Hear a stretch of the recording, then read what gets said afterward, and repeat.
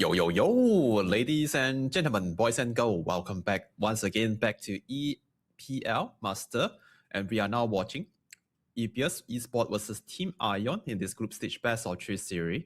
It's my first time to cover their matches, and I saw some familiar faces here in this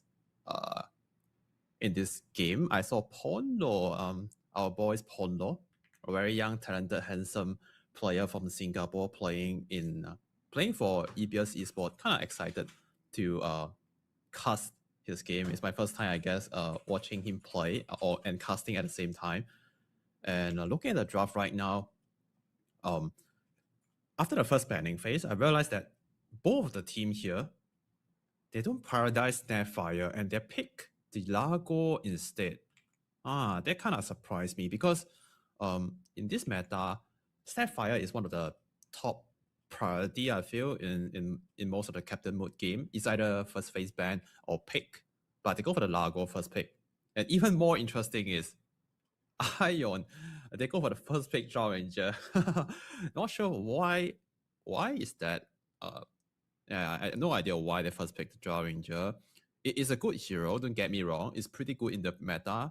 Even the hero don't have very, very high win rate in the recent tier 1 tournament. But it's still a great carry. It's very popular right now in this meta.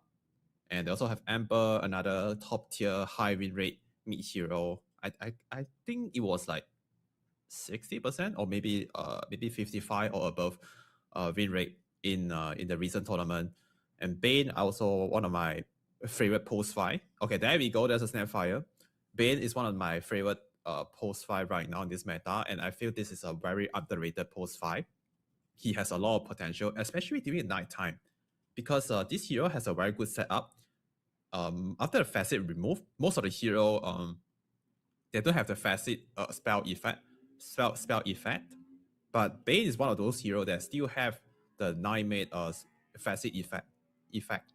So he has this spell that could set up and also manipulate the target movement, which is kind of broken in my opinion.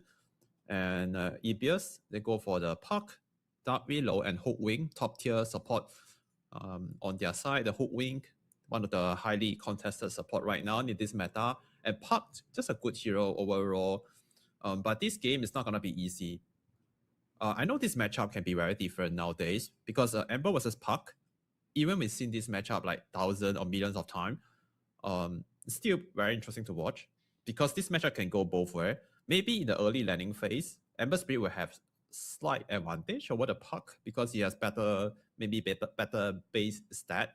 But Puck also, like, throughout the patches, this hero has been buffed like quite a lot of time, has been nerfed quite a lot of time.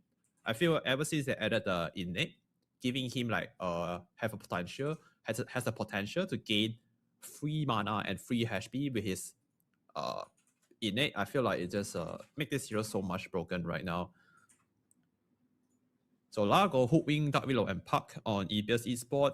Ion have Drow, Amber Spirit, Bane, and Snapfire.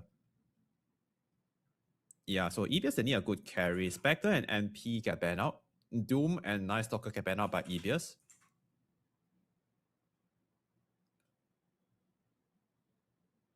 Okay, they go for the Alchemist. I like that. Maybe we can see some early Scepter from Alchemist because it would be nice if we give it to Largo. Yeah, and then just to speed up the tempo. With early Scepter on Largo, they have strong AoE buff. Could be able to run down Eon's heroes. Okay, Centaur. It's not bad. So which means this is a Drow carry. Drow carry, Ember mid, Centaur off lane, support Bane and Snapfire. Strong lane, very strong lane with the Snapfire and Centaur. Both of them has insane high Q potential because they have very strong nuke abilities with the Q and W. Bane just a great support overall for even he's not melee, because most of the time people like to pair a melee, something like Tusk, Undying, or Crowdwood with the Drow or Treant. But Bane is a pretty good hero overall. He has pretty good trading potential with the Brain Snap. So I guess the lane will be okay. So if you ask me which draft I prefer here after looking at the the 10 heroes on my screen. Dire, they have really strong lane. Yeah, Dire, they have really strong lane. Bane and Drow should be okay versus the Largo and Hookwing, unless somehow Drow out of position. But Hookwing and Largo has pretty high kill potential too. Yeah, it's depending on their spell casting. If they cast a spell perfectly, there's a very high chance they can kill the Drow first. Yeah, but mid lane, I will slightly prefer the Ember lane. Yeah, and then Alchemist with VIVO, I guess. I don't think they can outlane the Snapfire and Centaur, right? Yeah, so look at the lanes here. I prefer the Dire lineup a bit more. And yeah, it's kind of hard to go against this lane setup from Ions. But I do feel like EPL, they are the stronger team, in my opinion. Also based on their match history, they have maybe better performance. I could be wrong. But let's see. Yeah, game number 1, EPL Esport versus Ion, Team Ion.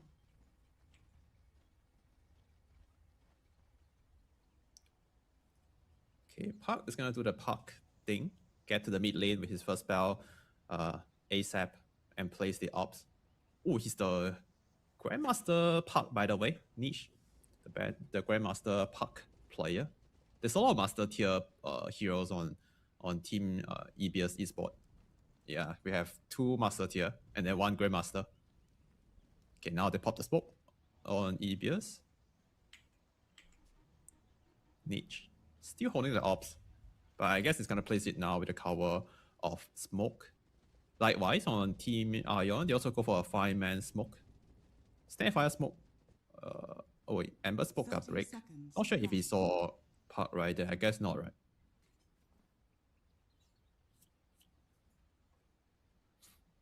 Yeah, Ember Spirit is trying to like fake his like ward placement by dropping the ops on the floor, but he do that under the Radiant vision. And over here, Dream on the Alchemist. Need to be careful because now it's nighttime. Bane has the vision advantage. The battle begins. Yeah, it should be a peaceful bounty rune grab from both sides, and it's gonna be 2 for 2 to start off the game.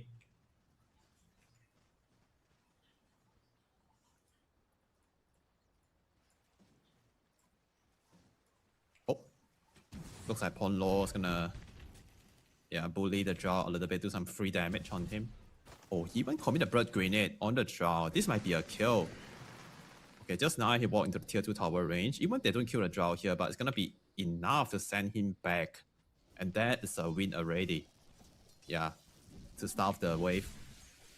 Which means Largo is gonna get a free wave. Meanwhile, bottom, Alchemist is gonna have some me time alone here, solo against 2 hero. But that's good too. That's good too, right? Because level 1 Centaur and Snapfire not strong enough to kill Alchemist yet, and that's gonna give a solo experience for Alchemist to gain his level 2. Now he has a stun with Acid Spread.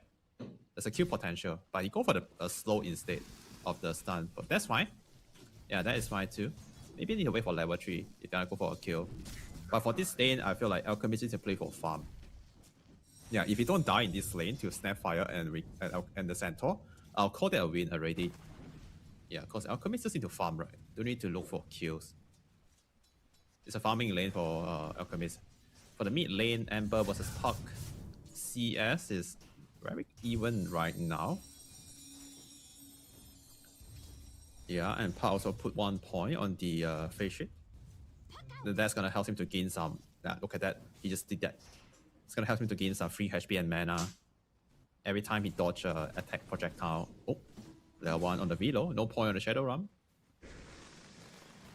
He's gonna do some cheap damage on Drow, and oh, some mispositioning here from the Drow. It's gonna take a ton of damage. Drop to less than 100 health. 1 more set of combo might be enough to take him down. I think Bane was busy dewarding or blocking camp or something. He wasn't there to help the Drow. Okay, now he makes it up. Okay, not far enough into the tower range, but reload. He's gonna trade with the Bane instead. No mana for the Frog Storm. So just poking, trading spell, pulling the wave away, which means the Drow have to last it or tanking the wave under the tier 1 tower. Yeah, meanwhile, back to bottom lane, the wave is a bit closer to the dire tier 1, so Alchemist can't really go and touch the creep wave here. Also level 2 already on the Snapfire and Centaur. There's a very high kill potential with a full set of combo. Might be now to take Alchemist down with this amount of HP.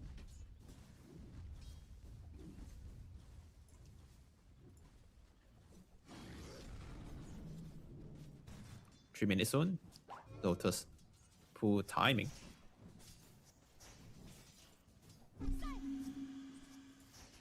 Yeah, mid lane is very chill. I don't think we will see a kill until one of them hit level 6. 3 minutes now, still no first blood yet. Yeah.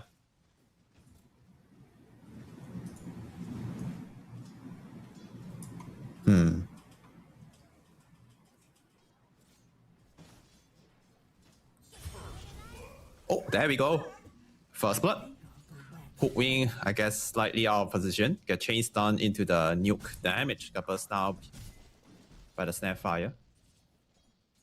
Yeah, we'll talk about this. Both these two heroes have really strong nuke damage. Yeah, and double H also costs no mana, which means he can use it whenever he wants. Just cost him some HP. And also, Hook wing is a very low HP, low health pool hero. Like less than 600 health now. They can even kill him from 100 to 0.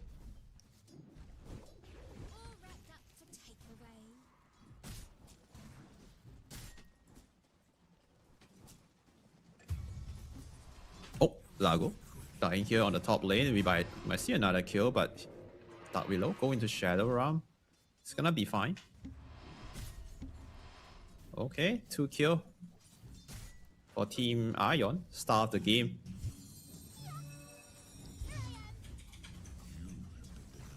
Ember Spirit is now slightly ahead of the Park right now in terms of last hits. Yeah, that mattered quite a lot. If you get more denied, if you hit level 6 first, this matchup is pretty crucial. Whoever hit level 6, they have very high kill potential. Yeah, then you hit level 6 before the other hero. Oh, stun into Koki. Dream. Charging the stun here. Nice 2-man pushback from Ponlo, but they have enough damage here to trade with the Centaur and Snapfire. And now there's no more spell on Alchemist. Forced to run. Hook wing. Okay, he got stunned. Koki is still on cooldown, I guess. He still have the pushback ready. Oh, he missed the pushback. Oh no, but he has an Acorn shot bouncing between the heroes. Get a kill on the Snapfire, but the rotation from the Bane allowed the Centaur to snipe down the Alchemist. Another rotation here from the support. They're gonna focus the Centaur down first, but oh, looks like Centaur is too tanky with the extra armor from the Hell Iron Veil. He killed Ponlo. And he's still alive. Overall, I guess that's a 1-for-2 trade, right? Yeah, in flavor for the Dire side.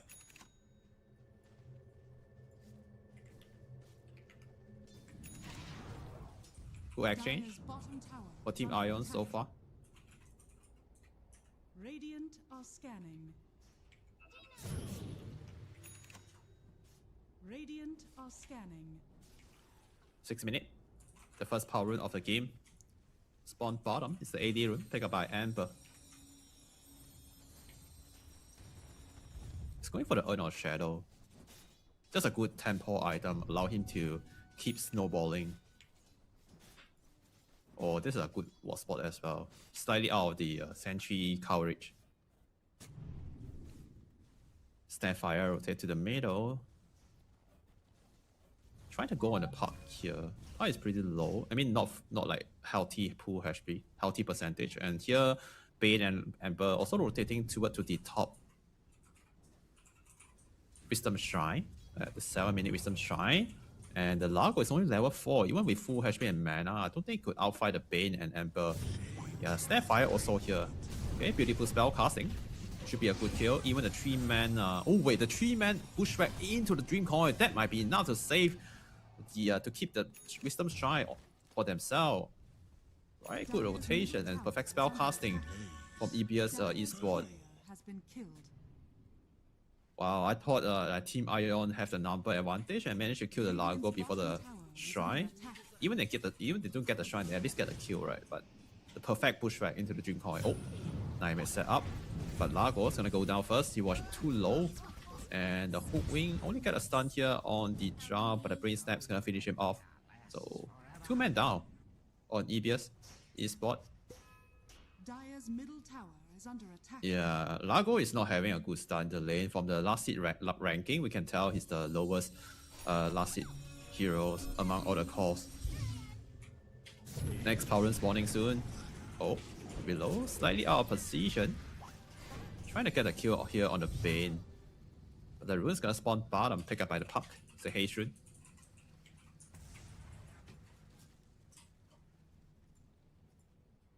We'll take that.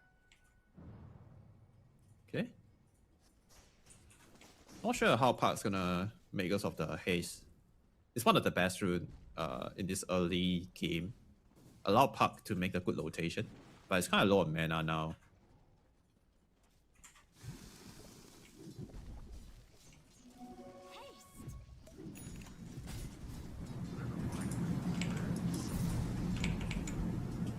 Level 6 already on Centaur.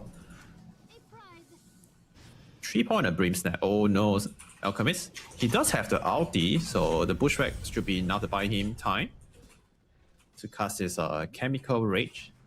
Yeah, the insane amount of regen is gonna keep him safe. Level 6 on Largo as well, but still he still need more time to come online. They can't kill the draw anymore, I guess. Falcon's Blade with Magic Bond and Power Traits. 1,000 health. Ember, he does complete the Earn a Shadow. Max out the Flame Guard. Dire's middle tower is under attack. Yeah, not a lot of big movement yet from both sides. They are very chill, just not overplay, not overmove. Oh, another kill at bottom. Yeah, half Dominator timing. Kick out whoever trying to defend, and that should be enough to take this tier 1 tower down. I feel that's a good death, right? Someone have to be there to like leech the experience, or maybe chose some spell to delay the push. Yeah, and usually support will do the job, but unfortunately he got caught by the Centaur. In this rune, 10 minutes for the puck. He also has a casual Wraith Band. I like that. It's pretty good versus Ember for with the extra armor.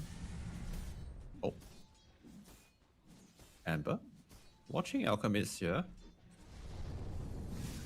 Yeah, trying to steal some farm. He has a random outright. Yeah, just trying to like annoy the Alchemist. Radiant's bottom tower is under attack. Oh, Bamboo Maze. Didn't connect. Even it does, it's not enough damage, right? Radiant's Bottom tier 1 down. That's the first tier 1 tower of the game. Yeah, team Ion, they are doing really great.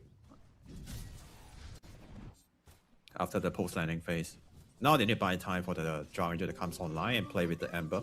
And here on the top, they're trying to go on the Drow. Good try from Ponlo.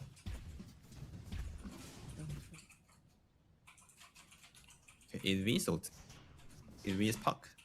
Heading to the top. He does have the Dream Coin. Oh, Alchemist. Try and push out the lane a little bit more. And Velo just trying to defend his jungle for the Alchemist. Everyone is doing a great job with their movement.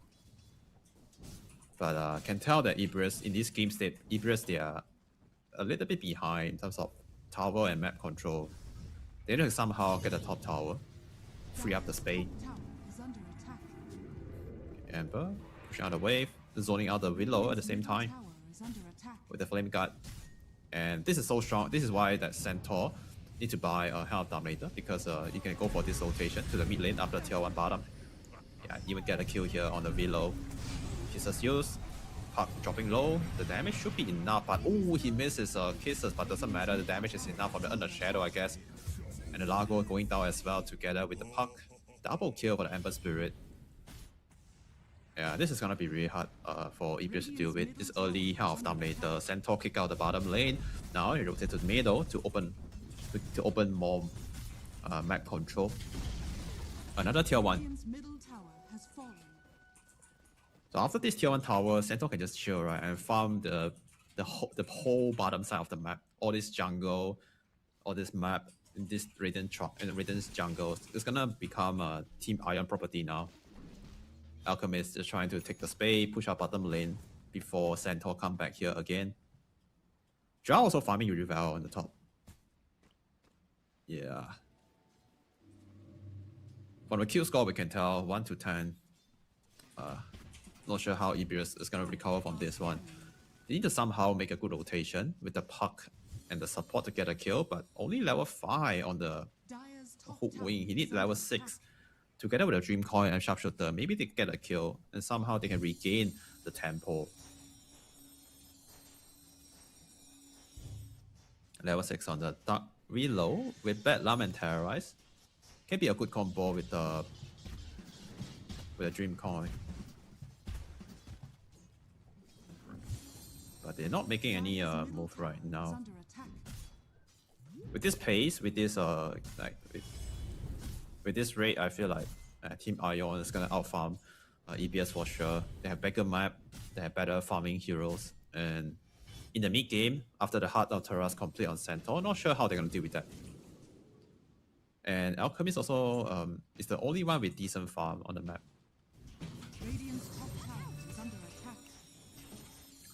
Okay, Lago go for the Kaya first. Puck still farming his Reach Blade, farming the stack together.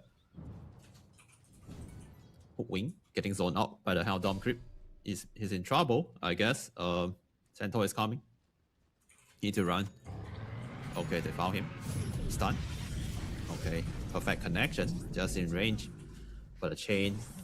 But that's okay. Yeah, at this stage, at this game stage, someone have to die, right? Someone have to go out there and buy some information. And that's why the puck dare to walk up into the Dire jungle, because there's also some heroes down there at the bottom lane. Okay, Bane, he does have the level 6. Puck is watching. This is not safe for EPS to fight. Yeah, Team Ion already get here.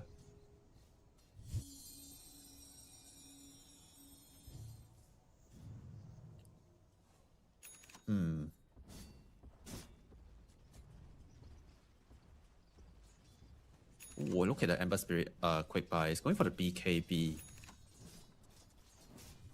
I like that. Because the only way for him to die is to like the Puck combo and the Sharpshooter, right? Or the reload damage follow up.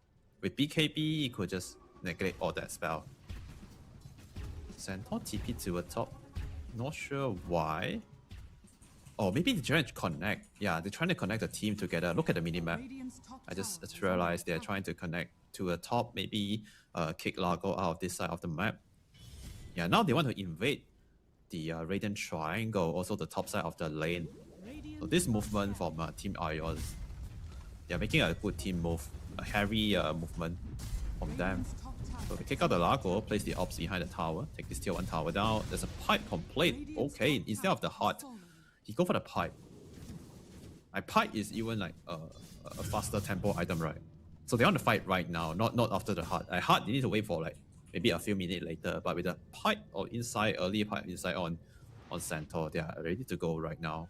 Ember TP bottom, but it's okay. It's gonna random back later if he wants to. Let's try to fix the bottom lane. Power Alchemist here, and the Puck. He does have the Dream Coin. Yeah, let's see if Ember Spirit survive this one. Oh, Nightmare. Buy some time, but ooh, the Sharpshooter just in time. Kisses and the Beam Grip almost kill the Alchemist, but with the Drow Ranger arrow, yeah, that's gonna confirm the kill. Managed to jump away, so they got a big kill on the Ember Spirit, but they also lost the Alchemist. I'm not sure if this is worth it, because Alchemist is the win condition for EPS.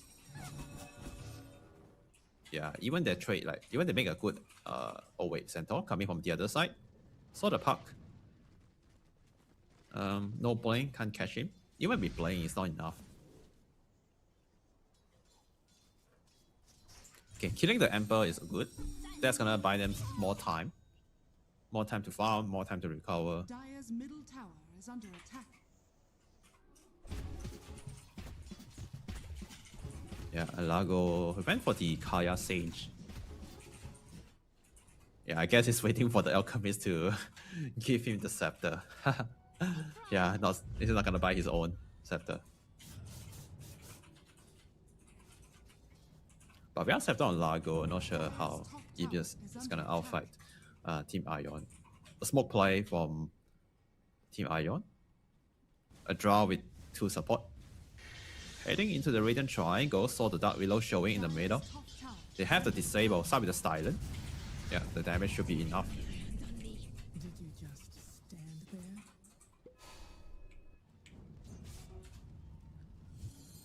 Okay. K-Rune on the Emperor. Halfway to his BKB now. Oh, they found Largo. Start with the sleep. Into the Koki stun. Yeah, it's a dead Largo here. 60 minutes, 4,000 gold advantage on the Dire side with 83% win probability right now. Yeah, they're taking over the map, taking over the Radiant Triangle, and just let Ember Spirit to push out the all this high risk lane. Oh, it's gonna get going on here again. Chain stun, but the Nightmare buying some time. Sharpshooter slightly off the mark. Oh, looks like the Ember is gonna be fine. He still have the Essence Ring. Radiant's top tower is under attack.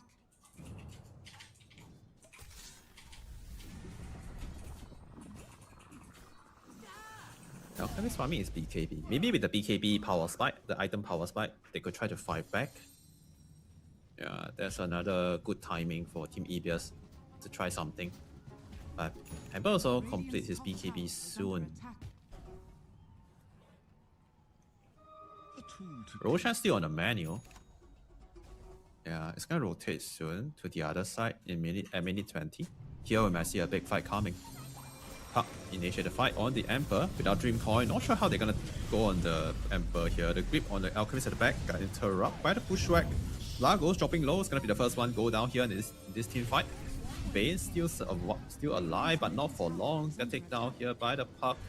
1-4-2 trade exchange. Inflate for the Radiant side. Alchemist, oh, lucky him. Foul Invis rune. Pop the BKB, dispel the chain, pick up the rune, and walk away. Wing? It's gonna be a next target for Team Ion. Oh, so much damage from the multi-shot. Buyback here from the Tonlo. Dream Core in the Terrorize. Get a kill on the Drow. And Ember Speak a silent. No BKB yet. You can't dispel the silent. He's gonna go down as well. Pushback connect on the Centaur. He's tanky, but not so tanky when he's surrounded by 4 heroes. Another man down for Team Ion. And now we could say Ebius Esports, they are back. Yep. This team fight helped them to bounce back in the mid game. Now they need to win one more fight. Get the Roche, get the Tormentor. Yeah, they are Kuchi in this mid game. Dire's middle tower is under attack. Yeah. Alchemist just got his BKB not long ago. Then after that fight, now he has a blink. A full blink. For Chase. There's a blink as well on Snapfire. Also, he purchased his shot earlier. Yeah. That's what makes Snapfire so strong.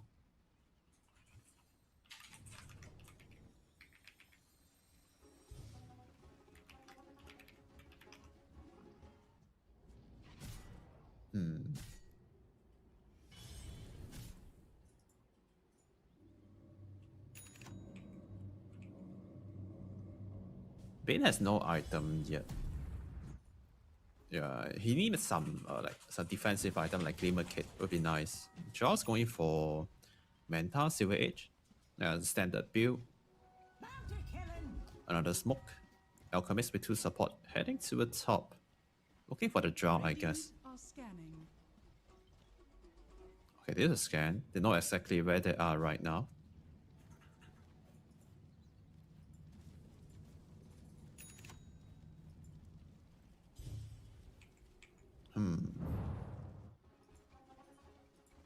Dire's top tower is under attack.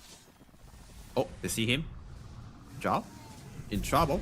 He goes to Invis. Oh no, cell stun, but doesn't matter. Park is there. Followed by the control and damage. Stampede keeping Drow safe. They still didn't commit the Dream Coil on the Drow. Looks like he's gonna be fine.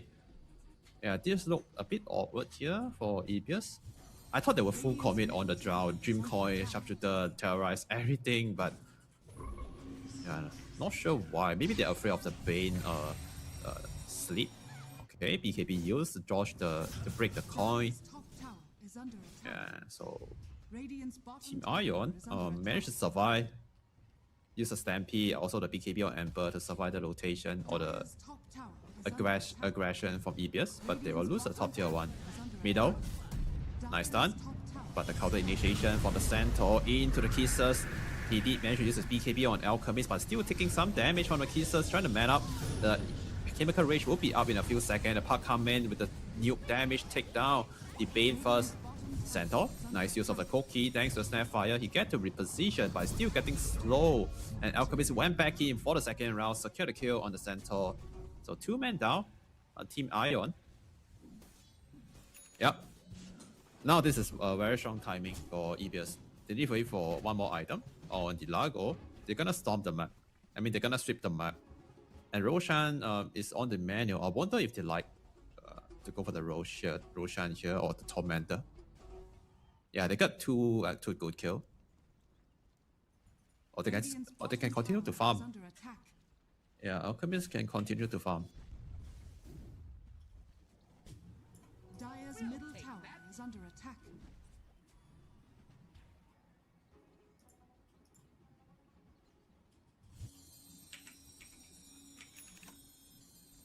Smoke. My gratitude. Puck with two supports. Heading to the bottom. Joiner no BKB. No BKB yet.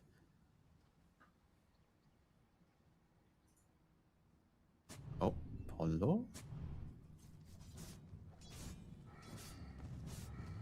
Place the ops in front of tier 1 and they saw the Tormentor is available. Oh, they're gonna run into the Snapfire. They see him in the tree. Good track. Okay. A freebie for Ebius. And they're not going for the Tormentor. They're gonna take the gate instead. Oh. Yeah, Tormentor is switching to the other side at 25. But let's see if they're gonna do it. No, looks like it's not. Yeah, I don't know why they don't like the Tormentor. Dire's bottom tower is under Okay, Centaur under the ops vision. You see Centaur top. And they're trying to get more kills here. That's a good like way to play the game. But I feel like Tormentor would be better. Yeah, so see, they're kind of wasting time. Illusion. Okay, they're gonna go Tormentor right now. Okay, finally.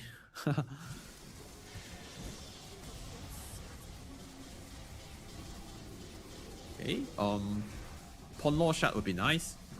Yeah, get the Hunter Boomerang. Okay, it's the Velo shot. It's not bad. Yeah, Curse Cow is gonna spawn more Bamboo Maze. Provide more cow control. It's not bad. Oh, Alchemist cooking the stun. But yeah, Ember Spirit already scanned there earlier on the Twin Gate. They know someone is coming from that angle.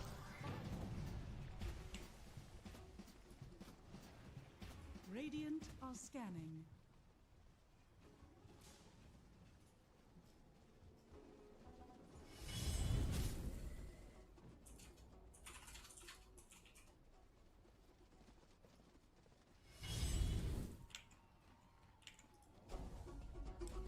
Okay, Lotus op complete on Largo. He's going for the Shatter next. So he got to use the buff, the item buff or the spell buff on the target, and the hero itself also gained the buff. And that's the effect of his shot, which is pretty good. Yeah, the Lotus, he could put it on the Alchemist or the Puck, and the hero itself also gained, the Largo himself also gained the Lotus buff, which is very good versus the Bane in the fight. Yeah.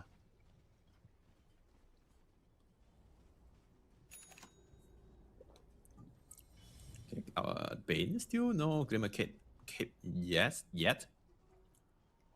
And Ember's going for BKB next. Oh, smoke in the middle, showing only Largo. And Centaur, I guess is... Let me check. Yeah, he still have no hearts yet. Oh, big fight's coming. Dream Coin on the draw, and he's dropping very low health. Should be dead here. Yeah, he has no BKB yet. The next target should be the Bane. Yeah, getting control, getting slow. Another man down on the Dire side. Up, the Cyclone. Ember Spirit random back to his base, but Alchemist still charging in under the tier 4 tower. Thanks to the slow and nuke damage, they burst down a Snapfire too. And they get 3 overall. Maybe a tier 3 tower, a tier 2 tower, and or the Roche. Yeah, they're taking advantage of the Drow who has no BKB and the nuke him down first. And one of the main damage output from Team Ion, which is the Drow Ranger, if he is the one that getting burst down first, the team fight would be a lot easier for Team EBS for sure. Yeah, now Centaur just chilling, farming. He really need to, yeah, he really wants to complete the huts. And then maybe next item should be the Scepter, right? Just want to make sure the Drow don't get nuked. They can burst out like how the fight happened previously. Okay, EBS spot inside the Roche. The first gen Roshan at 28 minutes. Get the AJs for the Alchemist. And time to sweep the map, taking control of the whole 08 Ember. Missing the pushback. He's gonna random back. Oh, he actually random into the Bamboo Maze. Yeah, BKB used at the last second, but I think he might still going down. Yeah, to the Parasma damage from the puck. Well played from Team EBS Esports. Very good setup from the Ember on the Ember. Okay, Puck has a regen rune, going for the Octarian Core, and Nick take a low on the draw. He has a BKB now, so maybe the fight will be different. Yeah, hopefully the next fight he won't get nuked down first, because they need him alive to do the damage output. 30 minutes soon, we are approaching in the mid game. Oh, Centaur jump in.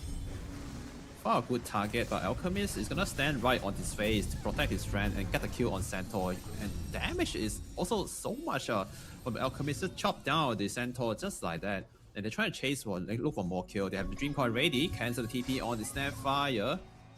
Yeah, take him down as well. Another man down on the Dire side, but look at the mid lane. Yeah, Alchemist is... Oh wait, they found another one? Okay, no. Just the Snapfire. And look at the mid lane, we're gonna see a big fight coming. Yeah, Bane and Drow trying to like go on the Alchemist here. Oh, but they have the numbers on EBS Esports. Yep, they use a BKB on the Drow Ranger, going into the invis, but the damage from the puck just too much, and it's enough to take down the Drow, even through the BKBs. Okay.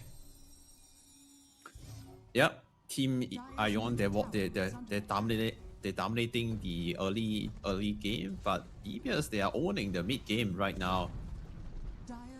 Yeah, Team Ion just need to buy time maybe, or take a proper fight. So far they didn't even do a proper 5-on-5 team fight yet. And bottom, they're trying to set up the kill again. They found a Bane, which is a good target, but a Grave on the puck.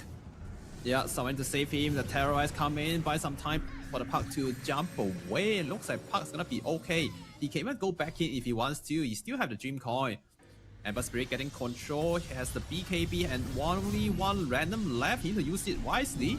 Use it on the right, jumps to the right, but the damage again from the Charisma. I think it repeat 3 times already, right? The heroes died to the Charisma during their BKB. It happened 3 times. Wow, that's why guys, that's why Puck go for these items very early. The synergize really well with the heroes, amplify most of his damage on the spell, and is very beneficial to a hero that loves to play the long fight like Puck.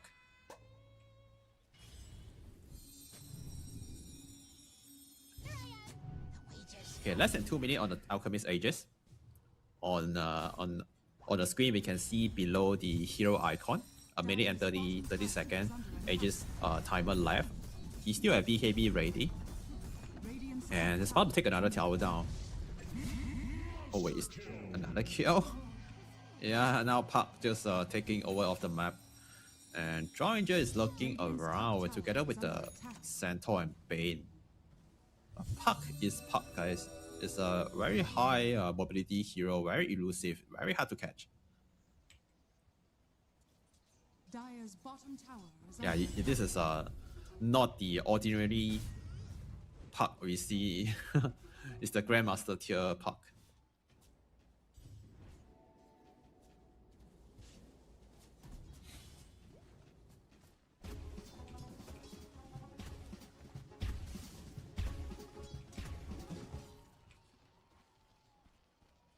Lago has a Lincoln Spear. It's not going for the Scepter, which is okay. Yeah.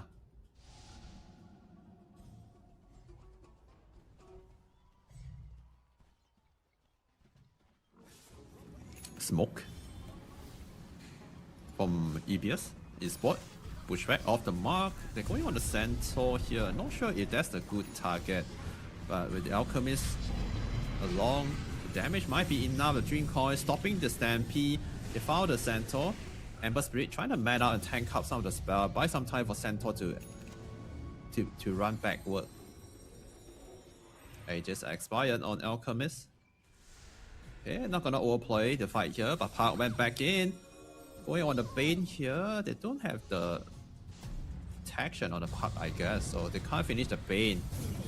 But right here, the fight's still going on. Ponlo getting caught first. Drow finish him off. They're also using the Rainfire. He's zoning all the Radiant hero, and Bane is catching the Park on the other side. Trigger the Eon Disc. And Alchemist, oh, got pushed back by the Silent. Can't go in. Trigger the Cell Stun on himself. Centaur position himself at the front line, buying some time for his teammate to re-engage. But he's taking so much damage. You need to be careful here. Alchemist found the angle, jump in, take out the Bane. The Drow is doing quite a lot of damage, but not enough to kill the Alchemist. And Park jump in. No Dream Coin yet, but it's gonna be enough to zone out the Drow.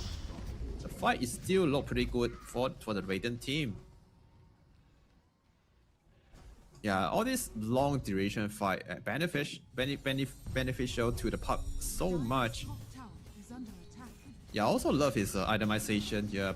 We bought an early Eon Disc, and that's gonna help him to survive even he got Grip. I wonder what's the next item for the... Okay, he's going for the Shiva. I love that. Yeah, the AoE is slow. Also, the extra armor helps him a lot against, to survive against the Drow Ranger. Dire's top tower is under attack. Like bonus armor, which means the green color armors on the heroes is important against Drow Ranger, because the marksmanship is gonna pierce through all the base armor. And Alchemist going for Bash or Abyssal, yeah, as his next or last slot item. Once he hit the timing, it's gonna be really strong. Oh, fuck. Tower is under attack. Run to Ember in the jungle. Ember, you better run. Yeah. It's only level 19 against a Puck who is level 24 already. About to hit 25. Wink running around the side lane. Yeah, I think he's trying to like cancel some TP, I guess. Trying to catch like whoever trying to speed push on the side lane. On the minimap we can see there's a Snapfire top. Oh, we just searching around. Okay, so the Bane and the Drow here, I guess. Below is coming to catch him. Missed the Essence Distiller, also the Bamboo Maze. Good formation here from Team Ion. Oh, Centaur initiate the fight, but Puck has the Eon Disc. And good terrorize, controlling and zoning out the backline. Bane getting slowed by the sharpshooter. But he goes to invis with the Glimmer Kit. Centaur still tanking a lot of spell here at the front line. Bane can he save his friend? No, the damage from Alchemist is too much. Wicked Sick Shriek already on the Alchemist. Yeah, it's about to complete the Abyssal, just less than 800 gold. Roshan will be up soon. Tormentor is available on the top. I don't think they want to go high ground yet. It's too early, it's too risky. One multi-shot from the Drow can push out one wave. Amber has a scepter complete. Level 20. Going for Kaya next. Oh. Okay, good try. Try and catch an Amber here, but...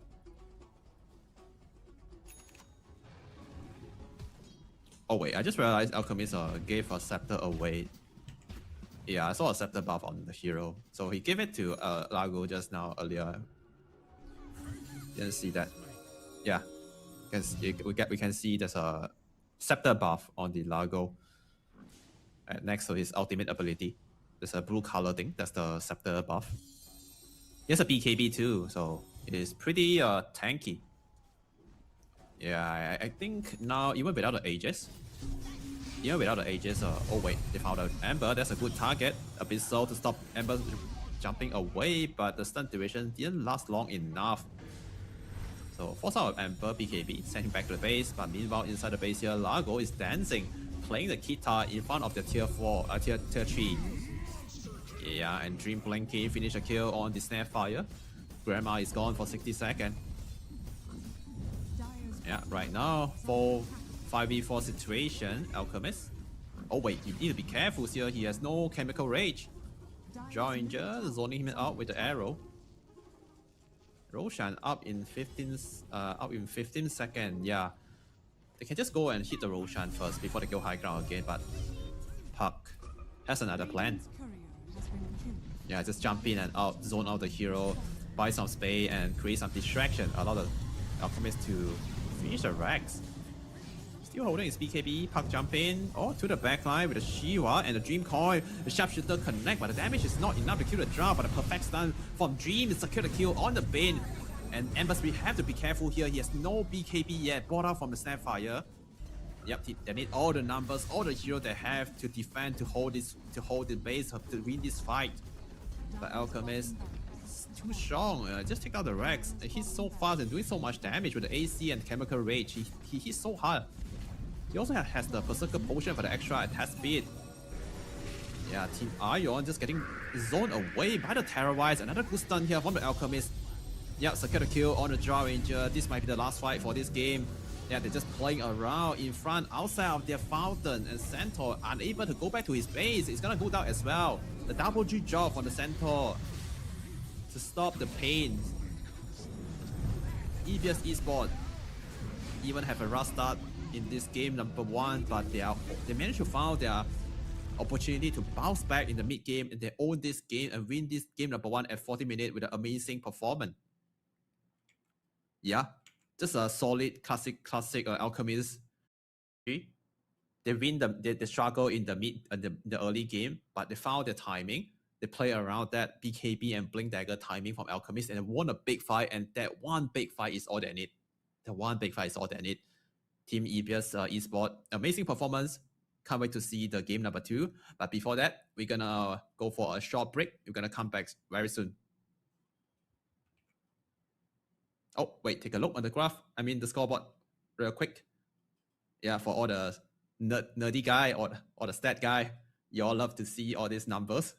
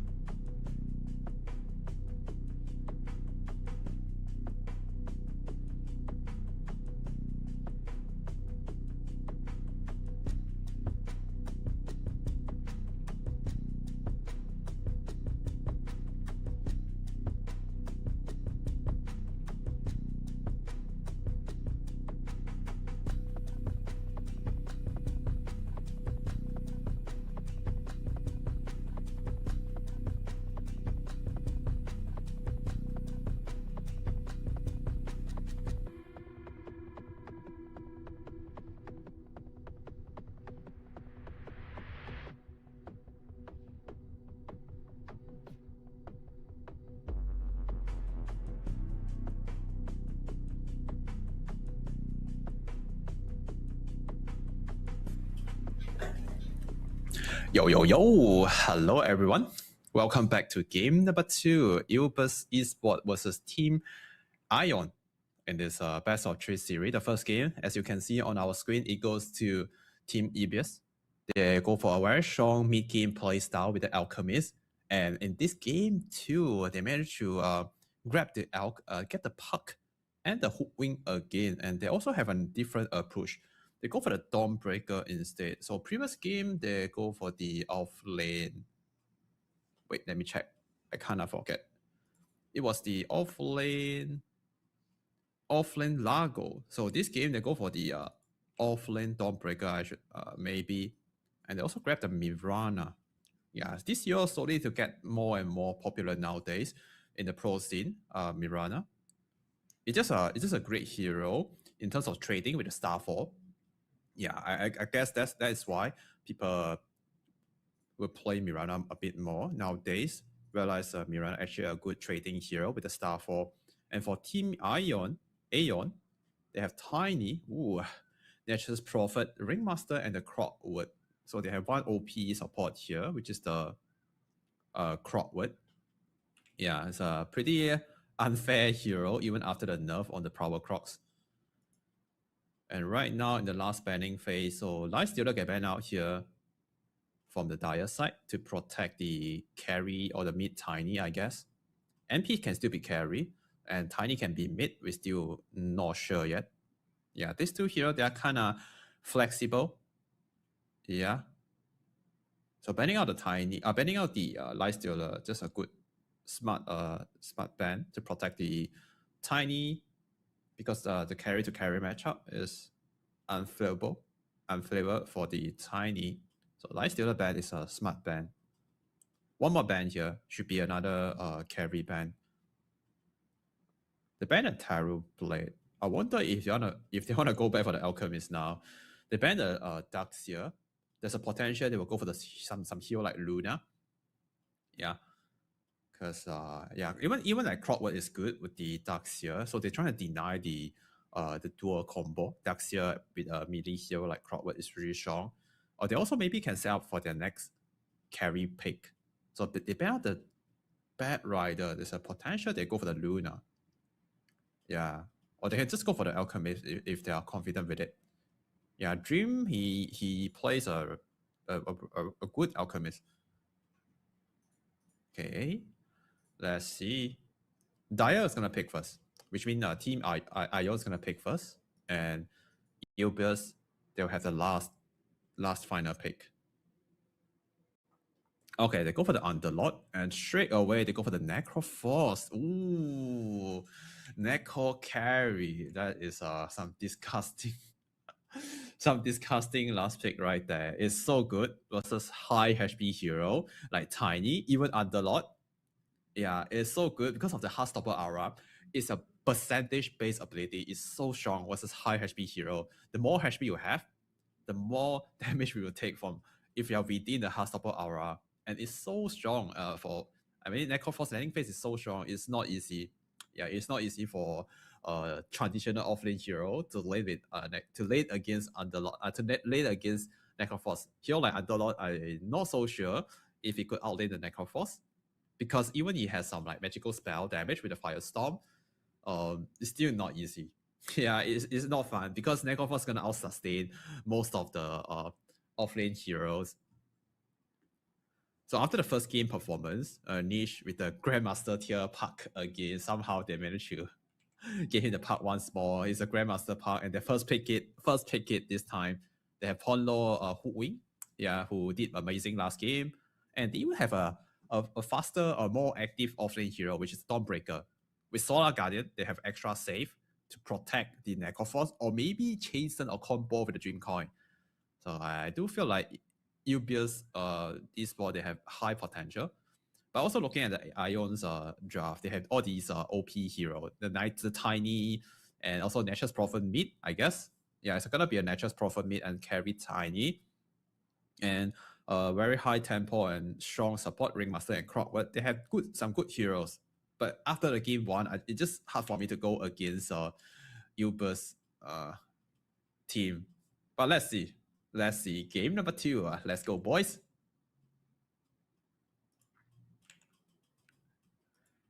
Yeah, I do think like team Ion need to really pay a bit more serious this game, because last game they have really good shot in the early game, but somehow the mid game Prepare they for can't battle. handle the Alchemist timing. I guess the BKB playing timing is too strong. This game is different. There's no Alchemist. Yeah.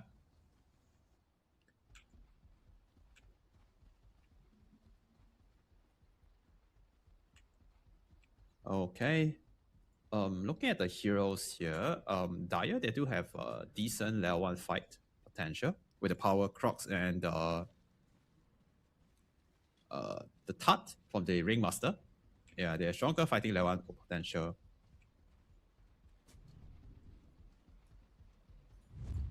From the minimap, we can see Crowwood is alone at the bottom. He went to cut down some trees by using the Power Crocs. Some advanced trick right there. And 5 or 4 man smoke from both sides. And Radiant team, they are entering into the Dire triangle. Ponlo is leading the charge. Okay, right into the Underlord.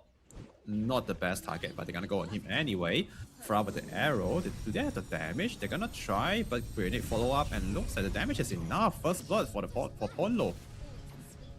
Yeah, good start. Great start for the Ponlo. The battle begins.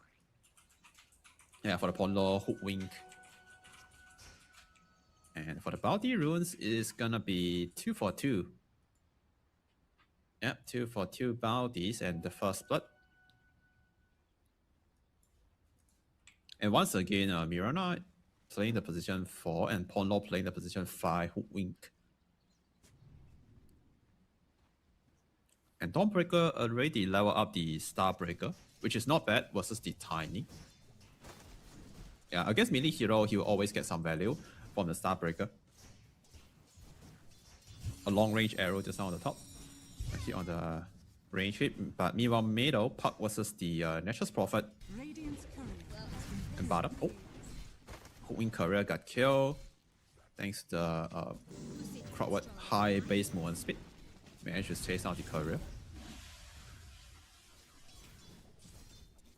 Underlord already down to 50% HP already. Imagine if Necroforce has more skill point on the passive. Yeah, he's dealing damage by just standing there. Good Starbreaker, some good damage on Tiny. Once they hit level 2 on Mirana, I feel like they could try to go for a setup combo. Yeah, the W and E combo. I mean, sorry, Q and W combo. If they throw all the spell on a target, should be enough to get a kill. Yeah, Ringmaster with this amount of HP should be dead. To the one set of combo. Oh, good damage with the pushback.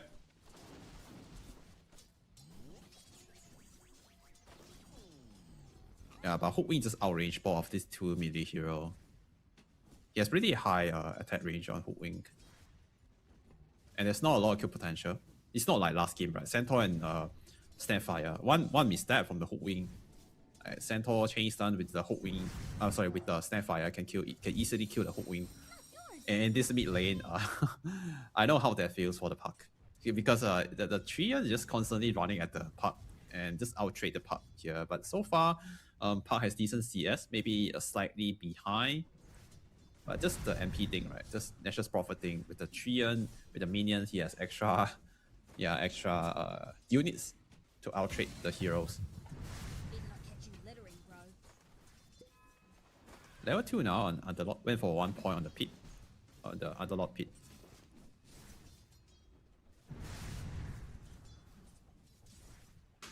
Yeah, Necroforce, look at the CS on our left.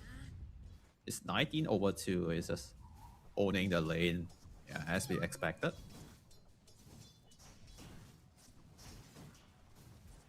Radiant are scanning.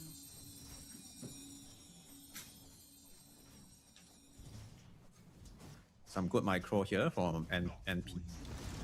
Yeah, not giving any free last hit away to the Puck.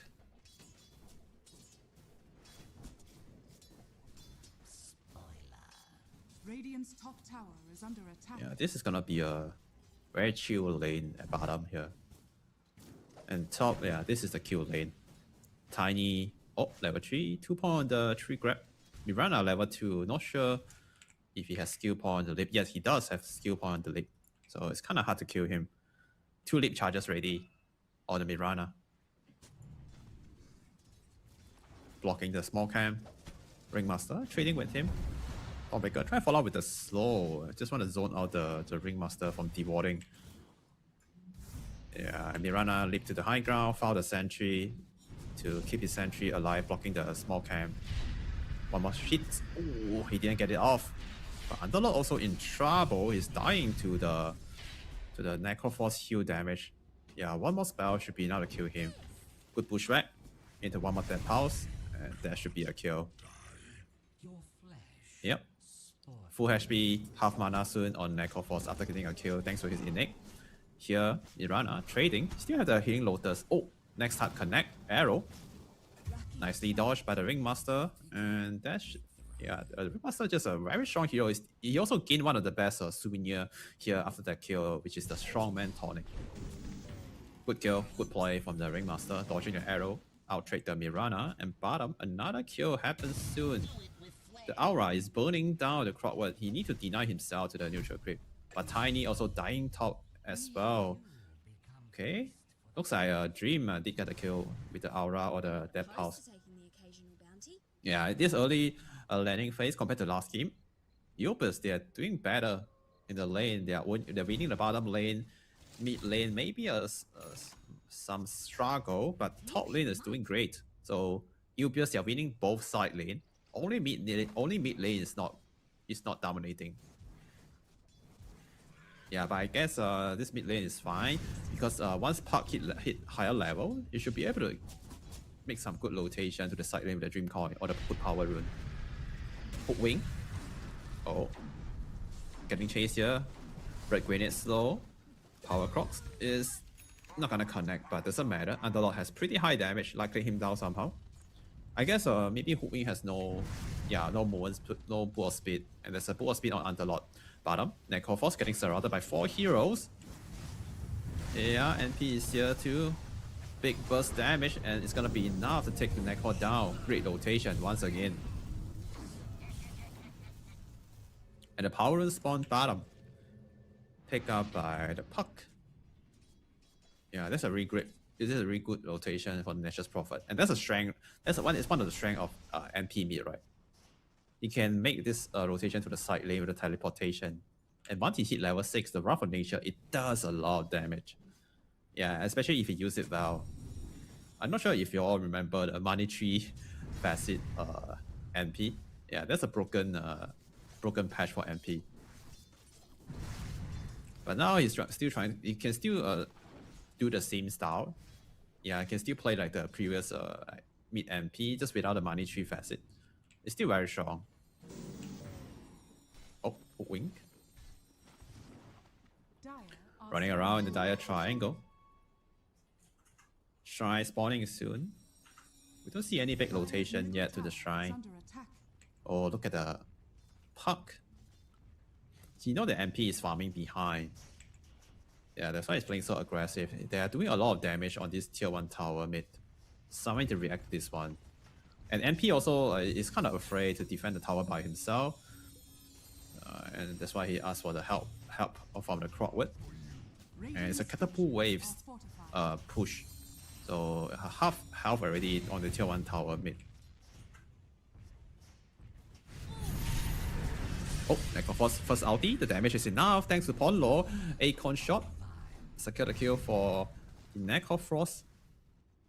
That's the first Reaper side kill. Gain some permanent free regen here. And looks like they're still trying to go. But they need to be careful though. MP can teleport in. Crockward also coming down. Yep, Necroforce a bit too far to the tower. Yeah, I guess it's dead. Yeah, didn't learn his lesson from the last death. He should know that MP can always counter it. Yeah, and not sure who make that call, going that far behind. I mean, far ahead. Oh, meanwhile in the middle, Dream Coin, Dawnbreaker ulti. That should be enough to secure the kill on the Nash's Prophet.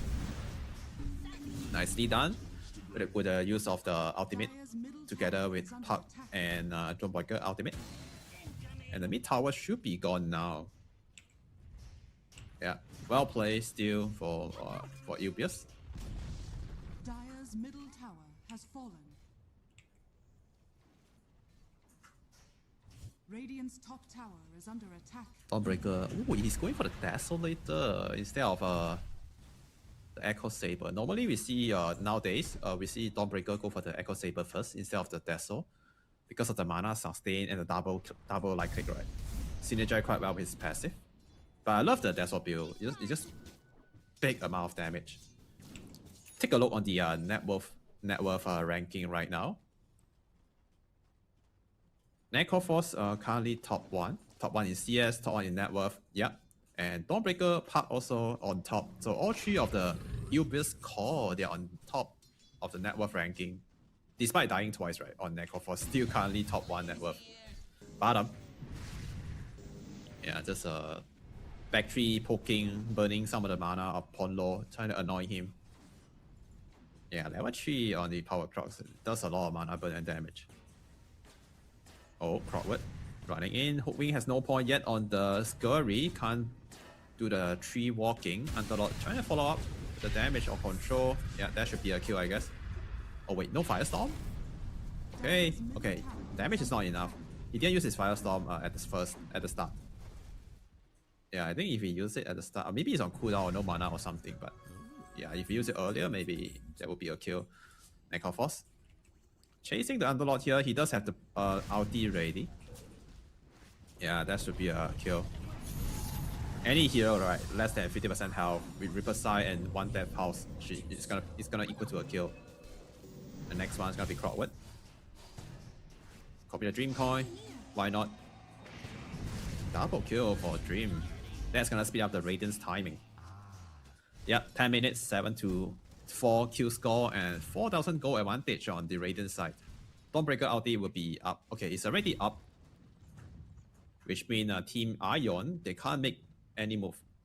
Yeah, if they want, they need to make sure they have enough damage. If not, Dawnbreaker is going to do the counter initiation with the Solar Guardian. The best move now for Team Ion is to make the move toward the Dawnbreaker, get the kill on Dawnbreaker first. To stop any counter initiation. Yeah, I feel like that's the right move, but currently they're not making any move. Underlord does not have ulti yet.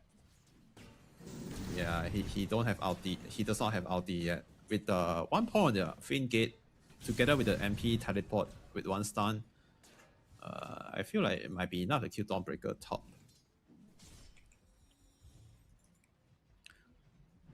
Yeah. Bottom. Might see another fight here. Everyone is rotating. Ubius activate the Moonlight Shadow.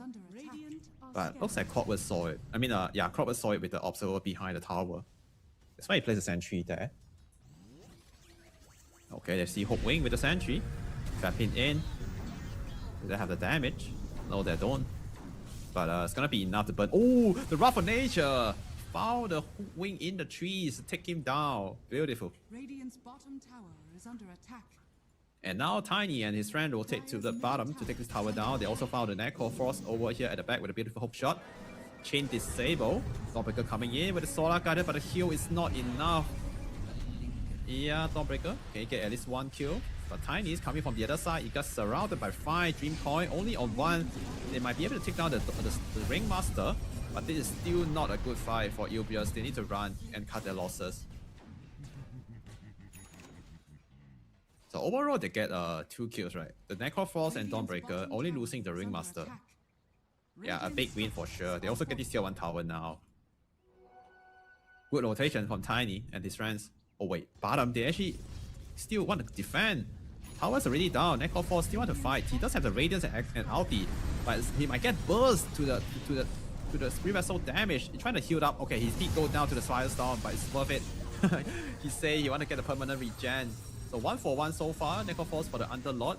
Mirana is dying to the Spirit Vessel. Press the Vaughn to get some HP back, but he's still dying. The Spirit Vessel damage is too much. Another man down on Ubius. Puck also running low on HP and mana. that's a crazy call, right? Whoever make that call to defend at the tier 1 is, yeah, I feel like that might be not the wise decision right there. At that situation, it's better to just let the tower go. And I think they didn't realize the power spike on the Spirit Vessel on MP Crowdwood. Right, nice try with the hook shot. But I think it's better he don't hit the hook shot, because with this amount of HP, he might die to the Dawnbreaker. Yeah, nice miss. That's a good miss. 40 minute, power rune spawning. Also the Shrine of Wisdom. Shield rune spawn top. Okay, pick up by Crowdwood. Dream Coin connect, but with the Shield rune, they are not touching him. Yeah, we're not touching the Crowdwood. Just a poking Dream Coin. And right here, Team Ion take advantage of the Dream Coin cooldown, make a move toward bottom. Yeah, Ringmaster. All abilities are ready. Right into the hook wink. Yep, they need to do the perfect combo for this kill.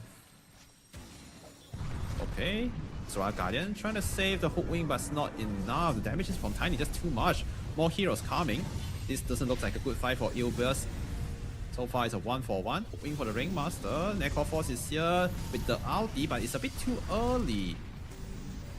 Yeah, it's a bit too early. Dawnbreaker, I mean, Underlord is gonna survive. Okay, some spell use. They trade some spell, but only a support for a support. Tiny heading in. They know that Necroforce might be farming here. Tiny doesn't have the blink yet. Once he got the blink, he can maybe nuke down the Necroforce together with the Spirit Vessel buff from Nature's Prophet.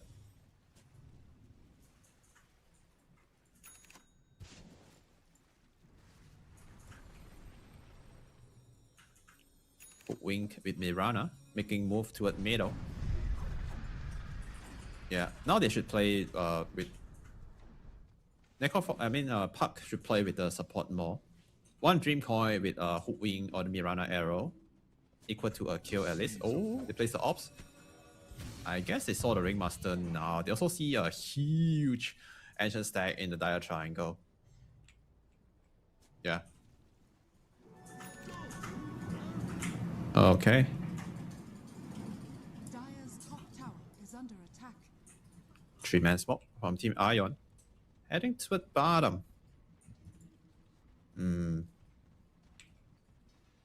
are scanning. Dire's structures are fortified. Radiant's middle tower. This is the first Tiny Blink review. Dire's top tower is under attack. Yeah, looks like they didn't get any kills with that. Is under attack. Dire's top tower is under attack. Top tower has fallen. Oh, top lane. Dawnbreaker getting caught. The damage is enough, and he should be dead. There's an Orchid as well on the Nature's Prophet.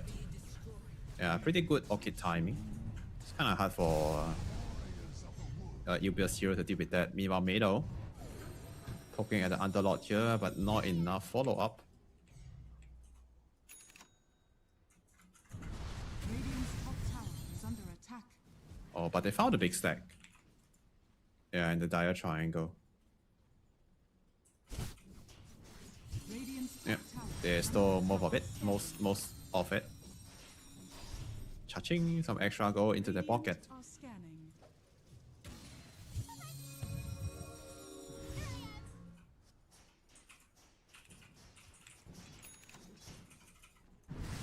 Now the game is gonna slow down a bit. Park is farming his use scepter to dispel the Orchid Silent from MP. Necroforce is just printing gold with the Radiance. Oh, nice arrow, but Tiny is watching at the back. Can they nuke down the Crowdwood first before the box come in? Okay, no they can't, and looks like Crowd might be able to survive. Let's see if Park can finish him off. Yes, he can. Yeah, why should we ask, right? He's a Grandmaster tier Park. Radiant's middle tower is under attack. Yeah, very nice arrow. Thanks to the Observer Ward just now at the bottom Dire's bottom tower is under attack. high ground. NP continue to farm. I wonder what's the next item for NP. Oh, he even teleport to the Radiant side to farm. He needs to be careful here because Neko is around. He's watching a Neko with the ops. That's why he can do this. Let's see if he's gonna dash charge a Neko. He can try to do so, yeah, with teleport from the away by the Solar Guardian coming in. MP run away just in time, but a beautiful pushback from Ponlo at the back, catching two. Park also nearby. A sharpshooter connect on the MP, secure 1 kill. Underlord's trying to run, but the Reaper side finish him off. 2 men down on the Dire side. Yeah, they even found the Ringmaster at the back. Make it 3. Okay.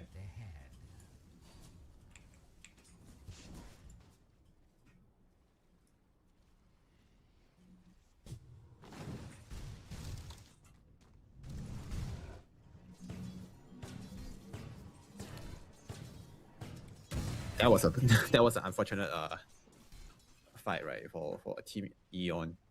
They bring the numbers, but they end up feeding more. But they need to be careful now, not to feed Necro Force too much.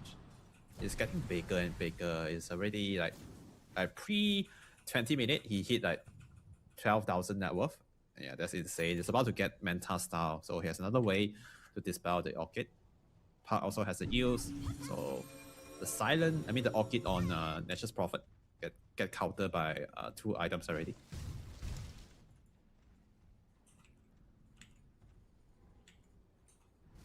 Yeah, Manta style, next item. I guess they just have to farm, right, until the Manta style complete on Necroforce before they make aggressive move. And they also don't mind to trade farm. They're printing more gold with the Necroforce Radiance. Radiant's middle tower has fallen.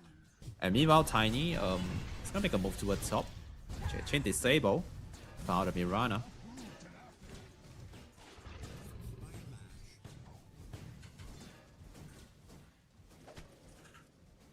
Yeah, a freebie.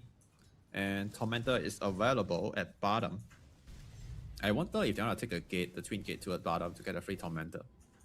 Yeah, if they want to generate more gold advantage, right, they need to go to the Tormentor. Crowd is already there. Necroforce is nearby. Okay, look at Crowd. He's trying to check if anyone hiding in the trees. There might be a sneaky, hook wing hiding there. Okay, that default from Ringmaster. I think that gives some info for Eubius that most of the team Aeon's heroes is right there. That's why they make a smoke toward bottom here.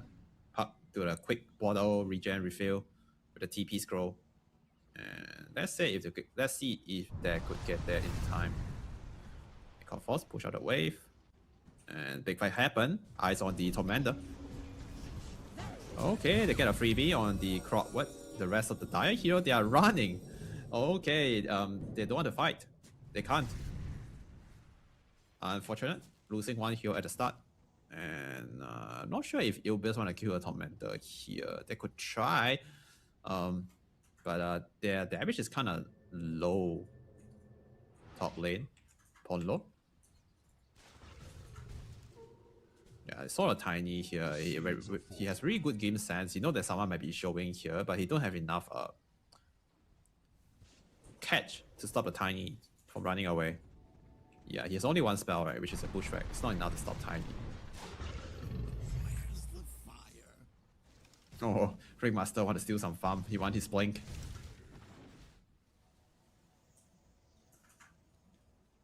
Okay, Shurun on the puck.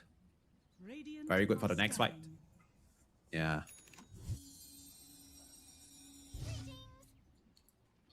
Okay, Manta style complete on Necroforce. Good timing. Mirana. As the Ascent Distiller. Yeah, just standing behind of Necroforce here.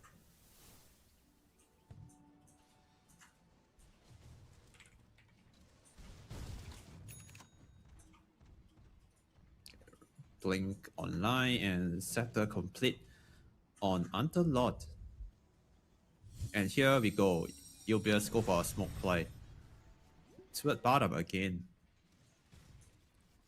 Yeah, Dawnbreaker has ulti. And Necroforce could teleport. Okay, they're going S4. Dawnbreaker ready to use his ulti to join this fight.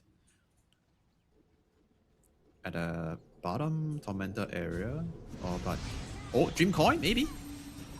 But that doesn't stop the Twin Gate. But it's okay. They catch the Tiny with the eels and they drop everything they have to burst him down. That's a carry down. That's a carry down for Team Eon. Park taking the gate to the top. Okay, trying to catch more. They know there's 2 support here. Yeah, going on the clockwork first. There's no stun to stop that.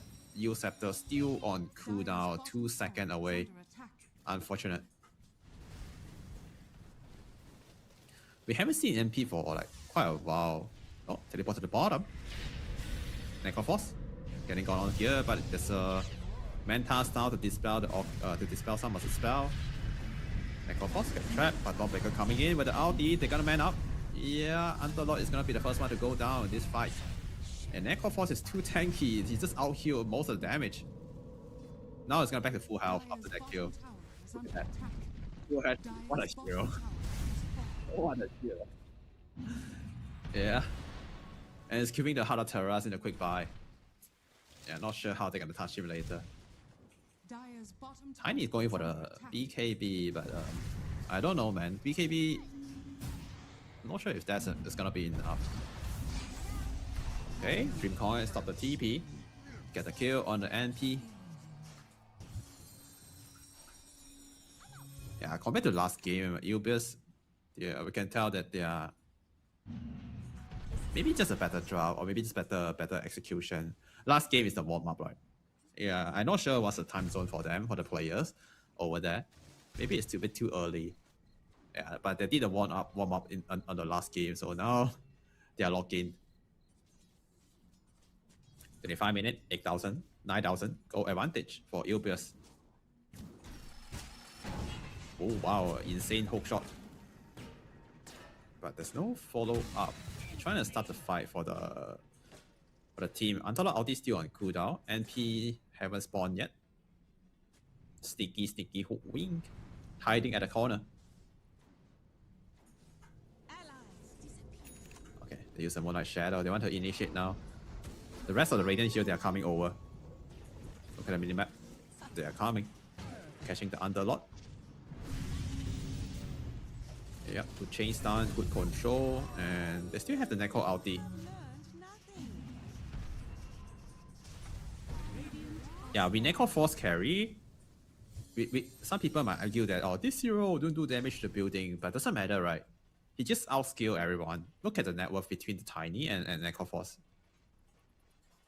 Yeah, he just outscale the Tiny. He just outfarm the Tiny and just take control of the map and slowly win the game by having more gold. Okay, here they are strong enough. They should be strong enough, right, for the Tormentor. Dawnbreaker's also coming over. It's a 5-0 Tormentor. Yeah, should be enough, surely. They have the heal from the Necro Force. Should be okay. Mirana shot. Aye. Not the best one, but would be nicer on Hook Wing. But it's okay. It's a free shot. Why not? PKP complete on Dawnbreaker. So everyone has a way to dispel the silent now. They won't like die to MP Orchid from the start of the fight anymore, I guess. Wing also about to complete a 4-staff. Both support have a 4-staff. Yeah, 4-staff doesn't give dispel, but the extra force movement is enough to survive the MP initiation. It's so good also against the Clockwork and the Underlord, that's for sure. Oh wow, consecrated wraps on the Clockwork. Oh, yeah, catching one. Which is the Ringmaster. Use the Ripper side. Why not? Just trying to put a spell on cooldown. Meanwhile, bottom. Tiny is coming over, but they don't have the detection on Dawnbreaker.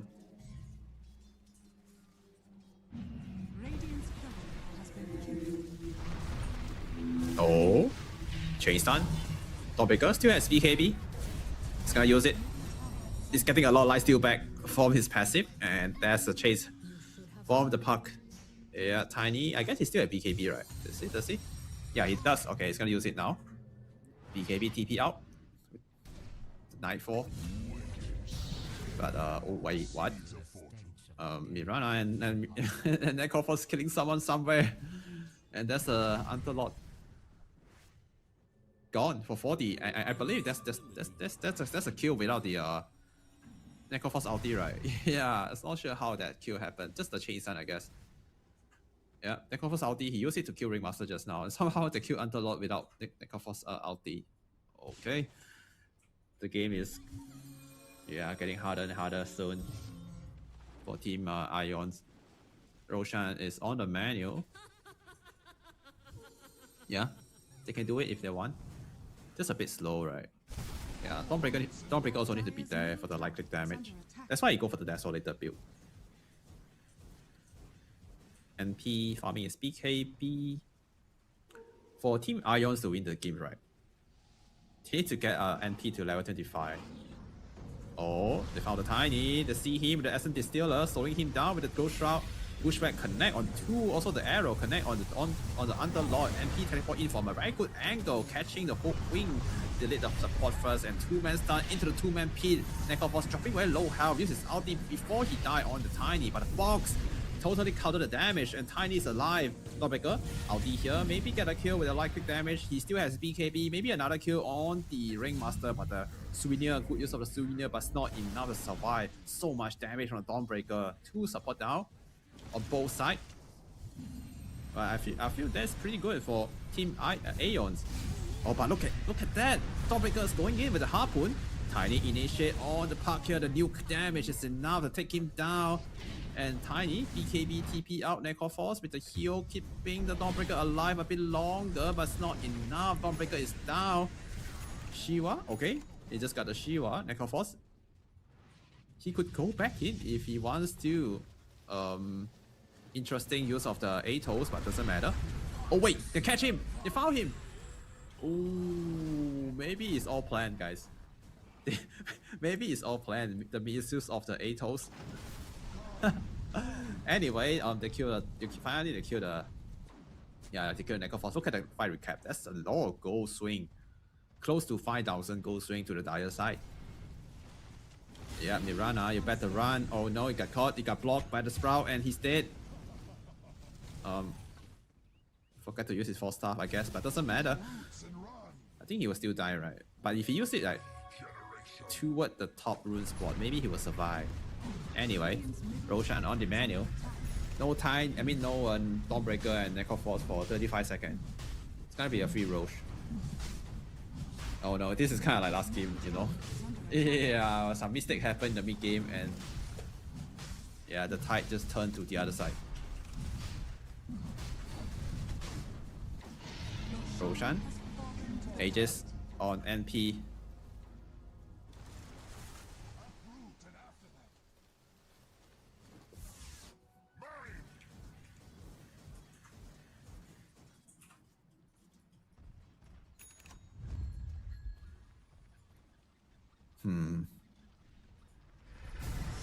Kind of worried, to be honest, for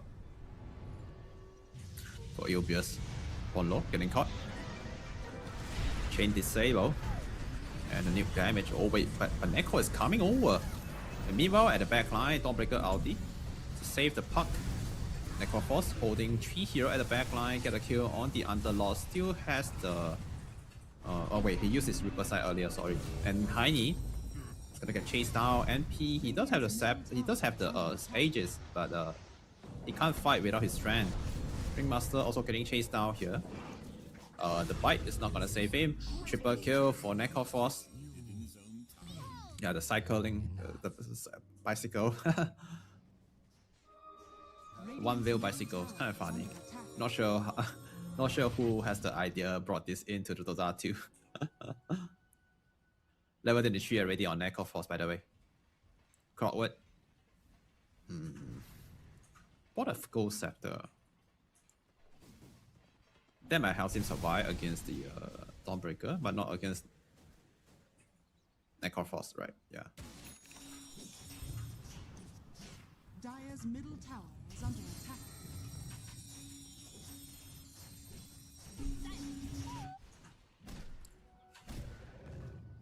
Satanic complete soon on Dawnbreaker, level 25 already at 33 minutes. Wow. 4,000 health, 4.2k health. That's a lot.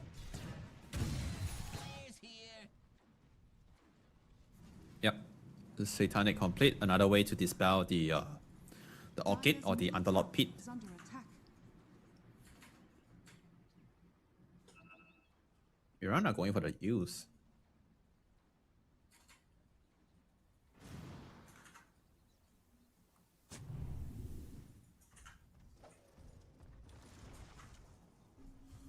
Tiny has a Daedalus, queuing up the Harpoon in the quick buy. Yeah, I like the Harpoon first over the Silver Age now because he does need some extra mobility. Hooking for the Gem, yeah, it's a good purchase.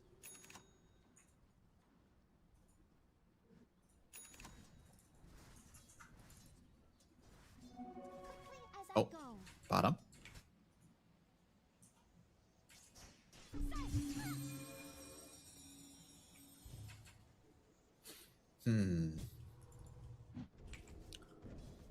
Aegis on MP will be expired in 2 minutes. Tiny just running around looking for kills. Yeah, it's the only one with the solid stun, right? So he want to like go in first and start off the fight. And Dream is about to complete Harder Terras on Necroforce.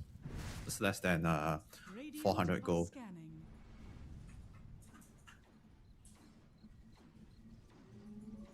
Dire are scanning. Oh, NP teleport to the other side, stole the Wisdom Shrine. And there's a smoke going on here on the Dire team. Okay, Harder Terras complete on Necro. Oh. Clockwork misses hook shot. Okay.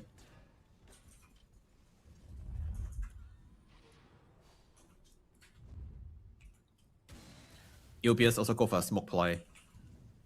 And they're running to the bottom side. Niche on the puck. It's gonna find the NP. Okay, he saw the sprout around here, but don't see the hero.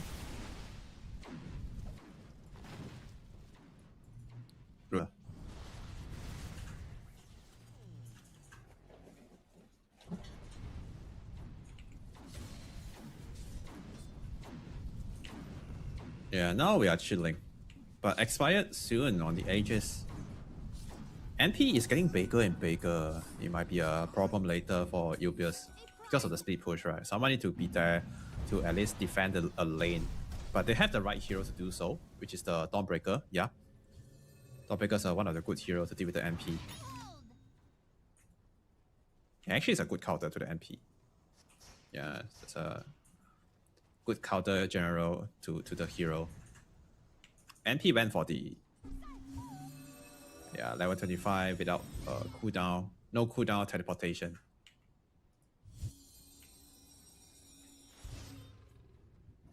And Corfox also queuing the Travels 2, the bot 2.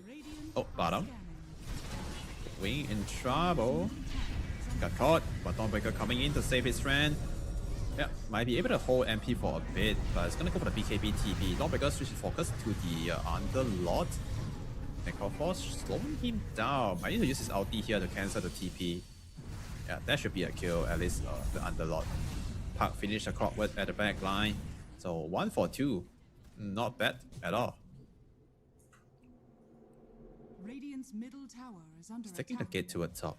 Yeah, I know the MP might be here. So they use Reaper. Yeah, for a kill, gain some extra gold and experience. Data is complete on NP.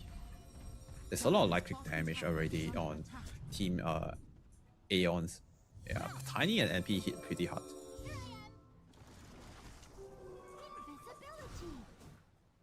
Dire's bottom tower. Yeah, I might be worried for a bit worried for Ubius late game because yeah, Tiny NP these two heroes are not they might outskill the Neko Force carry. Dire's middle tower has Yeah. fallen.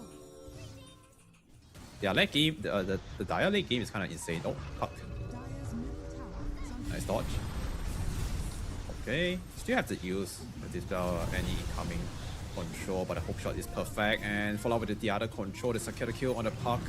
Dawnbreaker, kind of awkward here. He needs some light steal, but it's not hitting anyone. Okay, finally get some light click damage done on the Tiny to gain some HP back. Finally, Neko enter the fight, and he does not have the ulti yet. Still on cooldown, getting control by the Veil of Wonder. Meanwhile, over here at the back, MP almost died to the Dawnbreaker light click damage, but good save on the Ringmaster. Sharpshooter didn't connect, didn't manage to kill the MP. Underlord still holding the front line. Everyone trying to TP out at the corner of the map. But Neko forcing to be careful though. Yeah, he's tanky, but he also taking quite a lot of damage from the... Oh, good save on the Dawnbreaker ulti. They might be enough to kill the Tiny here. Nice stun on 2, but Tiny managed to survive somehow, and Neko Force is gone. This is a very awkward position for Ilbius. They're all stuck here at this corner, and everyone is dying here one by one. Yeah, next one is gonna be the hook wing. One more chop, one more light click, and that's enough. A huge mistake. Yeah, from Ilbius not respecting the light click damage and the potential, like the teleportation potential from Team Ions, right? Everyone can get there. Also, it's very close to the towers. Yeah, they will always have the number for sure, and they can always buy out to fight there. So Team Aeons has a number advantage, 100%. And Ilbius make another mistake, giving a lot of goals and a lot of kills away, a lot of experience as well. Yeah, we talk about the late game potential for Tiny and NP. He might be enough to outskill Ilbius lineup. Yeah.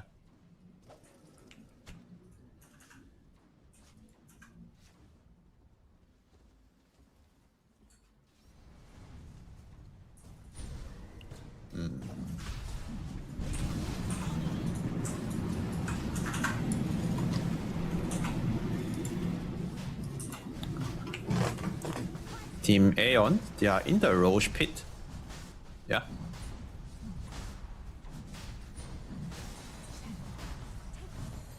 Roshan has fallen to the dark. 3 ages for Nature's Prophet. Radiant's middle tower is under attack. Not sure if this is a good fight for Ilbius here. They get a kill on the Crockward, Radiant's but middle tower is under attack. oh, Neko still charging in. It's pretty tanky. Good pushback, catching the Underlord, followed by the Dawnbreaker ulti, so they can kill at least one more. Crockward brought out. Oh, look at the damage from Dawnbreaker. That is insane. That's a ton of damage from just a few light click. Tower is under attack. Yeah. So they got 2 kills. I mean 3. Force out a buy out on the Crockward. Okay, that's a pretty good fight somehow. Now MP just continue the split push. Yeah, he can just be anyway, anytime on the map with a teleport.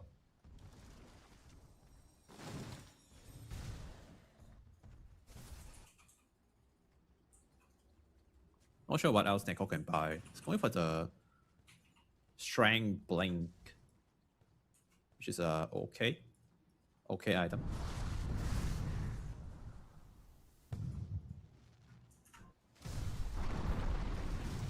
Oh, Puck got fouled on the top. Neko's coming in with the teleport. Nice 2-man Dream Coin, and Puck still have the Eel Scepter to buy himself some time. Another face shift. MP trying to teleport out. Tiny getting slow. Is he dying to the dead pulse? I guess not, right?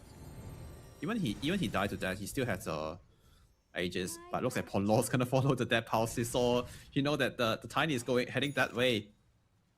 Oh wait, no, he don't see it. Okay, I thought he saw the dead pulse animation. Yeah, if he just follow the dead pulse, right? Maybe he can catch the Tiny. I don't know. But that's okay. They kill the MP. That's a big kill. Yeah, Neko ulti is up again, and they're about to take another tier 2 tower here. Puck is going for the Eon disc, but there's a nullifier, right? If I'm not wrong, on NPE.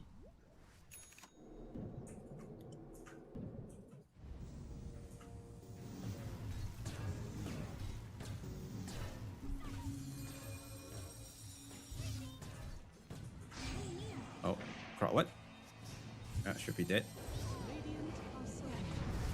Nice block into the arrow.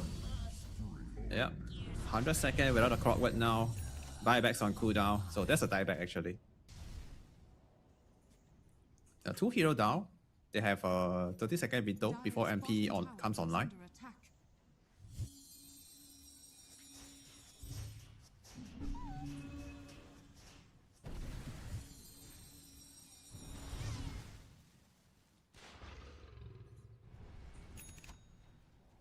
Yeah, Dawnbreaker also quite farm. He hit pretty hard. He has a nullifier, which is very good versus the box. Yeah, you can counter the Ringmaster box. Dire's bottom tower has fallen. Oh, Tiny. Might be in trouble. See him now. Use into the arrow. It's kind of hard to kill him twice. Nice use of the harpoon to jump away. Okay, he's up. He's out.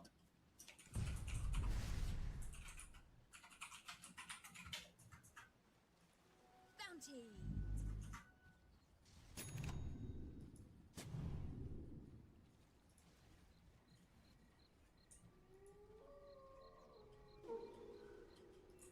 Ponlo item progression is kind of slow, to be honest, which I don't expect from a hero like Hoodwink. Maybe he's just giving a lot of space to the other heroes. Okay, Shrink Blink on online on the Neko. Very good item. LE slow, also the strength stats making him tankier. Yeah, it's pretty important for a hero like Neko Force.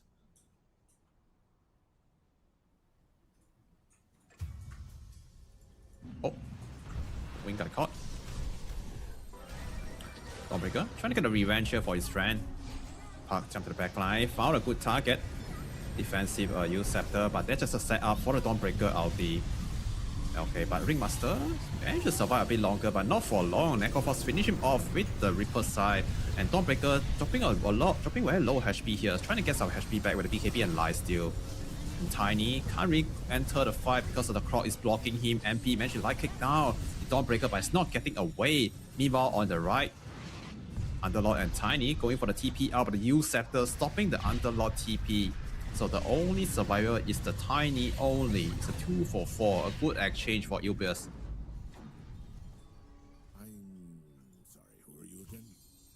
But once again, the real question is, can Ilbius take some buildings now?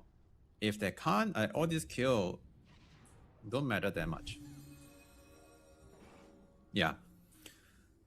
All this fight generate a lot of gold and advantage and some experience. But to win Dota 2, they need to take buildings. They need to kill some towers. Yeah, they need to destroy some towers. Okay, fortify use. Good use of the Necroforce heal, keeping all the crit wave alive to counter the fortify. He's going for he bought a full Arcanum Blessing components. Yeah, that's gonna increase his DPS a lot on the Heartstopper aura. Okay, first set of racks finally at 47 minutes. 30-second window more before MP and Underlord respawn. They can try to go for a second racks. At least do some damage. Oh, Tiny. Tiny, be careful. Dire's middle tower has fallen. Dire's middle barracks are under attack. Okay, mid tier 3 gone. Forward in a very good angle, catching the Mirana with a hook shot at the backline. MP teleport in, follow up with the damage and light click to kill the Mirana. Reaper side on the forward, but it's a bit too early. And Hu Wing also getting focused by the Tiny here, so 2 support down on the Radiant. Mirana bought out for this one. Activate the Moonlight Shadow. Ooh, the arrow almost connect on the Hu Wing at the back. They know there's a ward up there. Delete the vision first, but Neko blinking aggressive. Slowing down the Underlord. The box got instant dispelled by the nullifier, so Underlord should be dead. Tiny activates BKB, trying to man up. More buybacks coming out here from the Dire side. Hooking also buyback to rejoin the party. NP running away from the Dawnbreaker. He can't man fight that guy. And the Underlord also, he might be die back here. If he does, this might be the game. Yeah, 100 seconds, almost 2 minutes without the Underlord. No way back to the game. At least they need to deal with the Mega Creep. Oh wait, aggressive blink. They found a Tiny. He's dying. A triple kill for the Dawnbreaker. Yeah, it's almost GG. It's a 5v2 situation. The rest of the Dire heroes has no way back to the game. Oh, Mirana. Okay, can get a freebie. That's one dieback on Radiant. Dawnbreaker has ulti now if he wants to chain stun the Tiny. Yeah, Tiny dropping low, dying outside of his fountain. They are even diving the Dire fountain here. MP is gonna die inside the base and double G drop.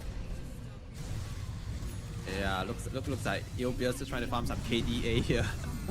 Yep, get another kill on the Clockwork before the Throne Expo.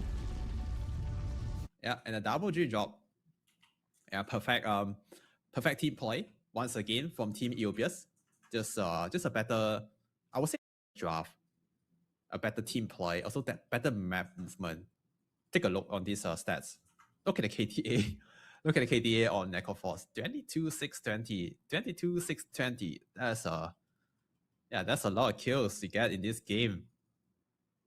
Yeah, it's such a good Necro game. It's so good versus the Tiny.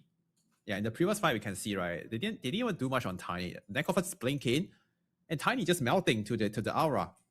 Yeah, hero like Underlord and even NP. NP need like good itemization or a big net worth advantage in order to kill Necroforce. But he also missed the timing. By the time he has the Orchid, like Necroforce already almost complete the Manta style. Yeah. Good play. Well played by Ilbius Esport. And by the way, there's another series coming up later, which is another good series. It's gonna be Team Jets. Yeah, versus Park Champ. Yeah, you're gonna see a lot of like tier one pro player in the next series. It's gonna start very soon, less than an hour. Yeah, it's about 40 minutes from now. So we're gonna have a long time before the next series. We can take a short break, a long break, a quick nap, grab your popcorn and come back for more Dota.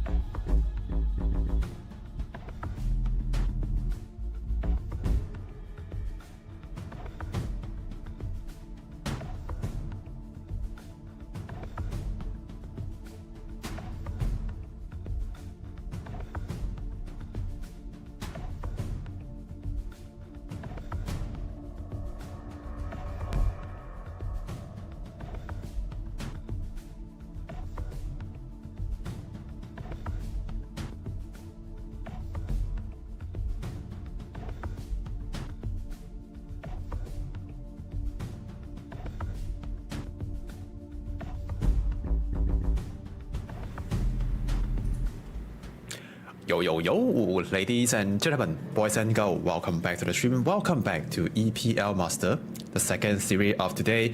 And we have Team Gents versus PassionUA. And we have some big names here in this game. We have Parker. Yeah, Parker is playing for Omar, Noob, Jinx, also a young talented player from Philippines. Yep, a lot of big name. Uragi also on PassionUA. And he's playing for the PassionUA carry position. Yeah, there's a lot of big name. Used to be tier 1. Used to be play for a tier 1 team, but here my pressure to be here to cast their game in EPL Master. And looking at the draft right now, first pick Lycan. Wow. First pick Lycan. Not sure why. I'm not familiar with the players' hero pool. Maybe they have like a game plan, or maybe they have like a Lycan specialist. Yeah, but right now I saw there's a Tiny and Lycan, and these two heroes used to be an insane strategy combo. The wolf bite on Tiny turned him into another wolf, and he just do so much damage, also run so fast. I remember it used to be a broken thing, right? During TI, I'm not sure when. It was like the Spirit versus LGD TI. Yeah, when Magnus was broken back then. Lycan Tiny, also a classic strategy combo back then. Yep, they also grabbed the Snapfire and Ringmaster.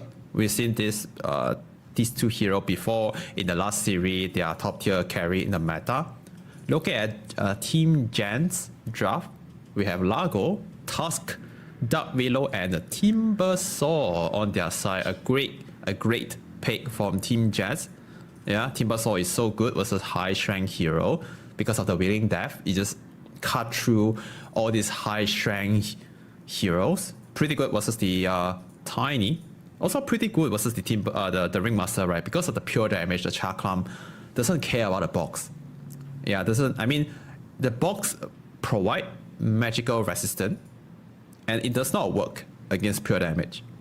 He still gained the slow resistance, but the damage reduction is not gonna do much against the Timbersaw pure damage. Yeah, and here in the last banning phase, Team Gents, they need a mid hero, and PassionUA need a mid or carry, because they still can swap Tiny to the carry or mid position. Maybe it's better to put Tiny in the mid role right now because playing against Timbersaw is not fun. Even Tiny is so strong in the safe lane, but if they could, it's better they put Tiny in the mid lane, in my opinion. Sound Spirit ban from Team Gents. Okay. Tarot Blade. I guess that's the Parker's hero.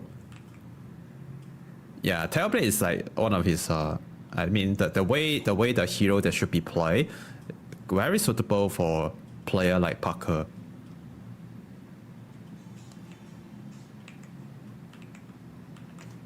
One more ban here. It looks like Team Gents, they are banning all these mid hero. Evoker get banned out. Keeper of Light, Puck, and Storm. Ember Spirit still left in the pool. Would be a nice ban. Yeah, Ember Spirit or Spirit. Ember Spirit would be better. They have the Timber to deal with the Earth Spirit. If they want, they can put Timber in the mid lane. Oh wait, there's a Largo, right? So Largo can be mid also, right? Can be mid or off lane. I've seen mid Largo before. Most of the time it's on off lane. Yeah. So here they can ban Ember and leave the option that Timber can be in the mid lane. I'm not sure if they want to do Timber safe lane. That would be fun to watch. Yeah, if they do Timber safe lane on Team Gents. 30 seconds. Reserve time left for Team Gents. Okay, they banned Grimshock, which is a good counter to Timber. Yeah, because of the Phantom Embrace, it's a hard counter to Timbersaw. The silence is so effective against Timber because when Timbersaw used his Chakram, he disarmed himself and he couldn't hit the Phantom Embrace thing. Fender embrace things, so he will get silent the full duration. Or unless he has a use to dispel that, or someone else hit the thing for him. If not, Green Shock actually is a great counter. Hero to hero counter is great versus the Timbersaw. Also the Soul Bind, right? The leash is pretty effective to stop Timbersaw from using the chain. One more ban from ParkChamp. It's gonna be a carry ban, right? Yeah, I doubt Parker will play Timbersaw carry. That would be fun to watch, but I don't think it's gonna happen today. 15 seconds left. 10 seconds. Okay, TA ban. Yeah, great ban. They need an objective taker or a range hero that could utilize the tag team. So any range hero would be nice.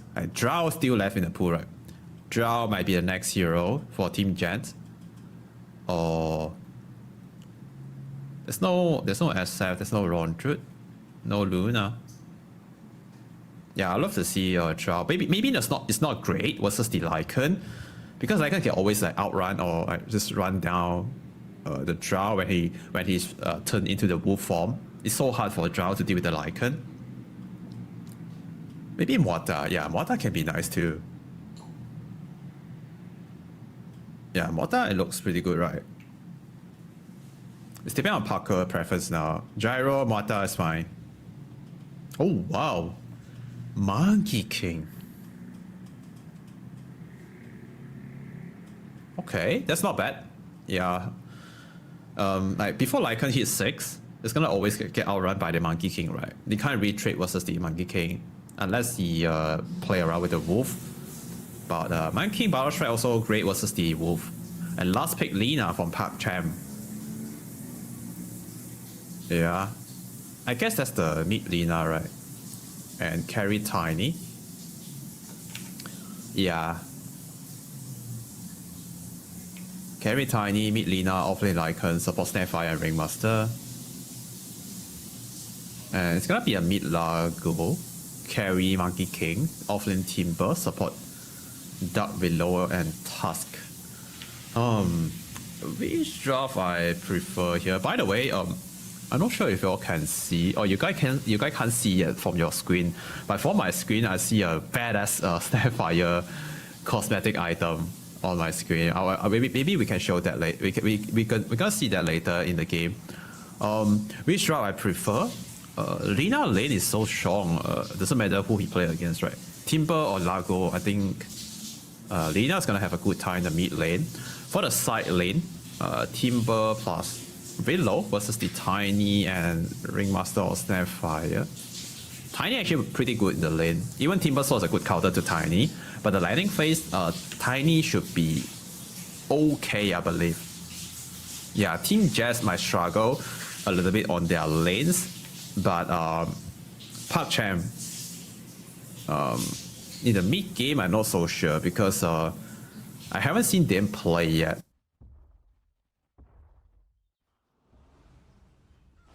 Overall, but let's see. Game number 1, ParkChamp versus Team Jazz. Let's go, boys. Yeah, I'm kind of excited to cast this game, to be honest, because Team Jazz, they have a pretty high score in this group stage right now. Yeah, they're on top on the group stage. I believe they already qualified for to the next round, right? And ParkChamp is at the bottom of the group stage points.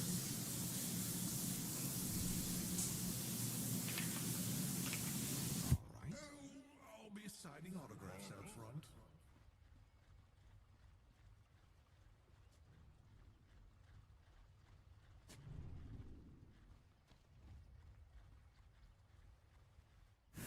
Okay.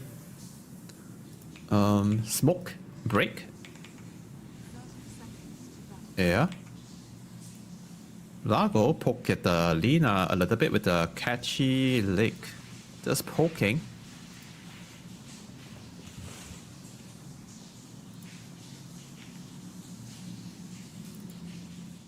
The level 1 fighting potential should be higher on the Radiant's team.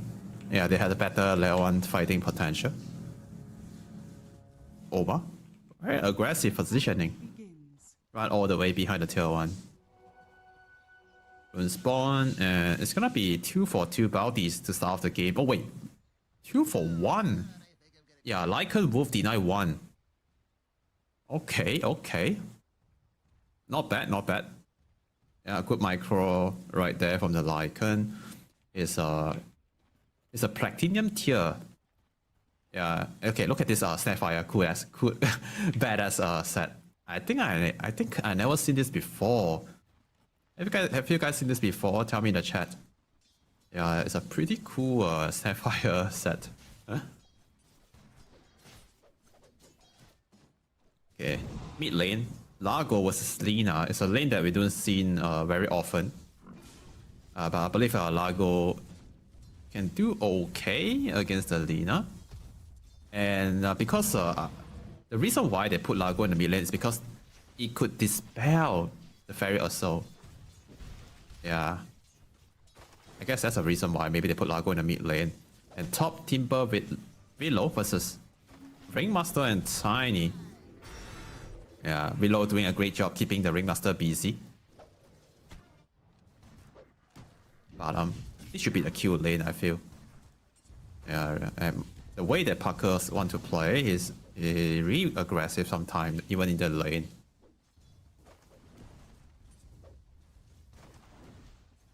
Oma is taking a lot of damage. Might need to ship out more regen.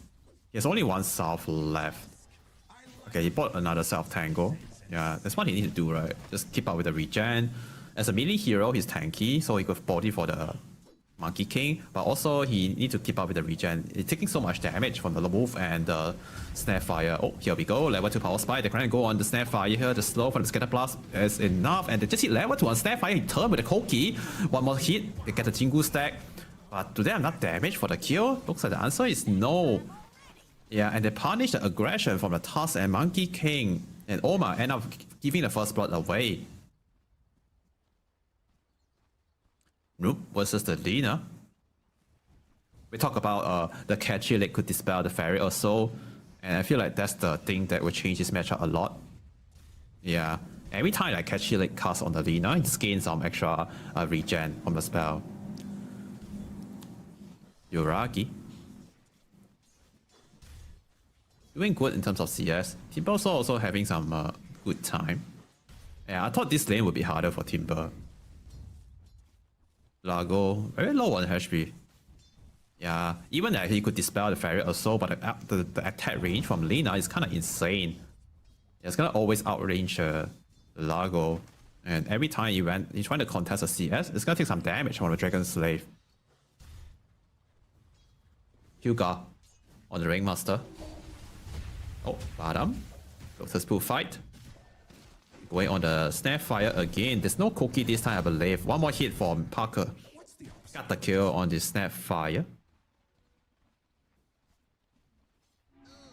Meanwhile, in the middle. One more spell, one more hit. Ooh, almost got the Lina kill. Force out a TP from the Ringmaster. That's a small win. Yeah, even they don't kill the Lina. Drop him low enough. Also force a TP. That's like minus 100 gold net worth on the dire side. Yeah, also freed up the Timber Saw a little bit. Reload, trading with the Ringmaster here. Big whip damage. But Jing is not gonna back off. He still has some. He has a Saw, but he can't use it because of the Bird Grenade. Now he's gonna use it playing with the Frog. Oh, got cancelled by the light click, and Hyuga actually outtrade the Velo. Okay, nicely done by the Ringmaster. And here in the mid lane, Noop might be in trouble. Nice Koki, but not good enough to connect with the stun. Beautiful positioning to avoid the Koki stun, but still they have more than enough damage to take down the Largo. Yeah, now Oma TP back in, but I don't think he can do much. Yeah, it's gonna get outplayed by 3 heroes. He throw a Blood Grenade before he died, but it's not enough to take a Lina down. End up feeding more. Unfortunate. Yeah. Not the way to start the game, right? But that's okay.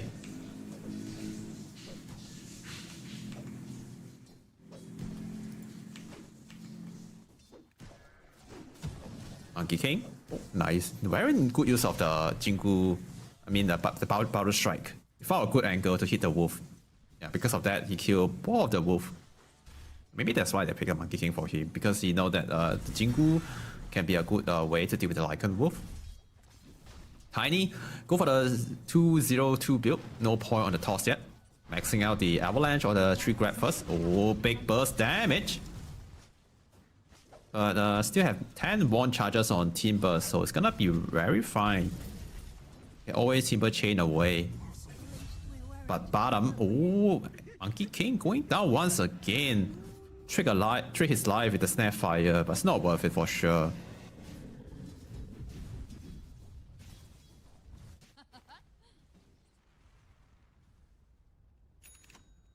Power and spawning soon in 15 seconds. That's a really good wall spot, by the way. It's very hard to deward. Even if it only provide us a small vision, a small angle of vision on the bottom rune, but it's good enough because it can stay for the whole duration. Oh, Lina getting going on here.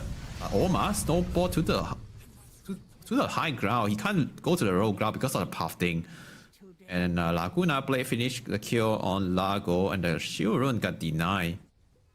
Yeah, both teams bring the support here, but the level 6 nuke damage from Lina is just too much.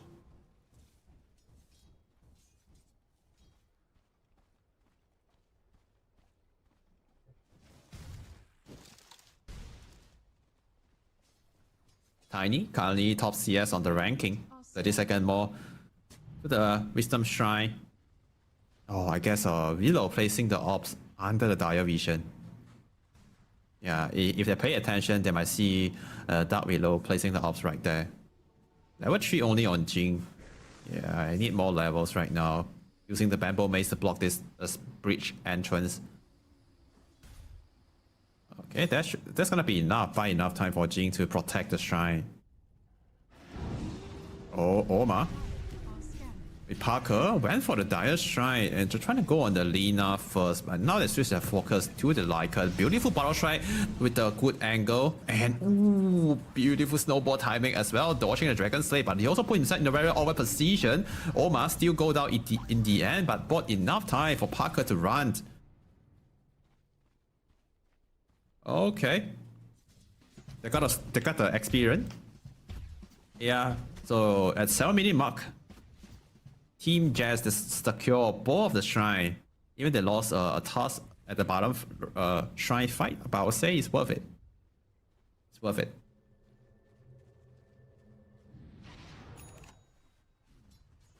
Power and spawn soon.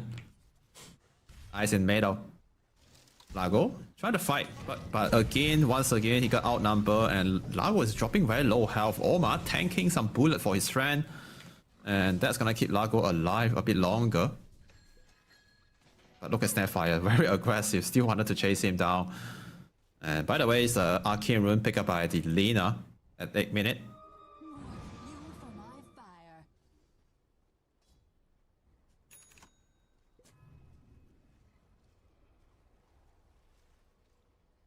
Hyuga walking up to the high ground. Also, it's level 6. I think he might be dead. Very nice use of the cushion. Yeah, and Tiny coming in with the avalanche. Bought some time for Ringmaster to run. Big willing death right there, but not enough to kill anyone yet. But Parker is here, arrived just in time. Willow's gonna be the first one and going down first. Next one gonna be Timber. 1 for 2. Inflail for the Dire side. A big Wukong command into the Ice Shard, trapping the Lina a little bit, but the damage is not enough. Triple kill for Lina right now. Uragi. Spell still on cooldown. They are catching the monkey at the back with the Koki. The light steal, can he out-trade this one? Oh, one more light click might be enough, but yeah, that was really close for Team Jazz to win that fight. But Lina just too far ahead, I feel. It's just very high level, and he just did so much damage in that fight. Yeah. Overall, that's a 4 for 1, right? They did kill the Ringmaster, but they lost 4 hero on Team Jazz.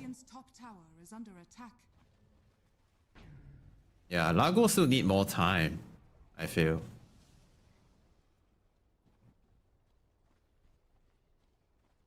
Okay, they hit level 6 on Tusk. Pretty high level Tusk, by the way.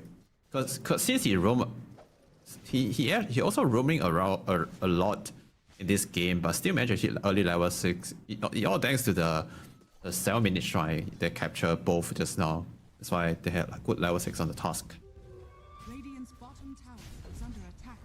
Okay, activated Invis rune, but bottom tower getting pressure here by this Lycan army.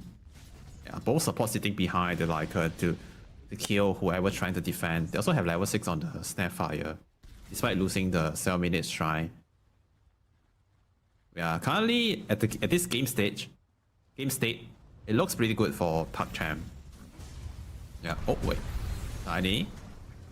Good avalanche. Buy some time for the Kisses to rain down on the Largo, and Oma is dying as well. Both of them, they are going down here in this team fight. Insane damage coming from the support Snapfire. Just one avalanche is good enough to set up for the rain fire. Speaking of fire, Lina. Yeah. The fire girl. That's how we called it. When I was a kid, I called that the fire girl.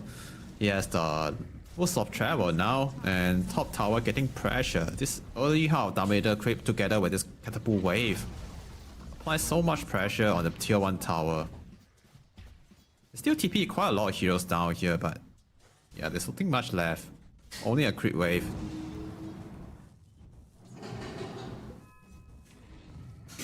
Yeah.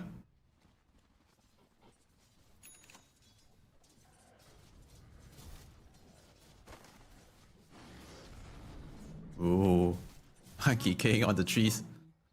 Yeah.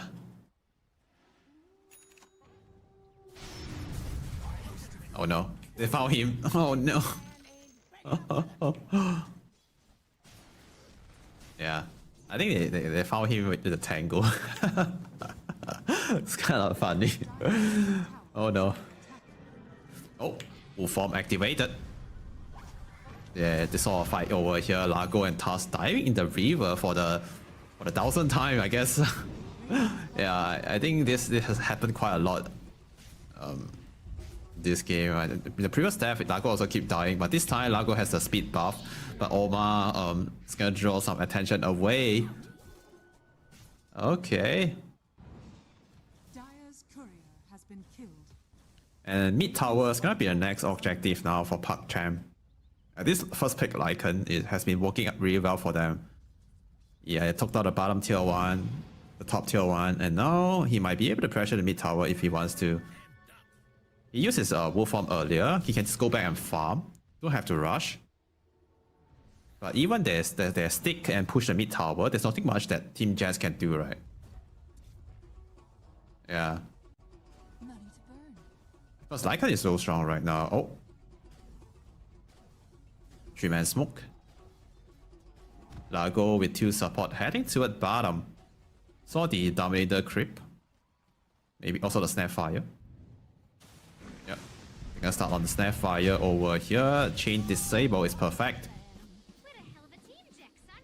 Okay, dominating streak ended by Jing. That's a lot of goal. Yeah, 40-minute shrine and power rune is gonna spawn soon in 30 seconds. The player trying to get into the position. Ringmaster is on the top. Wanted to go for the top rune or maybe the shrine. They use a scan on the top. Yeah, Lina is heading that way for the 40-minute shrine. Snapfire also TP down here, so I guess they want to fight.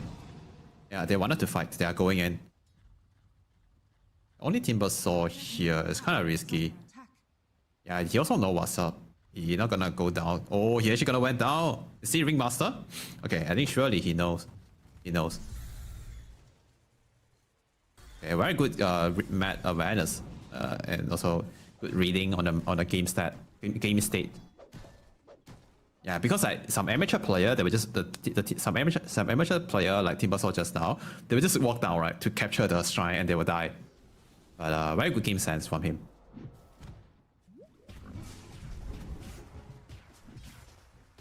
Yeah, if the game slow down right now, it's gonna be good for Team Gens, because they have more time to recover, and they need time. All they need is time. Need more item on Monkey King, more item on Timber. Also the Largo. Oh, Rainfire. In the middle, might be able to kill a Tusk. Yeah, if Tusk die here, the mid tower will be gone. Okay, they found Timbersaw at the back line. That's a better target. Bigger fish.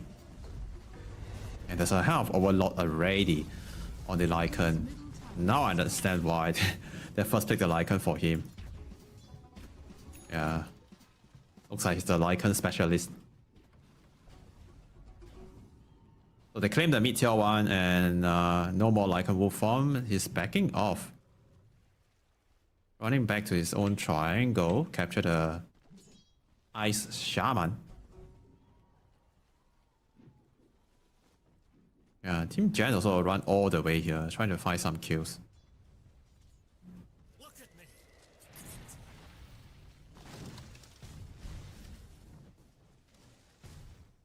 Level 12 on the Tiny, currently top net worth. Oh, look at Omar, his net worth is...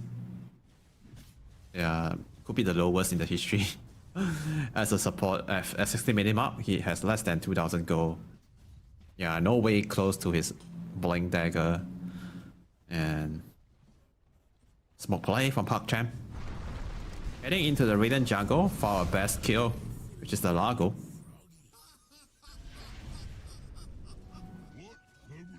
"60 minutes, 7,000 gold advantage on the Dire side. HYDRA TP, no way to cancel that. And oh, they found they saw Parker dancing around the trees, but Iraqi missing his avalanche. That's fine. Radiant's courier has been killed. Illusion. Dire's top tower is under attack. Oh, top. There's a Timbersaw farming around or the hard camp. They don't have enough disable to start on the Timber. They don't have a solid stun. Lina has stun, but no setup for him to hit the LSA. Or in fact, Team Jazz also coming. They're bringing the whole squad, but Tiny coming with a beautiful avalanche, and Timbersaw accidentally cutting down the Parker trees. He used a defensive Wukong command, jump to the back. They already lost 2, they might lose more. And my king will be going down here. Oh no. That's a yeah, very unlucky use of Chakram, cutting down the MK tree. Yeah, I think if he didn't do that, he don't have to use his ulti, right?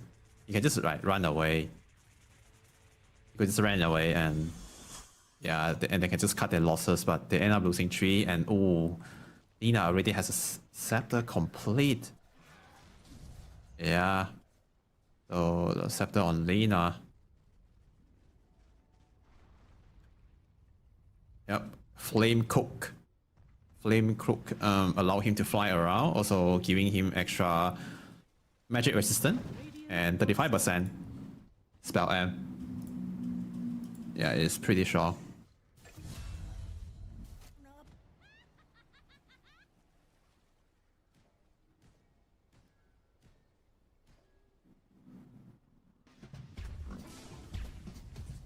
Now I'm not sure what else that Team Jets can do because they don't have the map to play. And oh, look at this. This might be a solo kill. Let's see. First, Arcanus have to reveal, but Lina, he's doing this all by himself. He did get a kill on Noob, but can he get away? Yeah, looks like the answer is no. And this is not worth at all for Lina to do this. Especially when he's this far ahead, right? He's actually giving quite a lot of gold away. Got live street ended by Timbersaw. Look at the net worth ranking. All of a sudden, Timbersaw, he was on top for a second before the Roshan kill. Yeah. They got the Aegis on Yoraki. So maybe they can just take down some tier 2 tower with a tiny Aegis. Dire's top tower is under attack.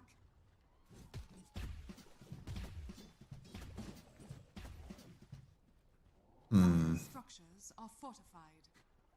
Dire's top tower is under attack. Radiant's bottom tower. Yeah, at this point, they still need more items.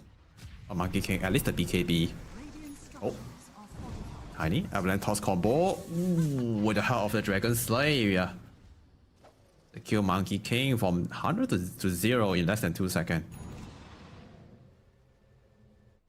Radiant's bottom tower is under attack. Move form activated. Dodging the snowball stun a little bit. Timbersaw is coming over. He's the strongest hero right now on their side. But it's still kind of hard to take this fight. Oma, okay, he's gonna get caught. Just one stun, guys. Just one stun into 2 light click. Yeah. He has 1.5k health, 7 armor, but that's nothing to Yuragi, to the Tiny at this point. Oh, they're trying to get more.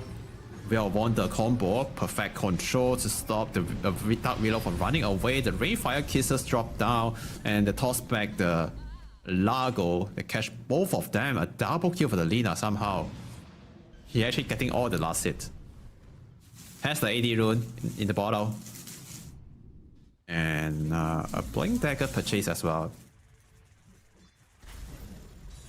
Maybe the next best shot, the next best opportunity for Team Jens to fight back, maybe is to wait for the BKBs or Monkey King and Timbersaw. Maybe there's not a chance to take a good fight with that item power spike. Oh, Monkey King trying to fight this one. Good chain stun, but Ice Shot. Okay, he didn't manage to keep him inside the ring. Okay, nice use of the catchy leg. Keep Lina inside the ring for a bit, and he might be dead here. Yeah, Lina is gone. That's a big kill. A lot of gold giving away. Timbersaw trying to go for more.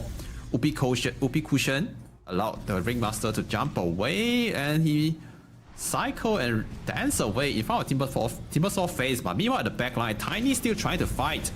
And Timbersaw's doing so much damage. It's just zoning out the support, but the Lycan and Tiny is zoning the frontliner. Largo forced to run away. Monkey King can dance around the trees, but not for the Largo. Stun, okay, nothing to. It's not enough to stop them to kill the floor. But meanwhile, the backline, Timbersaw did get a kill on the Snapfire, but it's not getting away from the ringmaster. Yeah, and now the Lycan and his friend coming back here for the Timbersaw, chop him down, and triple kill for Yuragi. Yeah, this is one of the best fights for Team Jens. Yeah, at least they get two kills, right? But they lost 4 heroes. Still still gain quite a lot of gold and experience because they are so far behind right now. Yeah, take a look on the fight recap. 1,000 gold gain, 3,000 experience gain. Even they lose 4 heroes, they almost gain almost the same amount of gold of killing 2. Yeah. But if you take a look on the goal advantage, 18,000, 17,000 at 23 minutes. Yeah, Park Jam, they're so far ahead right now. They're taking over the map. They're killing anyone inside. Whoever's trying to show on the map, they run at them and kill them. Look at Omar. Yeah, he's not safe. Even the Lycan Wolf just running around stalking for any kill potential.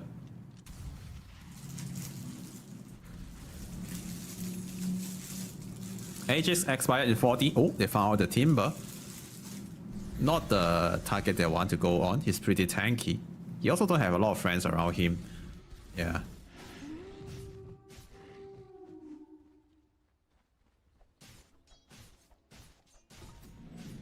AC on Lycan.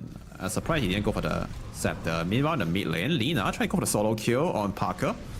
He's still holding his BKB. He used it at the last second. They killed the Velo at the back line, but at least Parker survived. Okay, a lot of spell use. Only get a Velo. Small win, I would say, for Team Jets. Over here on the top lane, Timbersaw getting gone on. It's gonna get gone on here. Thanks to a catchy leg, it's gonna be fine. But a Wheel of Wonder stopping him from going back base. So he take the long way. Okay, nicely use of the Timber Chain. That's gonna put him in a safer position. And now they pop the smoke. Team Jets looking for some opportunity here. They know the Lycan Wolf form is on cooldown. This is a good smoke. If they could kill the Lycan, that would be nice. Yeah, that's gonna buy them a lot of time to bounce back.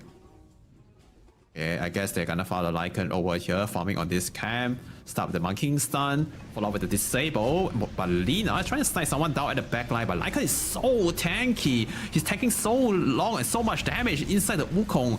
And he did go down at the end, and Lina Almost sniped down the W at the backline. Okay, he did manage to finish the kill, but Tiny also doing so much damage. They killed 2 heroes already at the front line. Parker managed to dance away, same as the Timber Sword. He's still holding his BKB here on Timber. Finally, he used it and go for the Nightfall TP. So 3-for-2 trade in overall. Yeah, I feel that's okay. That is still okay for Team Jazz. Yeah, in terms of goal and experience, I don't think yeah, I don't think they are losing for this trade. Oh, but Monkey King is farming under the ults. He popped his BKB in the last second, but taking so much physical damage. The 3 toss finish him off. Oh man. Yeah, it's kind of painful to watch. Team Jazz getting bullied.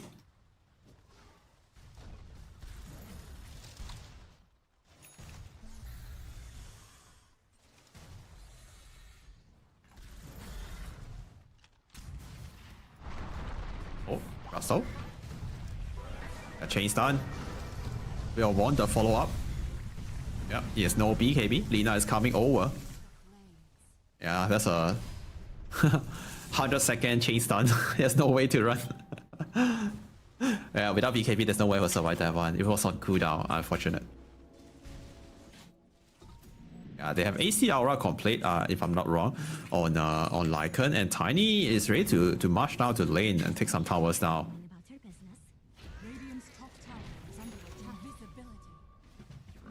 Or they could just wait for the next ages if they want to secure this game. Yeah. Bottom. Okay, they found the Monkey King dancing around the tree. LSA slightly off the mark. Radiant's top tower. Ooh. That got me nervous. Okay, Monkey King, jump in. Look at the Lina here. Very aggressive play from the Monkey King. He did use his BKB quite early for the Lina kill. He forced to use it to dodge the LSA, but now he's not able to run away. Okay, switch position to the other side, but Lina just watching, waiting over there. And now Tiny at the backline, catching whoever trying to TP out. Cancel the TP with the Avalanche on Velo. They also found Delago on the other side. So 3 men down in total. Yeah, that's gonna open up the high ground for Park Chan to enter. With AC, Aura, and Tiny physical damage. Oh wait, they found Timber. Okay, Willing Death. I mean, Will of Wonder. Force out the BKB. Oh, there's no BKB now on Tiny. There's no way I think Jans will be able to fight this one. Yeah, they use quite a lot of spell. Some BKB also in the previous fight. They can't defend. Radiant's bottom.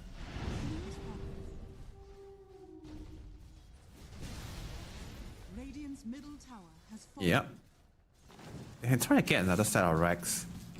That guy has no ulti, but he just need to be there to provide the AC aura, right? Radiant's middle barracks. Yeah, Monkey also has no ulti and BKB. They can take this Rex, they can take this set of Rex and then go back and hit Roche. But the next Aegis should be enough to finish this game.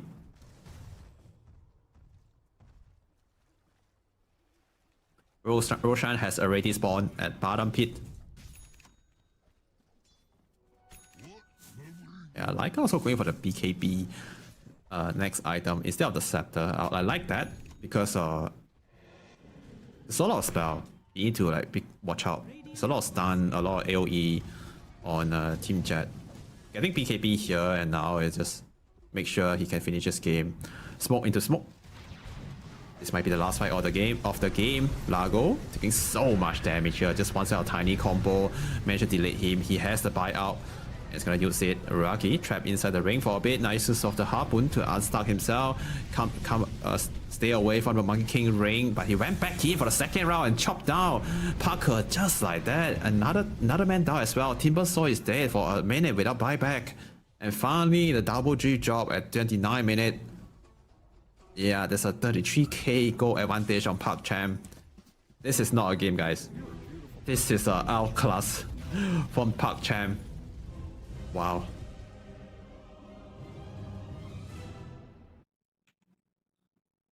Yeah, I don't think we had to say much from the lane.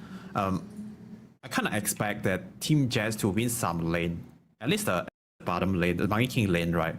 He did do quite well, but not good enough to own the lane harder. And somehow, with some good rotation, Lycan managed to recover, get a very good kind of Dominator timing, and just kick out anyone who's trying to defend. He take the bottom tower, and then he take top, and then he pressure mate with his summons. It just apply a lot of pressure on all these tier 1 tower, give no room, not a lot of time for Team Jazz to recover. And the Lina also owning the mid lane, got quite a lot of good kills, and he hit very high levels. He just nuked down anyone inside. Yeah, and once Tiny get his Blink or Silver Age, and they can even speed up the tempo a bit more, roaming around, add another hero into the equation, and just gonna make Team Jazz harder to recover from the rough early and ending phase they had. And I guess Team Jazz is good, but maybe just a bit rough in the lane. If you have a better lane, a better setup with a different hero, maybe this game could be different. Yeah, but overall it's a best of 3, right? Just game 1. Maybe they're trying to give us a full series, and this is just a warm-up game for them. But again, we're gonna go for a short break. Don't go anyway, boys.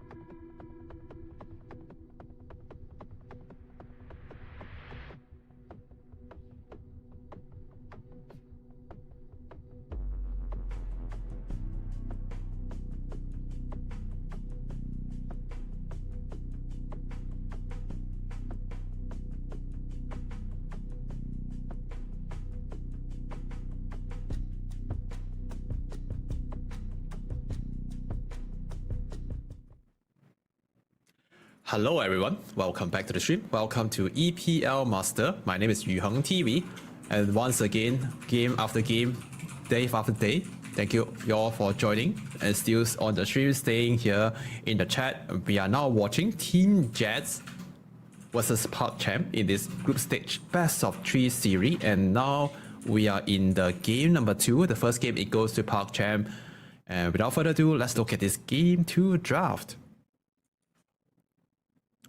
First pick asset from ParkChamp, followed up with the Jakiro, Hoodwink, and Lycan again. They managed to get their hand on the Lycan once again. I love the Jakiro pick because once after they saw the Darkseer and Crockword reveal, they used the Jakiro to counter the Crockword. Because of the innate of Jakiro, he get to double right click. He has this innate that could allow the hero to do double right click without getting any item. Because it's a built-in innate, it's a built-in ability, it's a built-in passive. So which is very good versus the Crockword. You could just destroy the power crocs with the hero like double right click. So there's a Darkseer, Crockword, Tiny, and Ringmaster. Yeah, we've seen Ringmaster quite a lot of times today. I think almost, I could be wrong, but almost every game we're seeing Ringmaster, right? Yeah, just a great hero overall. He got safe, he got pretty strong landing ability with the Tut, and the Whip, the first spell, also did a lot of damage. Just a good hero overall. And Tiny also not a bad hero. From the last game, we can see Uragi is performing really well with Tiny. Still remain broken in my opinion. Tiny has so much strength, so tanky, and so much armor. And in this game, Tiny also could provide some AoE stun, follow up with the stun after the vacuum wall. So which is a pretty good synergy together with this lineup. Earthshaker, Lina get banned out by ParkChamp, Pangolier and Amber Spirit get banned out by Team Jets. And last pick, Storm Spirit coming from ParkChamp here. It's not a free Storm Spirit game because Tiny is great versus hero like Storm. He has the stun from the Avalanche, and Toss also a good disable. Not a bad disable as well. Yeah, they definitely has a good disable to stop the Tiny. And I wonder what's the next pick here for Team Jets. There's no Puck, there's no Ember, there's no Pango. Starfire get banned out too. Evoker also get banned out. A lot of good heroes that good against Storm Spirit got banned out. Let me check what else left. Not sure how they like the Earth Spirit here. Yeah, it's good, right? Has some synergy with the Darkseer. He has solid disable. He got silent, he got slow, stun for also not bad versus the Storm Spirit, and they will have some tempo if they pick the Earth Spirit for Team Jets. Yeah, I feel like Team Jets Earth Spirit would be nice here. Can't think of any other better pick than Earth Spirit.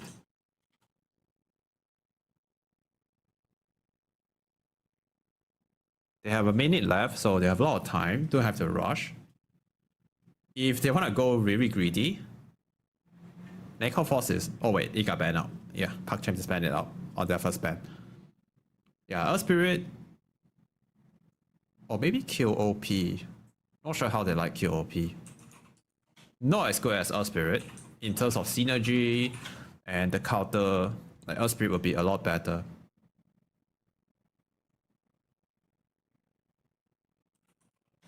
Yeah.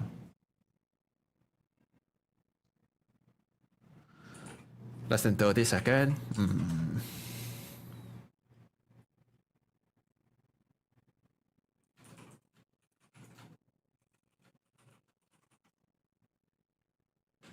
Yeah, if they want to go for like some boring hero, they can just go Viper. Oh, Void Spirit.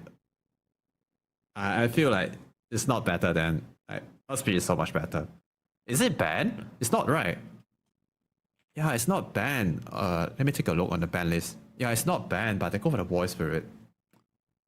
Maybe just a player preference. Void Spirit is not bad, but I feel Earth Spirit would be more fun and also better. Yeah, Void Spirit is good. It's good. Maybe just I guess it's a player preference. Yeah.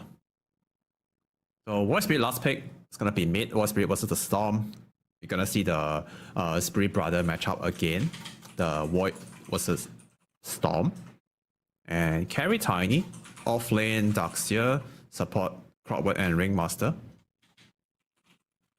Carry SF on the Dire side. Off lane Lycan again. Mid Storm and Hookwing Jakira support. Great draft from both sides. Team Gen's draft maybe have more synergy together, but ParkChamp draft also very solid overall throughout the game. Yeah, after the game one, I should never underestimate ParkChamp anymore. Yeah, especially this Lycan, he plays pretty well. And last game they even first pick him the Lycan. He did okay, but he kind of impressed me because he was struggle a little bit in the lane, but somehow he managed to recover, and he also know where to go and when to go. Yeah, he moved pretty well on the map, take out a lot of early tier 1 towers to enable the team to have the bigger map control, and that's something that we cannot overlook in a pro match because map control is very crucial. All right. Yeah, kind of excited. Hopefully they give us a full series, so I get to watch Parker play more. Yeah, I haven't seen the real power of Parker yet. Hopefully they show us in this game. Yeah, game number 2. Let's go, boys. Prepare for battle.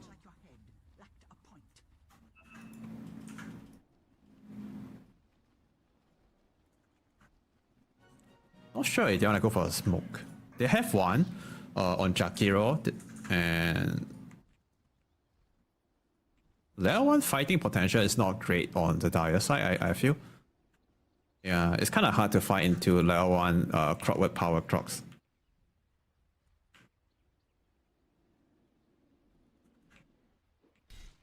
And once again, Crockword is doing the tree cutting trick with the power crocs. I guess we've also seen it before, right? From the first series today. Yeah. He's trying to counter the Hookwing so that the Hookwing won't have a lot of tree to work with. Lesser evasion too from his Innate. Sun Spirit walk up to the high ground, placing the ops on the staircase. I mean, yeah, the stair. Still have the smoke. Okay, now he's gonna get bricked by the Darkseer. But it's fine. He already did his job. Already placed the ward. Crockword does have the boost of speed, so he do have the more speed advantage here. There's a Radiant ward watching the Hookwing movement as well. Let's see. Okay, no level 1 fight, just a peaceful start. 2 bounty runes for both teams, start of the game.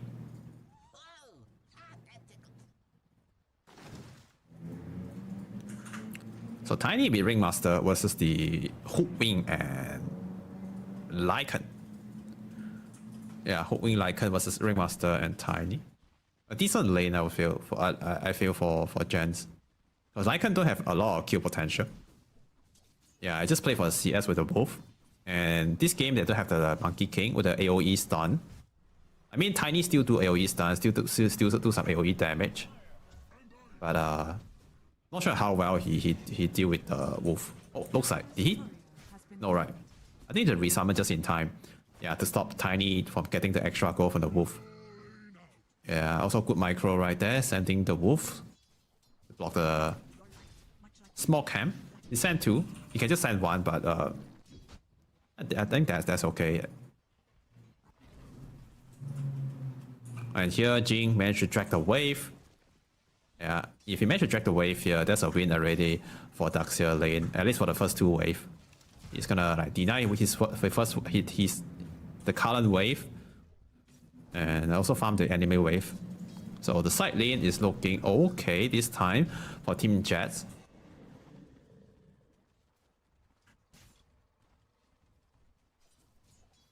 I see a kill later, maybe at 5 minutes. Because it's a very peaceful lane on the side lane. Mid lane also not a kill lane. Yeah, I need to wait until level 6 or about the power rune spawn. And Jing. Oh, he's gonna take a lot of damage here. They commit a blood grenade on him. There's only level 1 on Jakiro, but it's enough to take down the Crockword. Yeah, Crockword kinda underestimate the damage output, I guess, from the Jakiro and SF. I feel like he shouldn't die there, but yeah, I guess SF and Jakiro just well prepared for the wave cut from Crockword. They punish him.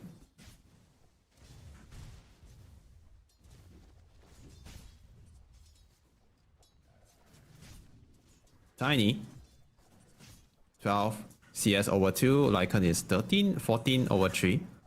Yeah, looks like Lycan has a better lane this time. Yeah, yes, Tiny has AoE damage.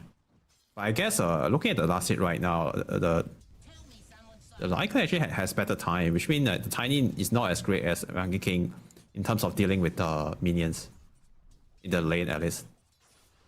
Yeah. With that said, Lycan might have a good early health dominator timing. A big wave pushing in the top. Jing.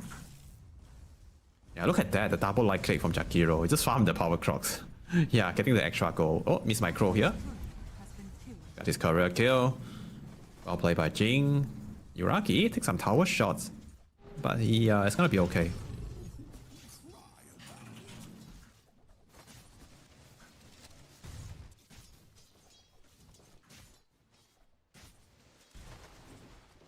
Wink.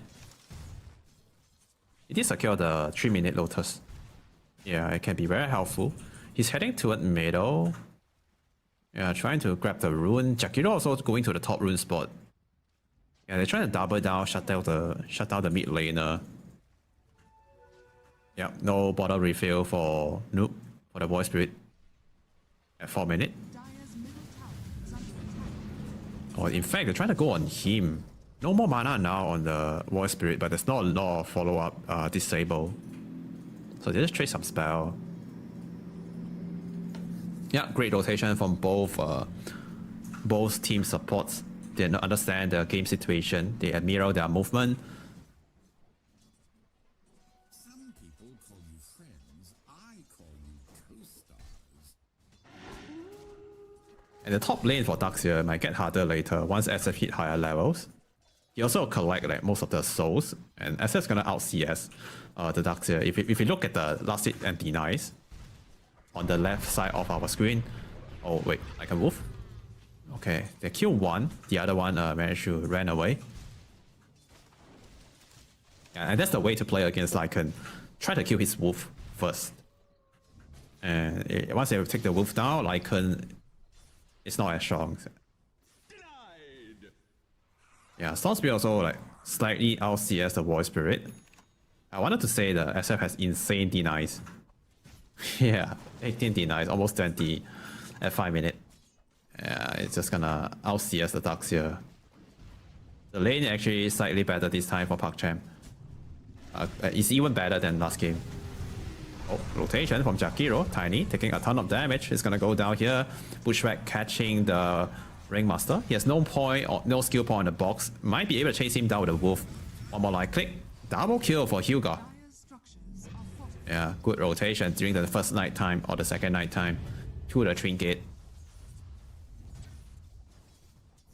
Yeah, in this meta, whoever like utilize the trinket better is gonna have a great time in this meta. Power rune spawn. You're gonna see a shield rune spawn at bottom. Jing heading to the top, but yeah, the rune is on the other side. Power rune is very important for Storm Spirit. That's why they rotate both support here.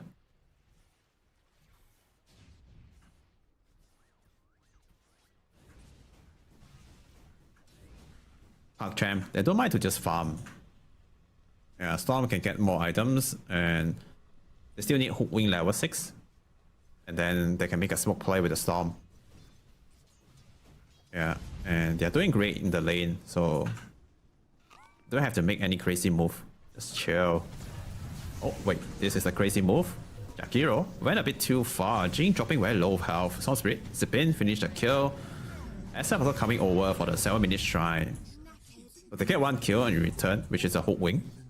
Jakiro did go down at the back, die to the Darkseer. SF, he does have the skill point on the ulti. He can use it here if he wants to fear everyone away and secure the shrine. Okay, Void Spirit is right on top of the SF. TP is coming from the crowd, he just respawned. Yeah, and oh, and good use of the movement to dodge the dart. Yuragi still taking quite a lot of damage, and the mini stun from the back assault, stopping SF from using the Requiem right there. Sounds be Zippin trying to share the stun, but still, yeah, unable to use the Requiem. But that's okay, right? They did get the 7-minute shrine for PakChamp. They secure both. Yeah, both shrine. That's a win already. Even losing the SF right there, I guess it's okay because they managed to enable the support a bit better later because of the shrine capture.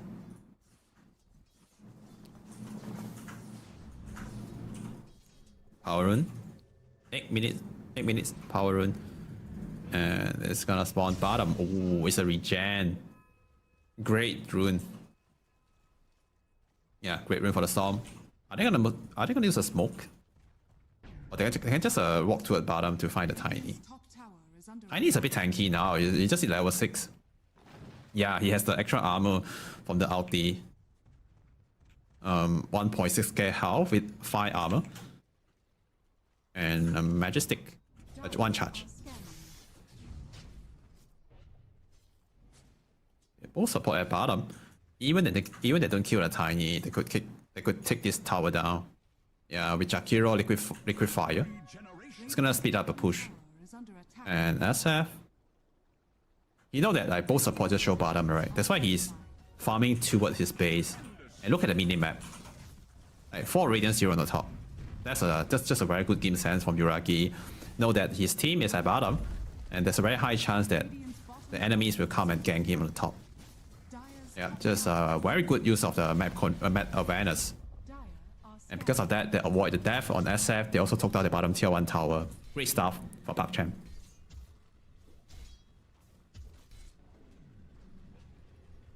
And here we're gonna see a movement from PakChamp. They're taking the gate to the top. Yeah, they send the Hell of Dominator creep first, and then both support rotate to the top. Yeah, not just they want to hold the bottom area, they also want to defend the top tier 1. Radiant's middle tower is under attack. Yeah, we might see a fight later on the top side. Jakiro under the vision is gonna get caught. Yeah, Hyuga. I think he should be dead. Soul Spirit rotate top. Oh no, pushback off the mark. Yeah, I don't think they will go. I don't think they want to go anymore after missing the pushback. Oh wait, wing, be careful. A misstep, I kill himself. And now they should leave this area. Oh no, SF is gonna get chased down by the Crockward. They slow him down with a wall. Yeah, and once we manage to get on top of him, Hyuga trying to support his carry with the Ice Pop, and Daiken also coming over. Yeah, activate the wolf form. Might get some kills. Maybe get a Darkseer. And Crowbat trying to go for the TP out, but it's gonna get cancelled by the Soul Spirit. So 2 for 2. Yeah. And most important, they managed to hold Dire managed to hold the top tier 1 tower. Looking at the 5 recap here, it's almost an even trade. Yeah, even like gold trade, even experience trade. But most importantly, yeah, PakChamp hold the top tier 1, and Tiny take the spade at bottom to get some extra farm and push out the lane a bit further before Lycan kick him out again.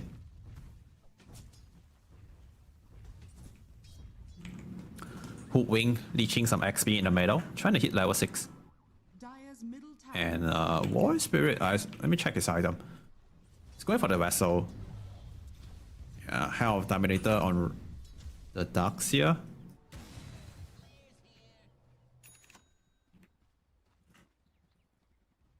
Yeah. One more recipe on the Void Spirit. It's gonna complete the Vessel.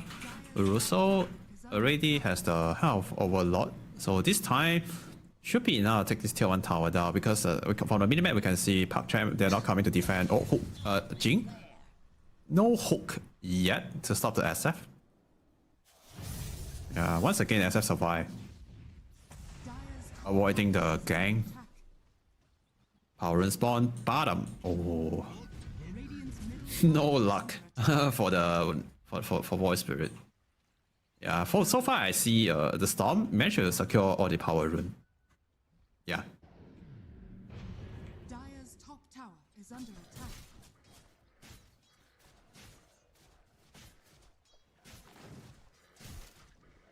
Lycan just farming his Overlord. Kind of Overlord. Should be like a 30-minute Overlord, right? Under attack. Yeah, it's gonna hit a 30-minute Overlord. So for now, Park Chan just needs to chill and wait for the level 6 on Hook Wing, Overlord on Lycan. Are scanning. No need to rush. You can just give this tower away. Dire's top tower has fallen. Yeah. And oh, they are moving towards top.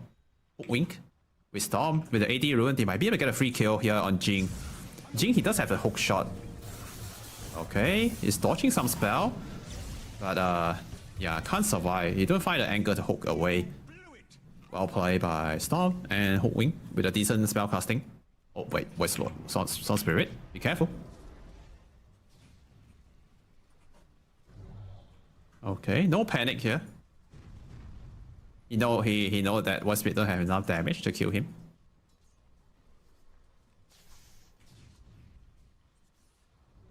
Yeah, there we go. We see the golems coming in. That's the Overlord. Yep. Once he got that, just send it to the middle, march down to the lane, and take some tower down. Jakiro also watching, but there's a Void Spirit, so he can't use the Liquid Fire on the tower. Yeah, but this is good enough, right? Just one golem. We see the minimap. All the Radiant Hero, they are gathering here in the middle, trying to defend. Oh, hook shot in. Got a kill on Jakiro. Okay, Lycan is at the front line. Take out the tier 1 tower, but the Void Spirit killed the backline already.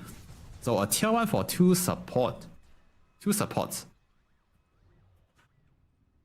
Hard to tell which team has the better trade, better exchange. Yeah. But now Void Spirit could keep snowballing. Yeah, because he gains some vessel charges. Oh, jungle, the Dire jungle. They found the SF. Void Spirit Dire's middle tower is nearby, but they are going on the Storm Spirit over here. Can you zip away? No, he can't. The damage, the control is just enough, and now they're gonna run Hyuga down under his tier 1 tower. Oh, perfect chain stun. That's why Ringmaster is a good tier hero. It's a high tier hero, right? Because the Veil of Wonder, the cooldown is so short and the range is so huge. Also, it does quite a lot of damage and AoE control. Yeah, just a good hero. Very high value. And he also has a lot of potential with his souvenir.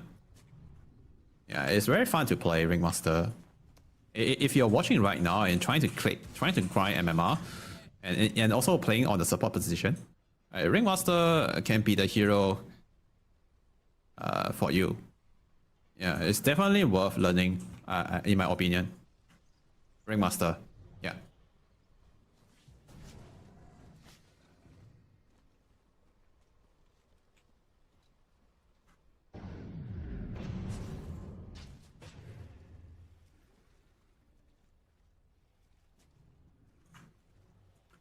$15, almost 16. There's a 2,000 gold advantage on Team Jan's.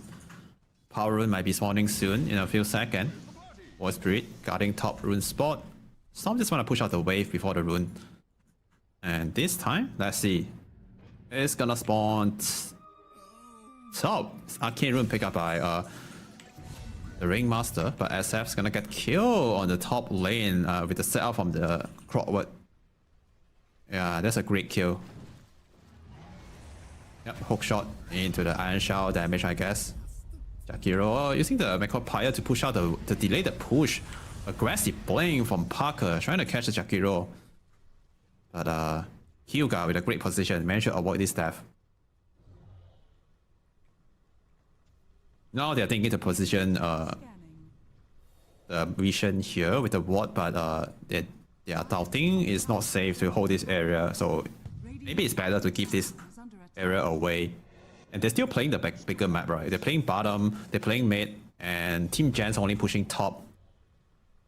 Yeah, with the Lycan summons, you can just push up wave without putting the hero in a dangerous position. Sounds pretty force out TP here from Tiny. Look at Tiny movement. He might be able to kill the Storm. Let's see. Okay, maybe not. Oh wait. Storm Spirit into run right now. He got stunned, got tossed back, but Avalanche off the mark. Oh no, Ringmaster couldn't follow up with the stun because of that. Nice try from Parker. Yeah, that's a win for Park Chen for sure. They saw two heroes at bottom, and both of them might just use the TP to get there, and now they're gonna regain the control on the top side of the map. Boy Spirit managed to jump away just in time, but they lost the Hell Dom creep. 100 gold, giving away. I think I could go for the Roshan now if they want to, right? Oh, Jing. I don't think he could fight with the Lycan though. I think he'll be dead. Okay, hook shot to jump away. But Lycan Wolf, the army is still chasing the support. Might be able to get a kill on the Ringmaster. Yeah, at this point, the support just very vulnerable to the summons. Oh wait, what? Another kill? On SF. This time is with the Darkseer Wall, but meanwhile in the middle, Tiny get gone on here by the Jakiro and his friend, but the damage is not enough. Voice Spirit once again going on the support, snipe down the homing at the backline. Jing dying to the summons, but still this time, Team Gen, they're getting more heroes killed on the map at this mini-mark. They kill the SF top, and they also get 2 support kills in return. Not a bad trade at all.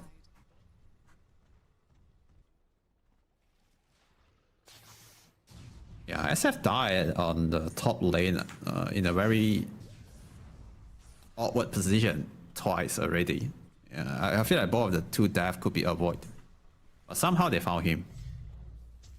But also, like, we have to say that we shouldn't forget that Darkseer actually great versus the SF because of the wall. Get to create the illusion of SF stealing his minus armor, the presence of the Dark Lord. Yeah, it's just good versus the SF.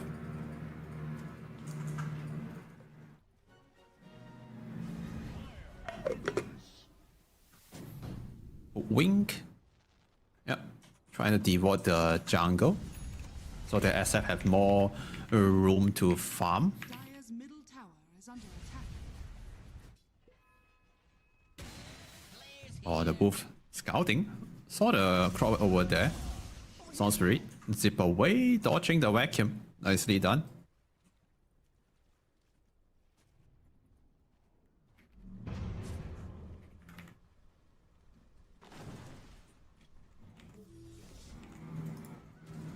Okay, 20 minutes now. Team Jets, they're gathering for the Tormentor. It's gonna get a free shot.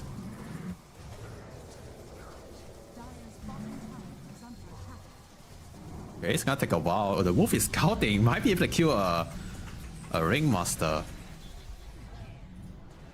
Okay, maybe not. Yeah, they see the wolf now with the sentry. So they get a free shot for Ringmaster. Unlock the spell called Spotlight. Decent spell. Oh, top lane, they found Jakiro. Hook shot in. Yeah, follow up with the damage. A freebie for Team Jet. But look at this. They are making a good trade. They trade the Roshan for the Tormentor.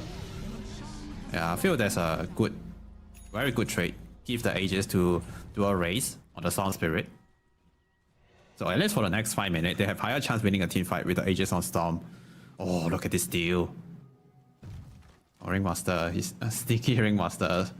Yeah, stole the 21 minute. Try farm a small camp as he TP out. Nice. Dire's bottom tower is under attack.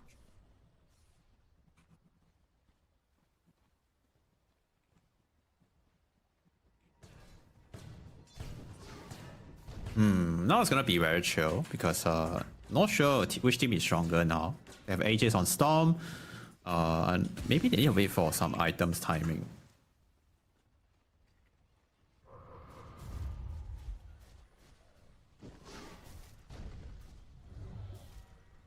Storm is farming his BKB.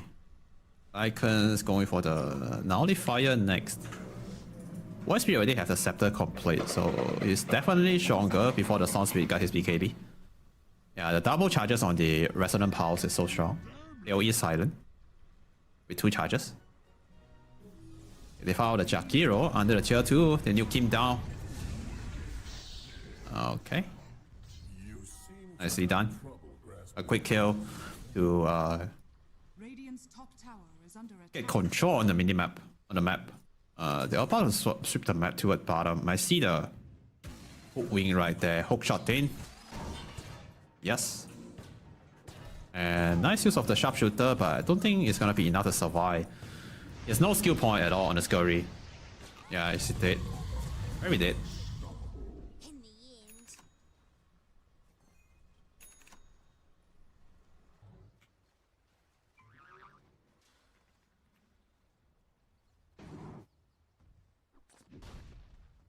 Rooster also going for BKB, and Tiny's going for the Manta style. Okay. Dire's bottom Manta style on Tiny. I don't hate it. I've seen it before, but I'm not sure what is that for. Yeah, for this game. Radiant's top tower has fallen. Yeah, always wondering why Tiny carry player, they love to go Manta style. Especially this game, right? I don't see anything to dispel.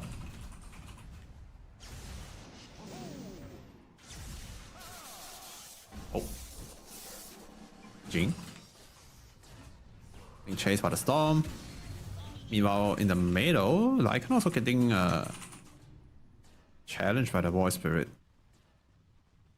Yeah, he has the Nullifier complete. That's gonna counter the support Ringmaster box, also the Ghost Scepter and New Scepter on Crowdwood. Yeah, so no more Wolf form, and this is gonna be a great fight for Team Gen. They're gonna make a move, taking advantage of the cooldown of the Wolf form. Even if they don't get any kills, they might be able to get this mid tier 1 tower. Tiny is around. Yeah, pick up the rune before kill the tier 2.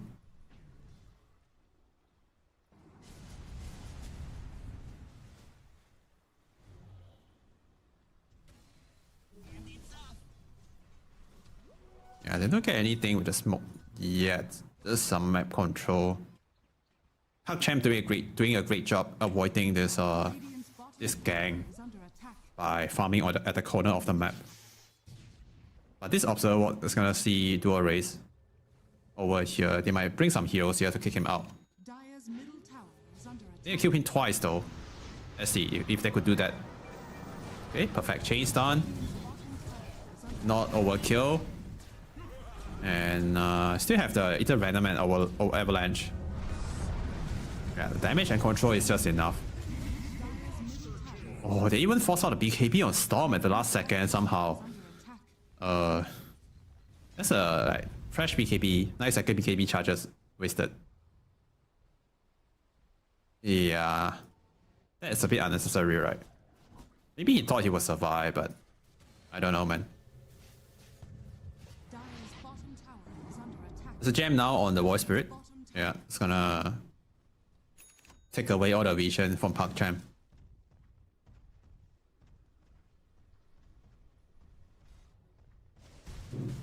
Yep. No more AJs on Storm. He also wasted his 9-second BKB charge. Bottom tower is under No idea how PassionUA is gonna play now. Yeah.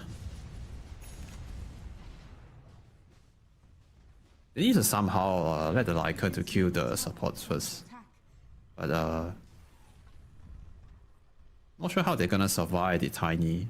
Yeah, not sure how they're gonna deal with the Tiny at the front line. Storm and SF is still kind of vulnerable, right, to the Tiny.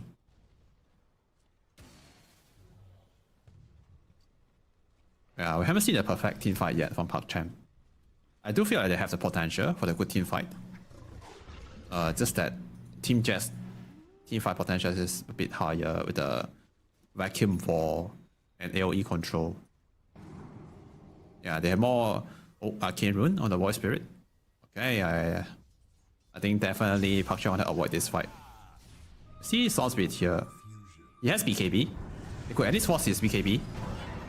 Oh wait, maybe he can't use it if the chainsaw is perfect. Yeah, it was perfect. Oh no. Okay, the rest of the team, they are coming over with the smoke. Maybe it can still surprise the Void Spirit here. They need perfect chainsaw though. Okay, they see Jinx. Oh no, not the best target. And Lycan blink to the backline. They found a Ringmaster. That's a good target. They take out 2 support at the start of the fight. Can they kill the Hook Wing? I mean, can they kill the Void Spirit as well? Looks like they only settled down with the 2 supports. Oh wait, Tiny is here. Nice pushback into the Ice Path, catching 2 into the Reckon, but where's the damage? Here's kind of damage from Lycan, chop down Russo. Void Spirit went back in, but he's alone by himself. Tiny is still watching. I need to be careful though, they're kiting this fight really well, and Tiny is dying, and he can't afford to die here. Nice hard to jump away, but the Wolf is still chasing him, and Void Spirit jump back in, creates some space for Tiny to run. And they managed to snipe down the Jakiro, but that's still a very good fight for Team Jan, and they found a Lycan as well. And Tiny might need to run. Can he outrun the SF here? He's gonna try, but oh, he didn't harpoon far enough, and he's trying to TP in front of the SF. And if Tiny didn't die right there, that would be a good fight. Yeah, if Parker didn't die right there, that would be a good fight for Team Jan. Yes.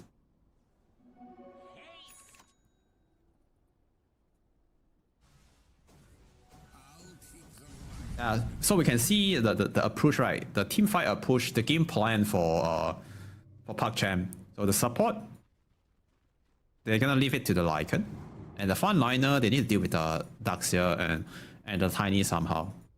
Yeah, if Storm Spirit and SF could somehow survive the Vacuum Wall and Tiny combo long enough for Lycan to kill the backliner, the team fight should be okay. Yeah.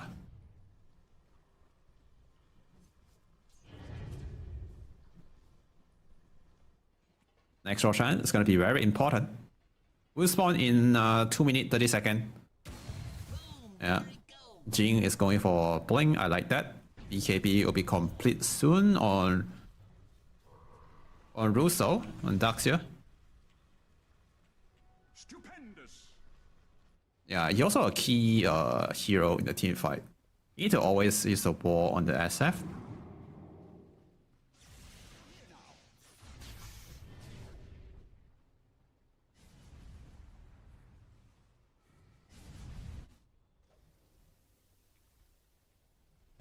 Yeah, now both teams are chilling. Oh, smoke here from ParkChamp. They're gonna make a move. They need to win the fight to take control of the Roshan area. Oh, Jing running away with the Glimmer Kit. There's no detection on ParkChamp. And now Tiny with the Void Spirit managed to snipe down the Hook Wing Big Vacuum. But can they get any more kill? Do a race. Trying to kill the support at the backline, but Lycan is no way close to the team fight. Yeah, so they trade off 1-for-1 support. ParkChamp need to run right now to cut their losses.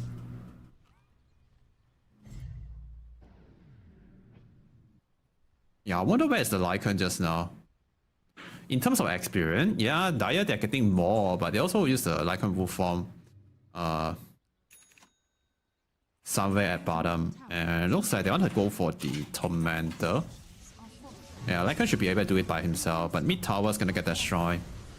Oh wait, nice jump from the Tiny. Storm Spirit need to run right now. Nice 2-man vacuum, and Jakiro is okay, but not for the Storm Spirit. He got caught somehow. The chaser is perfect. Hyuga, yeah, can't afford to die here. Wow, I didn't expect the Storm would get killed in that situation. And oh, aggressive jump from the Tiny. Sniped out a support. The damage is just so much. Yeah, and now they're hitting a tier 3 tower without a Hook Wing, without a Storm. Not sure how they're gonna defend this this high ground. It's a 5v3 situation.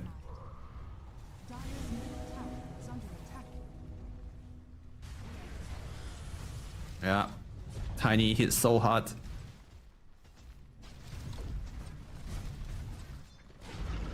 Oh wait, Lycan going to the back line. He found an opening to jump in. He see the Ringmaster. That's a good target, but they can't take him down yet. Yeah, Void Spirit also is gonna be fine. So they got a set of Rex, half set of Rex, and they got out safe. Ooh, plus 250 for the Tiny. Dire's courier has been killed. Here he goes. Jing. Oh, I guess solo kill.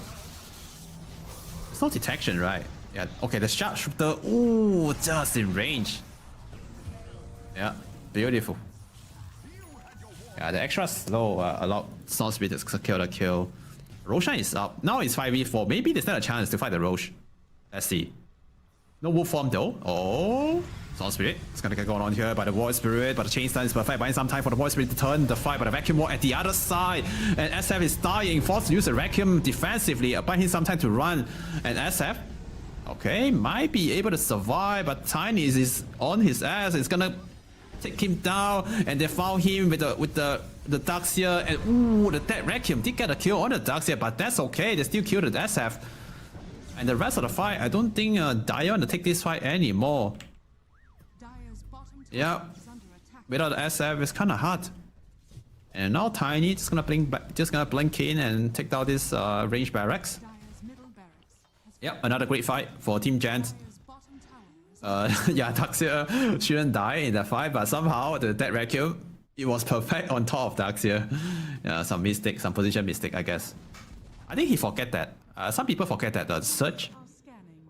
the Darkseer Surge actually gave us the phase movement. Oh, wing. Oh no. Not the Jackie Roll too. Yeah, look at the tree toss. And Tiny light click does so much damage. Lycan, maybe be able to snipe out a support, but I don't think it could kill the Tiny. But they're gonna try. With Bushwhack. Into the ice path, both support. They want to. Okay.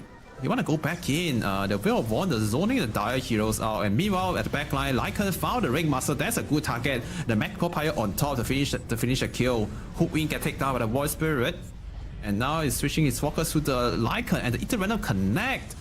Ice Path holding the Void Spirit back a little bit. One more second for the next spell, and the Jakiro might have to sacrifice himself for the Lycan. BKB activated from Rooster. Yep. Trying to survive this one. He's outrunning the Storm with the Surge, but Storm dip in anyway, and did get a kill on the Darkseer, make it a 2 for 4. With the buybacks on the ParkChamp support, they managed to kill Tiny and kill 4 heroes in total. Yeah, look at the fight recap. 10,000, almost 11,000 experience gain. Yeah, they did use 2 support buybacks, but I feel like it's okay. They still have the core heroes buyback already. Just need some money. Yeah, I really love this pulling purchase on Lycan. Because the speed buff from the wolf form is not enough, right? To just get on top of the support when they have the chance. Yeah, a blade is more solid. Yeah, just want to make sure the Ringmaster or the Darkseer Surge buff, everything could be dispelled instantly at the nick of the time. Yeah, and Blink is the item to go. Roshan still on the menu, by the way. Bottom Roche Pit. Yeah, and ParkChamp, they have the area advantage. Yeah, the ground advantage is on their side, close to their Dire outpost. I wonder if they want to touch a Roshan here. Unless they win one more fight. Unless they want one more fight. I think they should go for one more fight, right? Yeah, they should go for one more fight before they hit Roshan. But if Team Gen don't come over, ParkChamp can finish it real quick. But all Team Gen 0, they are here already. And SF. Try and push out the top wave a bit more.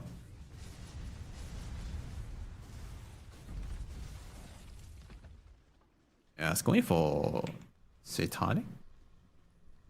Yeah, it's going for Satanic on SF. And Team Gen taking control of the bottom Roche Pit area. The smoke out of Hookwing. Okay, should be dead. Yeah, so one support down on the Dire side. And Team Jazz is gonna take control of the Dire triangle first before they head to the Roche. Yeah, and Park Chan looks like they are giving this Roshan away.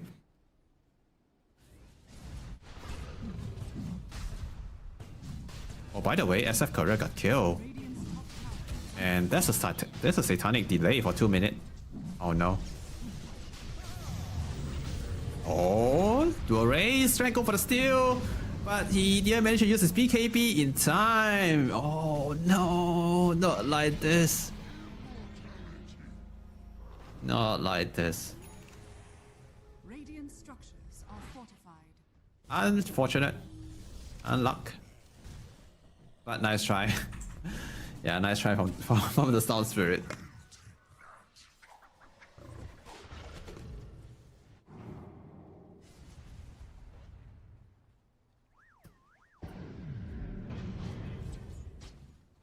Okay, Tiny with the Aegis. I believe they also have the banner. Yeah, it's on Tiny. So they can just march down to lane. And guess take some building. 50 seconds without a storm. They could at least force his buyback. But I doubt Storm will buy back here. They will just give the Rex away, right?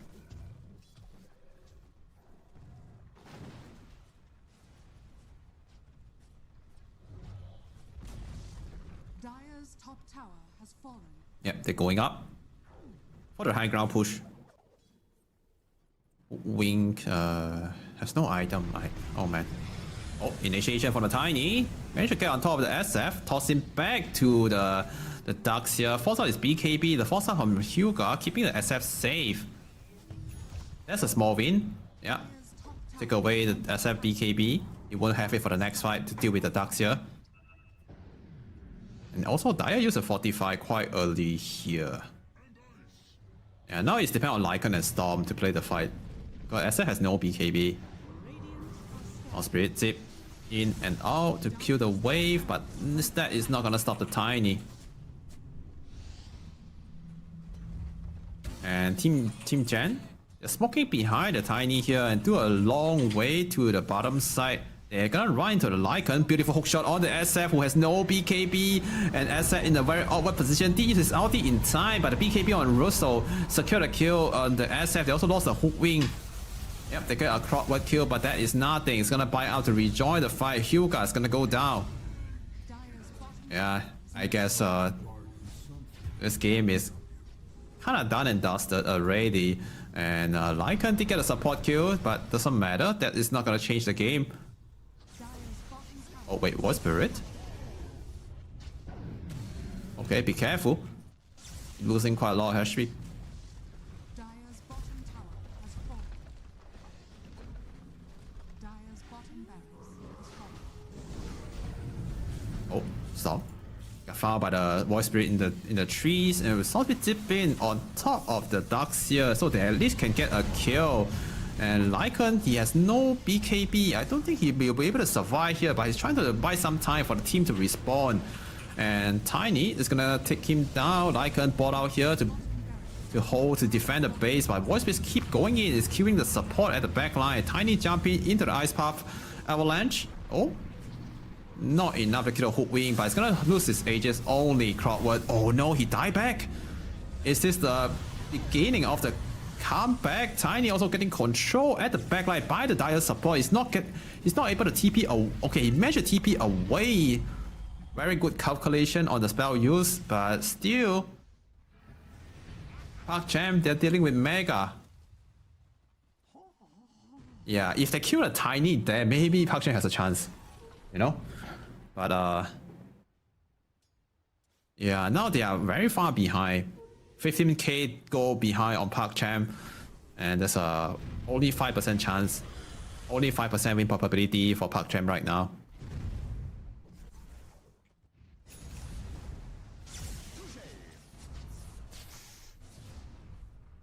Oh, stop.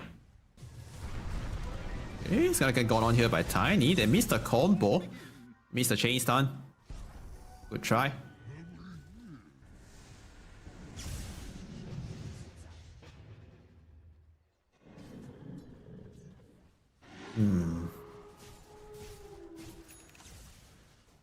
I'm surprised that SF didn't go for any blink or sewage. Normally we see at least like one of it like on SF, Blink or Silver Age. So he will have some mobility, but now he's going for this damage build. If he hit level 25 with the Titulus, it's gonna have a lot of damage. I'm just not sure if Team Gen is gonna give him that time. He also needs to save some gold for the buyback.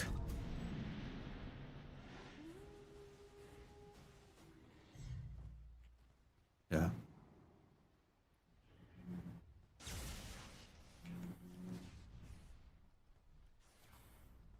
Okay, by the way, there's an Aghanim Scepter on Storm. So Park Chan have their own vacuum as well from the Sound Spirit. Yeah. Voice Spirit also getting bigger and bigger now, almost max out his item. Yeah, Parasma. And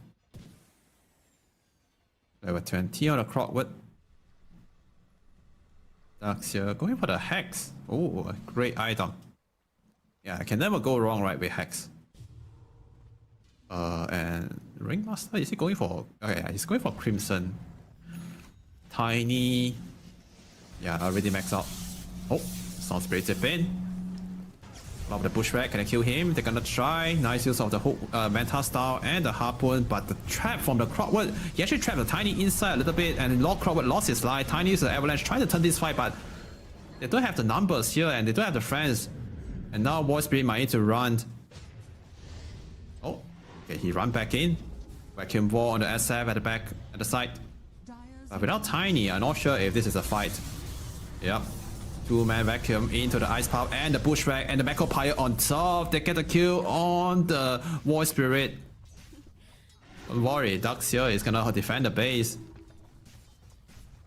Okay. Mistake happened. Yeah, it's a really bad fight at the start, right? They lost the Tiny at the start, and the rest of his team is kind of far away from Tiny. Good thing is Daxia managed to survive, so they can apply some map pressure. And the waves is gonna constantly push into Park Chan because of the mega creep.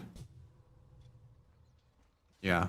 So this a few death is only giving some gold away, but they need to be careful, not to feed too much gold and experience away, because I can identify already. Yeah. He also have this how reduced damage talent on Lycan. That's something that people overlook. Is so effective against Tiny. Yeah, the left talent. I mean the right talent on Lycan. Reducing total damage by 40%. Oh.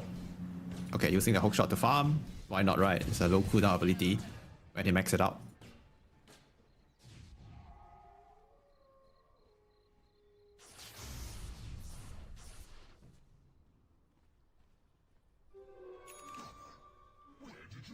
Radiant are scanning. 45 minutes. Oh, they found Storm. Stop the Veil into the Tiny stun, but the Ice Path busts just enough time for Storm Spirit to zip and zip back in. Might be able to get a kill with the help of Mako Pyre. Okay, they found the voice. They found the SF over here. Forces BKB and the Vacuum. SF getting some lifesteal back with the Satanic, but Voice Spirit keep annoying the SF and Storm Spirit zipping, but the dissimulate dodging the electro vortex. So in this fight, they only get a kill on the Ringmaster, but it's okay, right? It's good enough. Are scanning.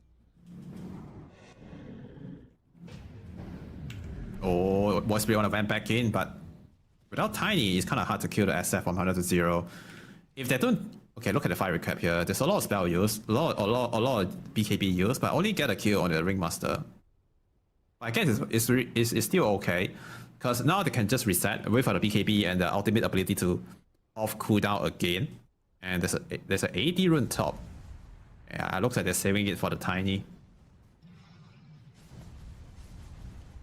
And also, they need to deal with the SF. They need to kill him from 100 to 0. If not, it's gonna gain a lot of HP back from the Satanic. Yeah, he went for the raise attack damage talent. Raise applies attack damage talent, so I guess he also gained health, right, from the raise, because it trades as an attack. if he activates the Satanic and he raise, he gain HP back, I guess. I might be wrong, but I guess I assume that's the case.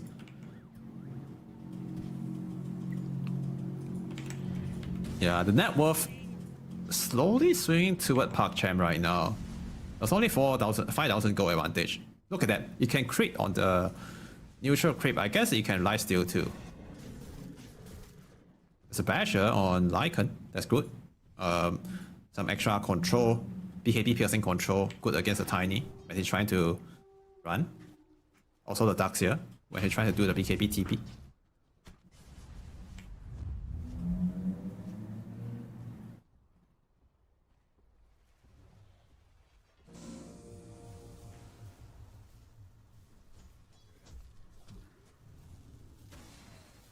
Smoke. Big fight about to happen. Roshan already spawned. It's a 3rd gen Roche. Which is Refresher, Shut, and Banner, and Aegis. Everything inside the Roche. Bottom way push out. AD rune pick up top by activate by the Void Spirit, and the Illusion rune pick up by Dual Race. Yeah, both teams, they are really careful with the movement right now. They can't afford to make any mistake. And all the buybacks is gonna come off cooldown soon. Yeah, Lycan and SF require some gold. Below the hero icon, we can see the gold required for the buybacks. So far, only Lycan and SF don't have enough money for the buyout. The rest of the hero, they have buyback ready. Oh, Soul Spirit in a really good position, breaking the smoke. You see the Ringmaster over here, but Jakiro is gonna get nuked down almost by the Void Spirit. Yeah, both teams just trying to like go on the support first. Pyre. Oh, it's not gonna do much. And they make use of Vacuum Wall and asset, but there's no follow-up.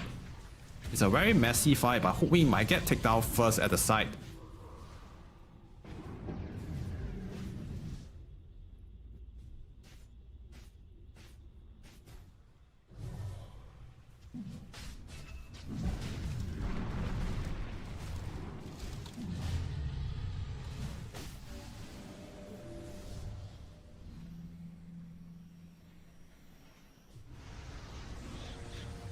Soul Spirit. Gonna get set up here by Crowdwood. With the Eels into the chain stun. Perfect double toss from Tiny. Instant buyout from the Storm and Hookwing. So it looks like they're not giving the Roshan away. They see the Tiny over here, but do they have the damage to stop him from running away? Dire's middle tower is under attack. You need to be careful now. Storm Spirit has no buyback, and then SF got caught in a very bad position, and the damage is enough to burst him down. He forced to buy out here, teleport to the Lycan Wolf, and now can he kill the Tiny? If he can, would be nice. They kill the Tiny and the Ducks here, and force out both the buyback. Now they are even. But Hookwing also dying to the Void Spirit over here at the backline. So 100 seconds without Hookwing, has no way back to the game. And Roshan is gonna go to Team Gens, I guess. Yeah, because ParkChamp couldn't get there. Even they get there with a full squad, there's still one hero less. Oh no, this is painful for Hookwing, guys. He can't do much. Only wash. Yeah. Oh, SF. Oh no. He's in trouble. Can he survive this one? And he can't. The damage is too much. And with Lycan only, it's not enough, I guess. Oh, but with the Storm, maybe they can kill a Tiny, and the damage is insane! For the Storm Spirit Overload, they get the kill, and also the Daxia! Holy! What was that damage?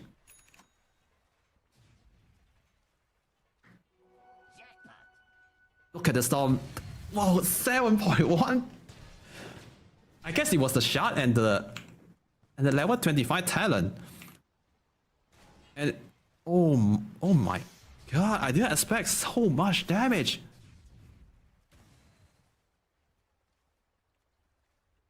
Wow. And now he's about to hit level 30. And that was the game changing moment. And I thought the game might be over right there, but without the Storm Spirit, yeah, highlight, I guess. That might be the game. Okay, Roshan spawn. Storm Spirit is inside of the Roche pit already, but he might need some help to kill the Roshan. Yeah, Lycan need to get here right now. What? Okay, trying to scout. He saw Sound Spirit doing the Roshan over there, but he needs to be careful. Yeah, we saw what Storm can do, right? Okay, Crowdwood. He can try to go for the hook shot still, but Sound Spirit. Yeah, he also aware that Crowdwood might come from that angle, and oh, can he get something? Okay, he didn't get anything. Good try from the Crowdwood. He don't want to waste his life for this to risk his, to steal the Roche. Yeah, at this point maybe it's not worth it. Because if he dies, he's gonna out for 100 seconds. Out for 100 seconds is quite long. Dire's Ancient is under attack.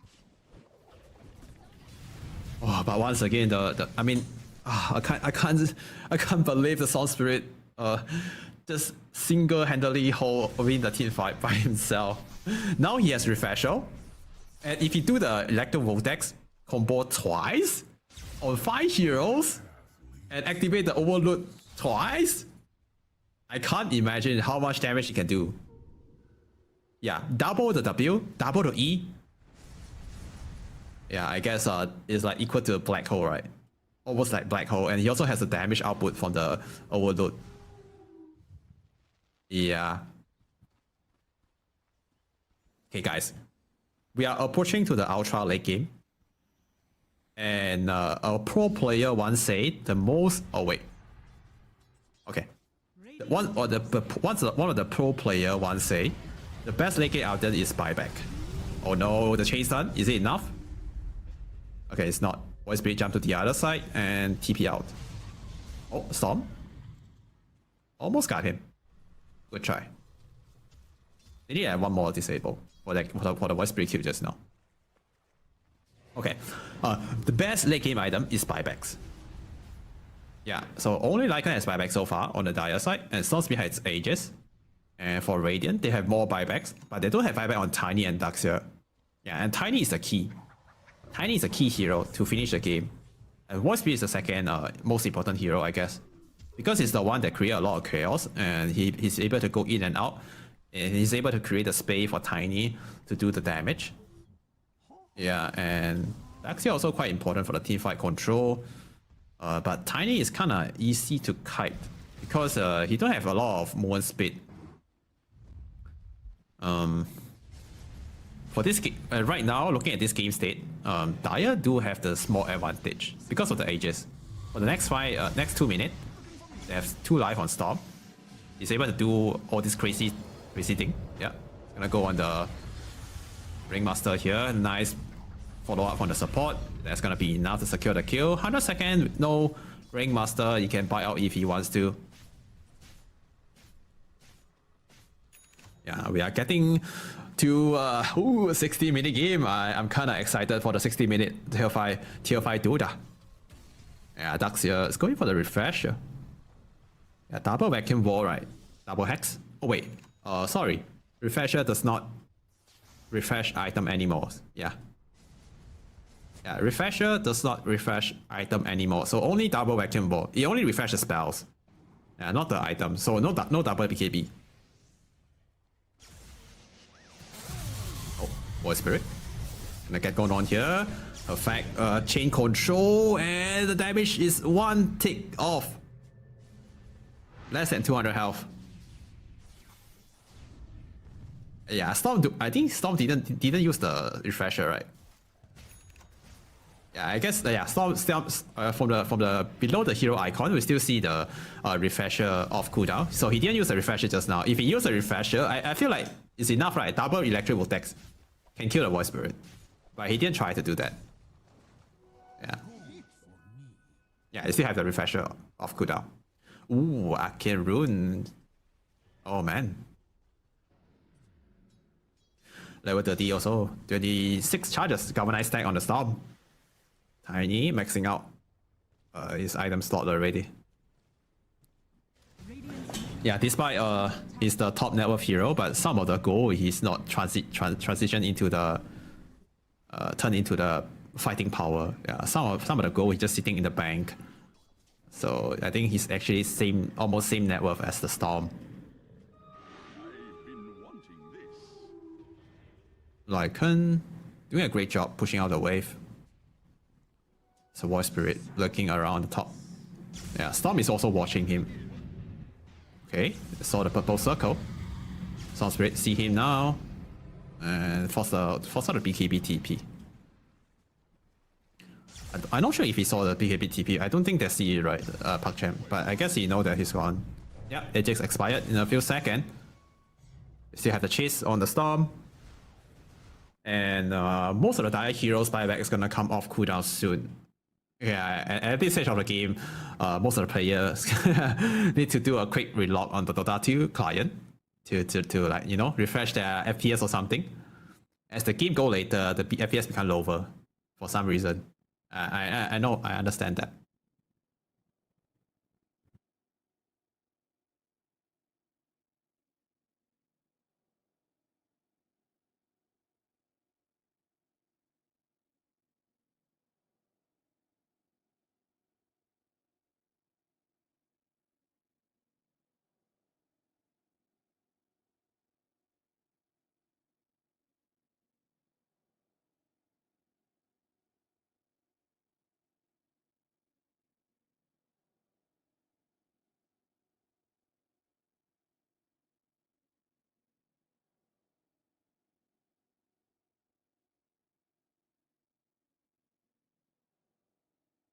Whoa!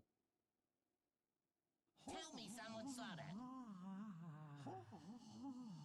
Okay, Yuragi is back. Reconnect.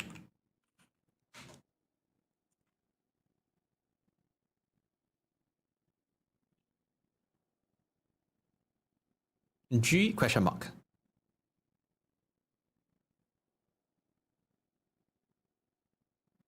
Okay. Back to the game.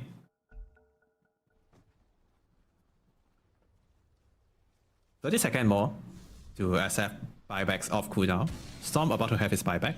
Yeah, that's another key buyback. ParkChamp need the Storm. Buyback ready. Always. Yeah. Darkseer and Tiny buyback also about to go off cooldown soon. Yeah, we're about to see a big fight later with 10 million buybacks. Yeah. There's a smoke going on the Hookwing and Storm. They're trying to catch someone. Gothic and do a race.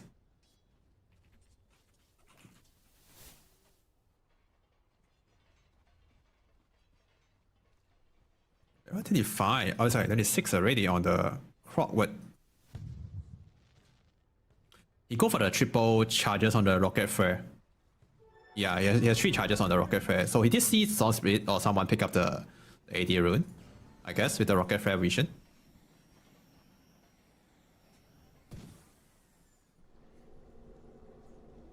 And less than 2 more minutes, guys. We're gonna see some tier 5 item coming up soon. And Tiny bought a Sheath Pulling, I guess. Yeah. Putting the Satanic in the backpack. Hex Refresher. And on Russo. Oh, got fouled by the Storm. Keep is coming in from the SF. Do they have enough damage for this kill? I guess the answer is yes. That's a great kill. 100 seconds now without the Darkseer. Void Spirit is hiding on the other side. Yeah, Hookwing. It's nearby. Yeah, they see him now. Storm Spirit also on the high ground watching. Tiny follow up with the control. Can they burst the Storm Spirit down? No, they can't. And it's gonna turn with the Electric Vortex. He heals the cheese back to full health. And they got a kill on the Void Spirit. Tiny is running away. He's very low on HP, but he has a Silver Edge. There's no detection now on ParkChamp. But oh, is there a sentry there? Yeah, there's a sentry, but Tiny blink to the other side. They don't see him, but Crockwood's gonna get taken down by the ParkChamp. And just nice, Tormentor is nearby. They're gonna get a free shot as well. For Yuragi, why not? Yep, just like that, 3 men down. 1 by 1. That is not a good sign for Team Jets. And there's a boost of travel too now on Lycan, which means he can defend the base and get to the team fight whenever they want. Yep. They need to deal with the backup creep. They need to push out the wave. And they need to win one more fight. And kill them twice, because they have buybacks on the Radiant Hero in order to win. So the condition is pretty high. Yeah, kill them twice, right? Oh wait, they found a Tiny. But if they can kill them one by one, they'll be easy. TP is coming in for the Lycan. Tiny dropping very low health. The damage on Storm Spirit is enough. 100 seconds now without the Storm. Oh no, they might be able to push out at least 1 or 2 lane. Oh, look at this micro from this Dux here. this cute little flock. Poly creep. Yeah, dragging the wave away, but doesn't matter. They have the mid wave. It's a huge wave some more. Yeah, 3 catapult might be enough to take the tower down. They will have one more. They will have one more 45. Yeah, after this tier 2. They need to use it wisely. Radiant's middle tower is under attack.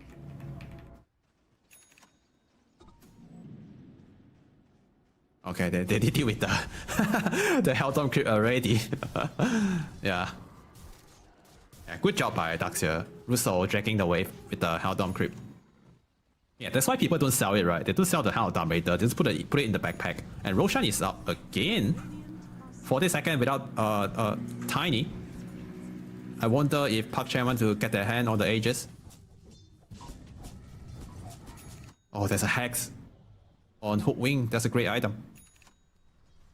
Shift Blink complete too on SF. Yeah, he's waiting for the Duxia to show. He know that Duxia is here. He saw the vacuum animation. But I guess, yeah, Duxia also know that someone might be there.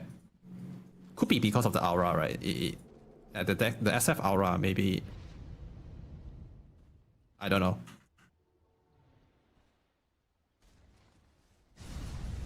Okay. Tiny. Got a Desolator too. Crowdwood and Duxia. They have Fallen Sky. Oh, Hook Wing. It's gonna get going on here by the Void Spirit. Can he survive? With the Glimmer Kit, looks like it's gonna be okay. Storm Spirit, zip in. And a multiple Electric Vortex and SF with the Vacuum. Yes, he don't need to, but the damage is enough with just the Razors. They're killing them one by one, and finally the Raze come in. Just to use the Fear to push the Tiny away. Ice Path slightly off the mark, but they don't have the detection over the Tiny. So overall, it's a 1-for-3. Void Spirit. 1000 HP. Think about to go back in. But they don't have the numbers for this fight. Not sure what just happened. But I guess it's the Electric Vortex. Yeah, and the SF Razors. Allow them to get the kills on 3 heroes. It's chaos on my screen, but from the fight recap we can tell. It's a 1-for-3, and PakChan won the fight. Roshan still on the menu, by the way. They need to go there right now, at least stop the other team from killing the Roche. Or just get the Roche for themselves. Shield Rune, pick up by Yuragi. Straight to the pit, I guess. He's not getting the tier 5 neutral. But he go for the enchantment, the lifesteal enchantment on SF. Yeah. Void Spirit Tiny. 2-man squad. Around the top area, but they don't think they can do much, right?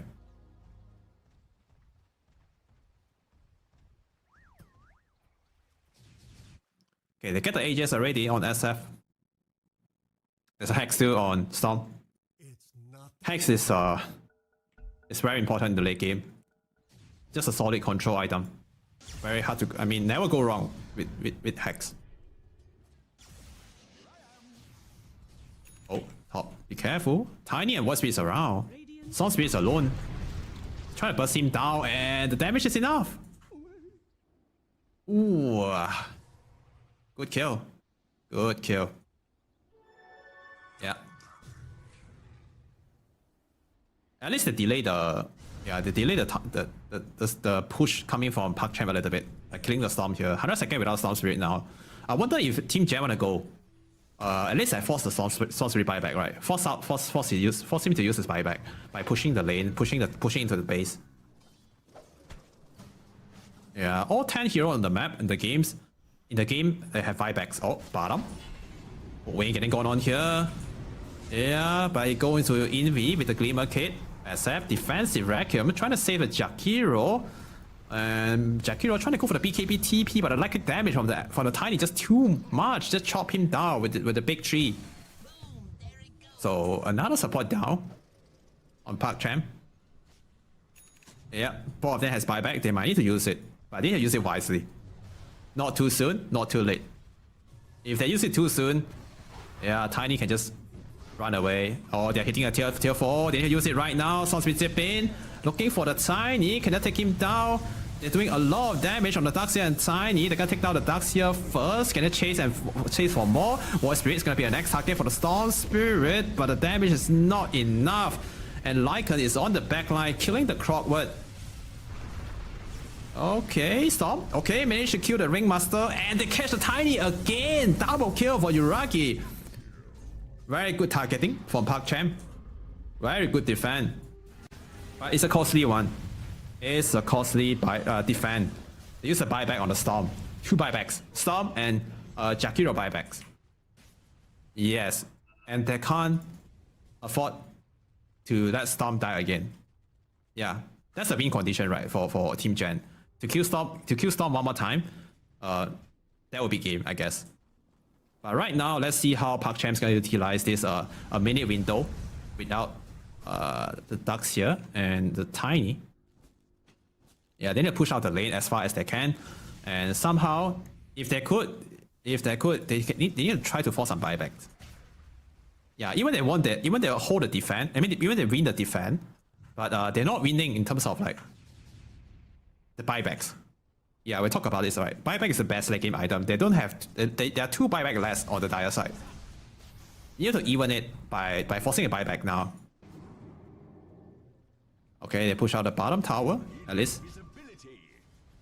Yeah, Lycan has the Desolator too, so it does a lot of damage to buildings too. 20 seconds without Tiny. Yep, at least they can force a 45 or maybe take down a set of Rex. There's a banner to protect this crit wave. Yeah, I think they can get a set of Rex here, but they need to be really careful. Really careful. Okay, they let Lycan to do the job. He has buyback, so he can do this. SF also has buyback. So they managed to get the first set of Rex. Vacuum Wall on the SF and Lycan, but they are covering each another with the defensive Vacuum, but a cook shot from Jing. Trying to stop the SF from running away. They're holding him inside the wall, and Sonspeed is gonna go into the vacuum, into the ice power and the Macropire on 3 hero. And Void Spirit has to buy out here to rejoin the fight. But Tiny, playing with the Lycan over here at the side, the BKB activated from Lycan. He's doing so much damage. He's not afraid to fight the Tiny, and Tiny is there for 100 seconds, forced to buy out here. And Sonspeed, he got hexed. They need to help the Storm. They can't let him to die. Sonspeed got silent. He got forced out. Can he zip away in time? No, he can't. He's dead. 2 minutes, no Storm Spirit. SF, okay, he's the only man stand at the front line. Lycan has no more ulti. He bought out for this one, but can he get here ASAP? SF is dying. He has the lifesteal enchantment, but I don't think he can outfight the Tiny here. And he's gonna get taken down too by the Tiny. 4 men down already on ParkChamp. The game is not over yet, but Storm Spirit and Jakiro, they are out for 100. Oh my god. Team Jam, they can just end the game, right? They can end the game right now. There's no Soul Spirit, there's no Miracle. Oh, not sure how they hold the game without the Storm. 80 seconds, guys. Okay, SF. Okay, SF bought a refresher. I'm not sure if that's enough. Okay, let's see. Refresher is delivering. He has it now. He needs to one-shot 1 hero with the Vacuum. Somehow. Okay, here we go. Wink, and it's gonna get gone on. There's 1 dieback. SF got hacked. He can't use his combo, and he's dying, and he's gone. Now Lycan against the wall, the wall, and GG drop. What a game! What a game! Oh, what a game!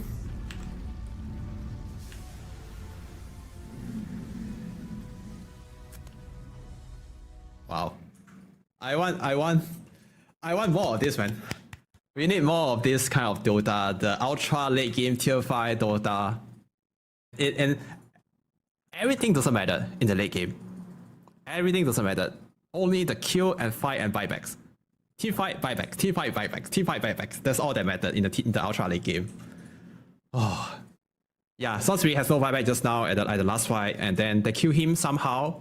And the hacks and the control, it was perfect. Sonspeed can't zip away, can't run away in time.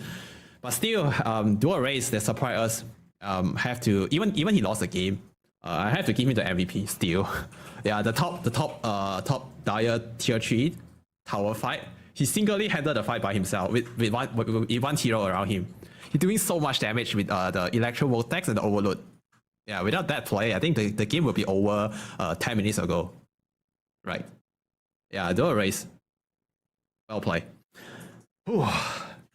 Yeah. And it comes down to the final game soon. Yeah, it's a best of 3. The score is 1-1 as we can see. We're gonna go for a quick break, and we're gonna come back for the final game for this series. Park Chan versus Team Jets. Game 3. It's gonna start soon. After a short break. Don't go anyway.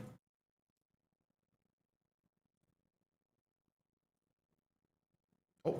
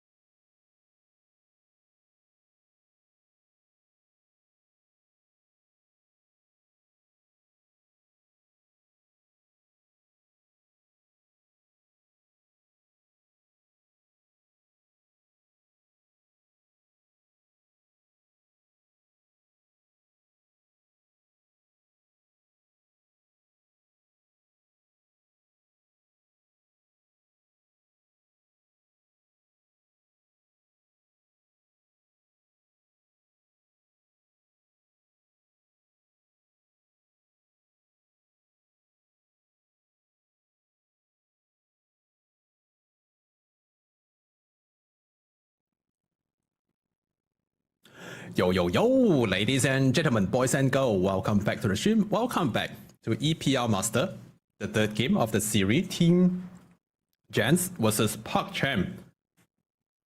Last game, it was the climax of the series, and I'm not sure if they could repeat that in this game number 3, but look at the draft right now. First pick SF from Park Cham. So it looks like they still believe in this hero. I remember it was the last big tournament, right? The last big tier 1 tournament. SF also has one of the highest win rate. Yeah, so first picking the SF here, I feel is okay. And Team Gens, they open the draft with the Beastmaster and Keeper of the Light. It's a very strong duel. Yeah, unlimited mana and also cooldown reduction from Keeper to enable the Beastmaster to do more damage with the Blink Axes. And Luna Crowdwood, also another standard classic range plus a melee lane, also very strong in the meta. And especially Crowdwood, it's just even after the nerf, it's still kind of busted. Park Cham go for the Hook Wing, Winter Wyvern, and a Pangolier after the first pick SF. Now we are in the last banning phase. Enigma ban.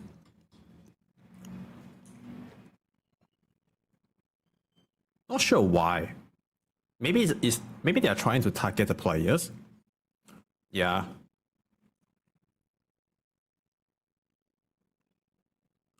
Yeah, and Park Cham also banning out the Storm Spirit themselves. And also Ember Spirit ban after that.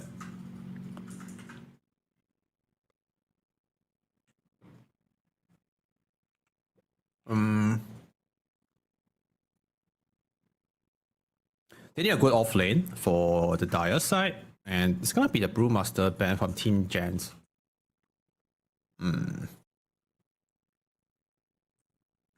MOUZ is not good in the meta, but in the previous patch, MOUZ might be the pick here for Park Cham.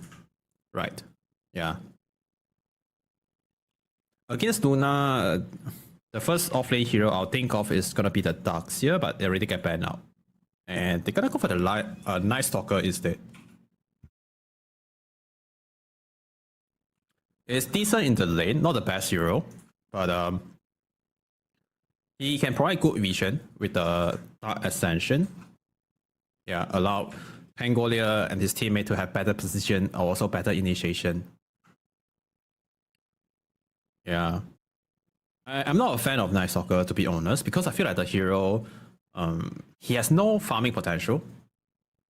In this meta, I think they changed revoke one of his basic ability, allowed him to like one shot the creep with the spell. Also, it's like the previous old shot, but now he has that effect, has that spell built in. But still, even with or without that spell, I feel like might not be enough for this Night Stalker hero to work. He still need more, I feel. Yeah, this hero is only depending on Snowball, right? He don't farm fast, so he depends on like getting kills during his ulti form, during the night time, and then keep snowballing, keep applying pressure during the night time. Yeah, I feel like that's how Night Stalker should be played. I might be wrong, but yeah, I just don't like the way that the hero should be played. And Team Gens, they need a good mid laner. Void Spirit, Earth Spirit still in the pool. They can even put the Keeper of Light mid. It might not be the best against the Night Stalker and Pangolier, so it's better to pick another Spirit hero. Park get banned out, Evoker get banned out. And they go for the QOP. It's a good hero against the Pango in the mid lane, but also kind of vulnerable to the chain stun. Yeah, the Night Stalker Silent and Pangolier Rolling Thunder is pretty effective against the Queen. But it's okay, it's a perfect fit, right? They need more damage, maybe. That's why they go for the QOP. It's a good damage output hero, and also very strong in the lane against the Pango. So mid QOP, off lane Beastmaster, carry Luna, support Crowdwood and Keeper for Team Gens. And Park Champ carry SF, mid Pango, hopefully Night Stalker, support Hooping and Winter Wyvern. Look at the lane setup here. I do prefer Team Jans a little bit. Yeah, they have stronger lane, can be faster tempo. Beastmaster and Luna is.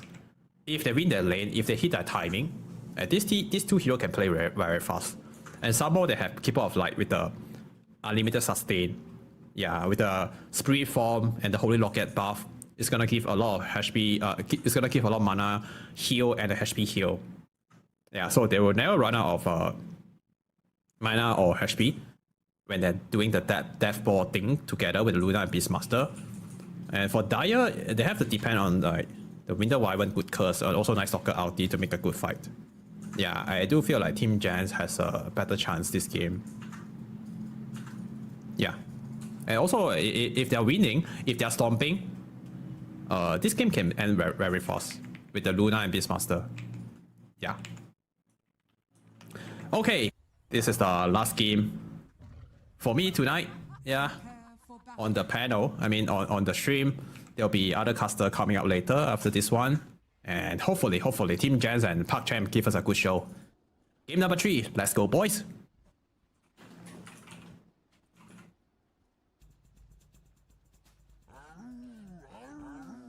Okay.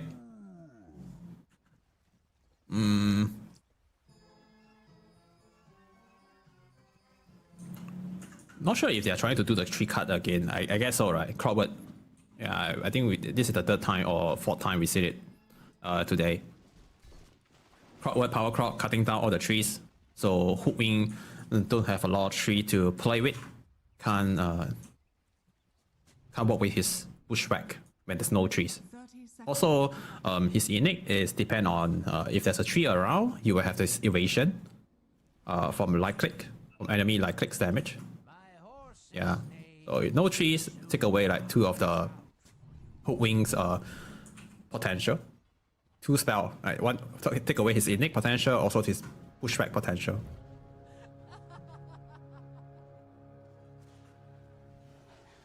Ruin spawn, and looks like it's gonna be a 2 for 2. Good blast, that's a lot of damage. Yeah.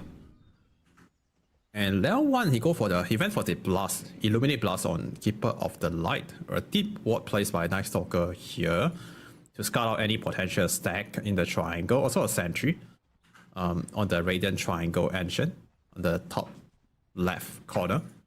And oh, there's another sentry here at this spot. And I think this sentry spot require a 3 cut. Oh, Wing in trouble. Nice pushback. But he's gonna take a lot of damage. Might be enough for a kill. 1 more light click into Lucent Bane is enough. Yep, get closer. Light click, Lucent Bane. 2 more light click now. There's a pushback ready on Luna. And Luna is wasting a lot of time for this kill, but it's Parker, you know, he is gonna go for it. Oh no. Hook Wink. Oh! I think he might as well, he just died to the tower since he's here. Or maybe he's trying to buy time. Yeah, just trying to like take away all the Luna time. Parker's still chasing.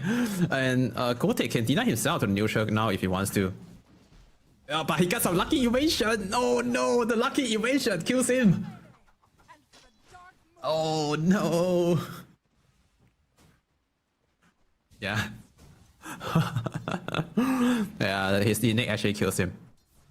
I'm not sure if you all see that. Not sure if you all see that. The MOUZ Dealer Crit was hitting him, and then he got like 2 or 3 misses, or maybe just 1. I don't know, but I think the misses kind of messed up. He messed up the suicide on the neutral camp. Do a race 1 more second for the shield crash, but I guess it's not enough damage to kill the queen. 9/3 versus 5/1 on the CS against the Pango. POP is leading in terms of last hit, but Pop is very low on the HP, but I guess the portal just arrived. Back to the bottom lane. So Clockwork hit level 2 thanks to the the long chase from Luna just now. Yeah, allow him to get some good XP down here. Oh, good push track. But no follow up.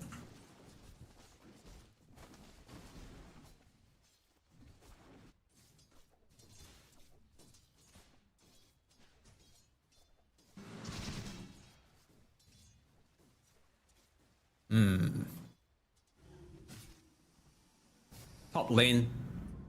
Look at the CS right now. Beastmaster is doing great. Yeah. This unlimited mana allowed him to keep spamming the axes.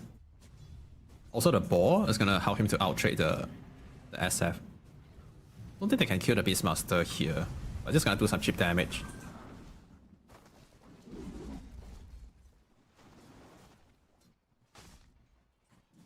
Three-minute Lotus Pool. Crowdwood. Oh, in trouble. Nice use of the bushwhack into the Acorn shot. But the healing from the fairy fire. Yeah, keeping Crowdwood alive. Oh, nice juke. Yeah, he's running toward the other direction. Yeah, but top. Beastmaster. He does have the magic wand and the healing lotus. Oh, but the racers is enough to take down Jing. Yeah.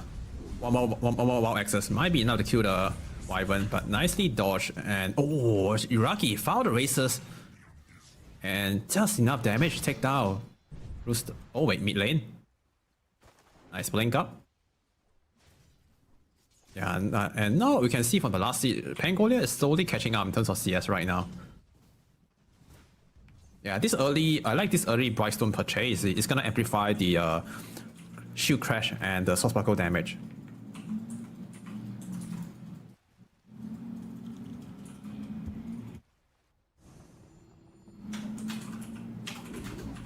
SF, after 2 kills on the top, should be a top net worth hero on the map, right? Yeah, it's currently top CS.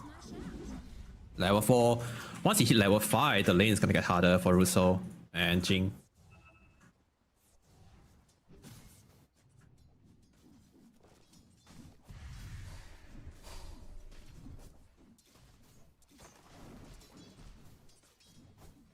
Luna, actually behind in terms of CF behind in terms of last hit against the Night Stalker.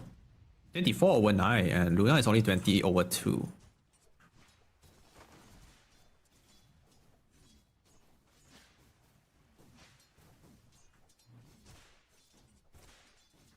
Pango.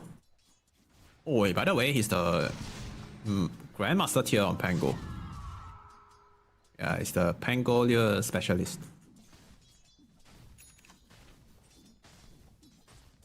Power trades on the Night Stalker.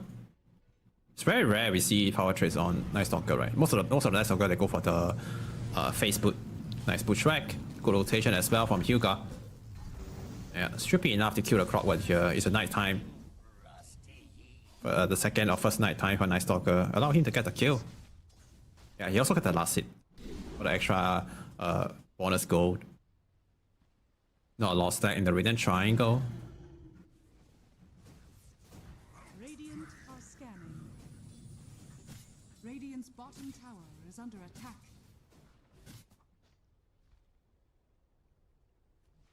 Power response soon. Support rotating. Do a race. And his support watching the bottom rune spot. It's gonna spawn top. It's the Haze rune. Okay. A pretty good rune. Yeah, I would say it's one of the best at 6 minutes because it allowed the mid laner run to the Shrine of Wisdom to join the fight. Yeah, it's very important to have the extra hero to be there during the Shrine fight. So if they can save the haste for the Shrine, or they can just make the rotation when they hit level 6, use the ulti to get a kill. Oh, they found the Luna. Double slow, bullet grenade, and Arctic burn. Is that enough for the kill? TP's coming in for the Quap. From the Quap, a Sonic Wave pushing both support away. Parker still thinking about to go back in, but need to watch out the pushback though. Oh, pushback off the mark. And now Luna, so run back in.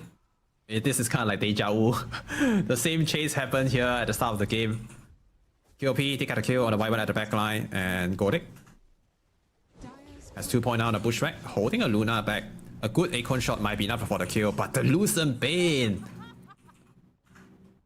Yeah, take down the Hook Wing first. Also, I saw a small detail. Luna also swapped his power trait to strength, and the extra HP keeping him alive there as well. Yeah, all this little detail count.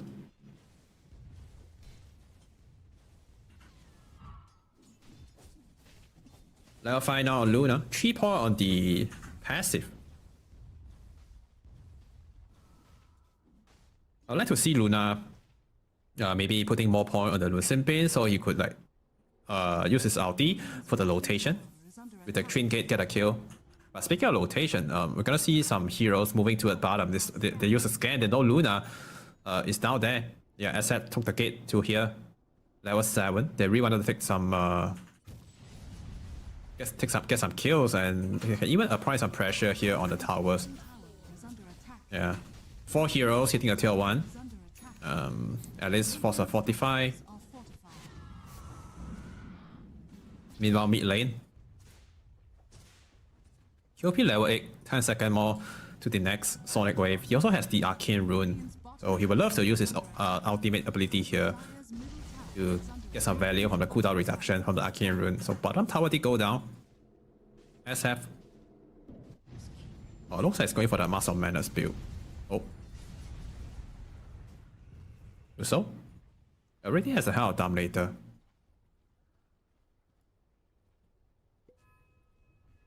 Dire's middle tower is under attack. Okay, looking good so far for Park Champ. In terms of objective, they are 1 tower ahead. 1 tier 1 tower ahead. Oh. A small poke on the Pangolier. Another set of combo from the Queen might be enough to burst out the Pango. Yeah. I do always need to be careful. Kyopi is heading to a top. Oh, nice Stalker. It's under the vision, but they can't kill him yet, right? Yeah, they can't kill him yet. He has 1.7k health, max health.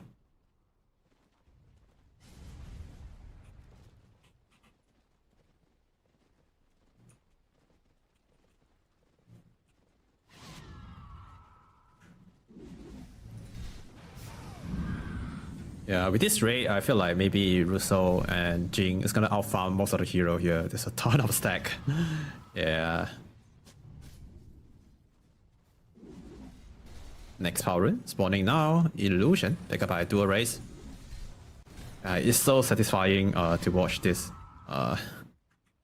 ancient farm.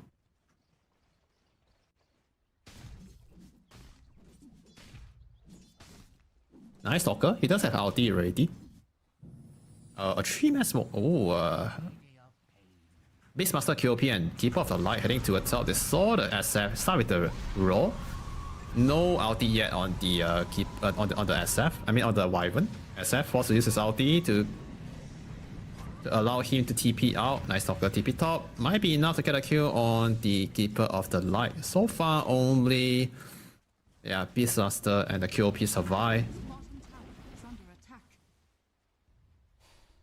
Yeah, also good use of the SF ulti just now. Very decisive ulti. And that allows him to TP out safely.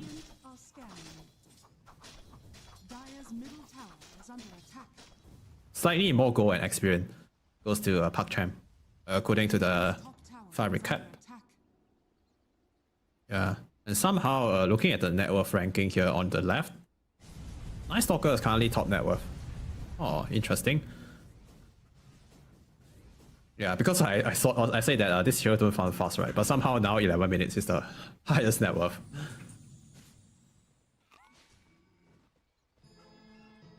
Dire's top tower is under attack. Okay, top tower down. Oh, a free kill in the middle for the SF. Dire's structures. Not sure how that happened, but I guess it's triple races. Yeah, triple races. Maybe some light click. Dire's top tower is falling. Top tower down, and Russo's gonna take control of this side of the map to farm until his health overload. Before that, it's gonna farm and stay on the top jungle. Dire's top tower is under attack.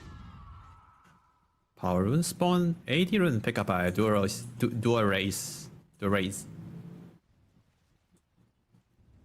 Oh, it looks like Beastmaster want to go now, not waiting for the overload timing. Yeah, with the smoke, they actually nuked down the hook wing. And meanwhile, bottom. Oh, Parker. Has fallen. Okay, zoning some hero out with the Eclipse. 1-for-1 support trade-off on the map. And Diffuser played complete on dual race. I wonder if they want to hold the mid tower.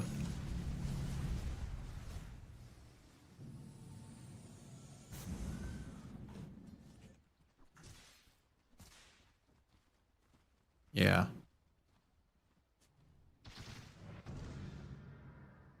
Kaya complete on the queen. Level 10.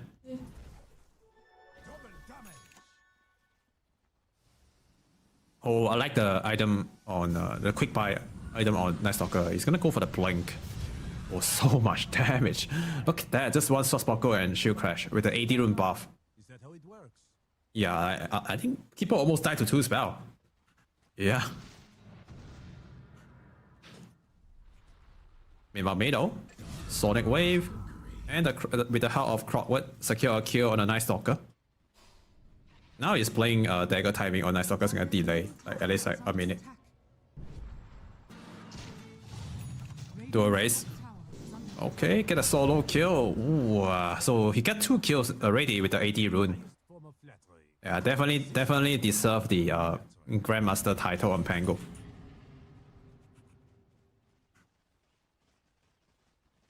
Radiant are scanning. Bottom.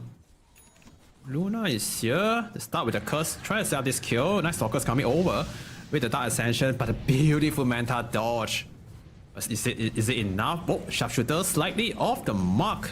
And Beastmaster coming from the back, and this fight doesn't look good anymore for Park Champ. Wing is gonna get killed by the minions army from Beastmaster. Pangolia walking over to join this fight. He does have the shield rune. But Team Gens, they have the numbers. Yeah, they also have the Hell Overlord complete, about to take some towers down. There's no more curse, kill people flanking aggressively, zoning out Divino Wyvern, and here's got a lowing Thunder. Yeah, focusing on the Beastmaster first, and Ryaki also getting focused here by the Luna and the Quap is gonna get taken down first.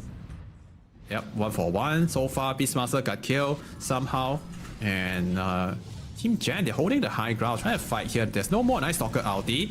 Crockwood locked the Night Stalker inside the Crocs, and actually taking so much damage. The Sharpshooter's gonna connect this time. Secure the kill on Crockwood. Jing, low on mana, low on HP as well. Luna trying to go for the TP out, and okay, make it back. There's no stun on Night Stalker. So 3 men down on Radiant, and they got 2 kills, right? SF, Hoodwing. Yeah, Hoodwing died at the start when he's trying to kill the Luna. So it's a 2-for-1 in flavor for the Dire side. Nice Stalker. Oh wait, another kill on the map at bottom. Wing got killed again at bottom. That's the 5th death. Yeah, and Wing actually very vulnerable to all the spell damage, because at this early game, he's an edgy hero, right? He's the agility hero. So most of the agility hero, they have very low HP pool, and QP has a lot of spell damage. Oh, there's a regen on Pango.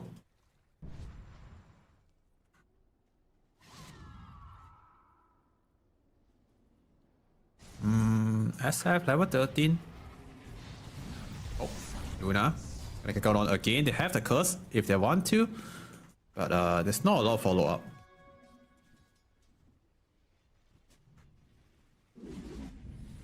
Oh, I like the AC from Beastmaster. Yeah, just all in on Aura. Radiant are scanning. Yeah, some Beastmaster they'll go for Academ Setter after the Overlord, but I think AC is just gonna speed up the tempo, speed up the push a little bit, because their lineup they are very strong in terms of pushing. If they hit the item timing in the mid game, they can just end the game by maybe 30 minutes or 35. Yeah, and also the AoE armor, right? It helps a lot against the Pango.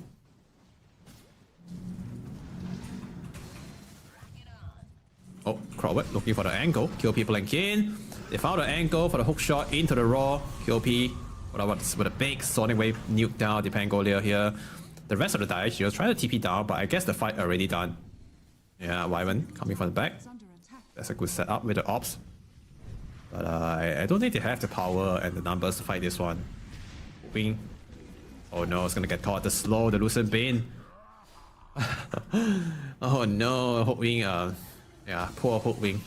Dire's structures are fortified. Yeah, he's the one who got chased right from the start of the game. Is under attack. And every time when I see him, Are fortified. when the camera like turn on him, focus on him, he's constantly on the run. Okay, nice soccer. Activate LD for the Crowdwood. Not the best kill, but it's a freebie. The Wyvern coming from a really good angle. Set up the kill here with the curse on the keeper. Nice soccer. One more spell, one more light click. Finish the Wyvern. I mean the keeper. Wyvern did go down as well to the Luna. Yeah, 1 for 2 so far. In flavor for the Dire side.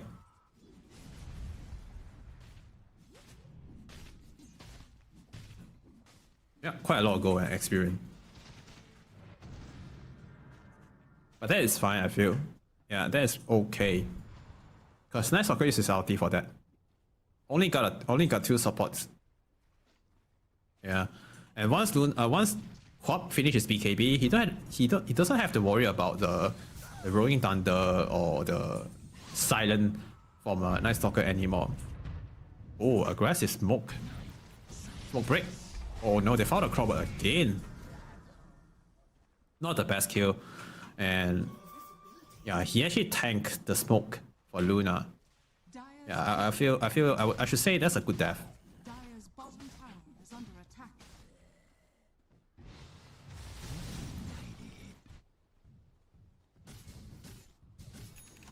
It looks like they're waiting for the AC. Oh yeah, on Beastmaster. Just one recipe away.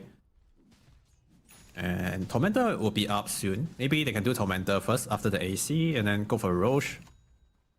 Yeah, they can just slowly march down to lane.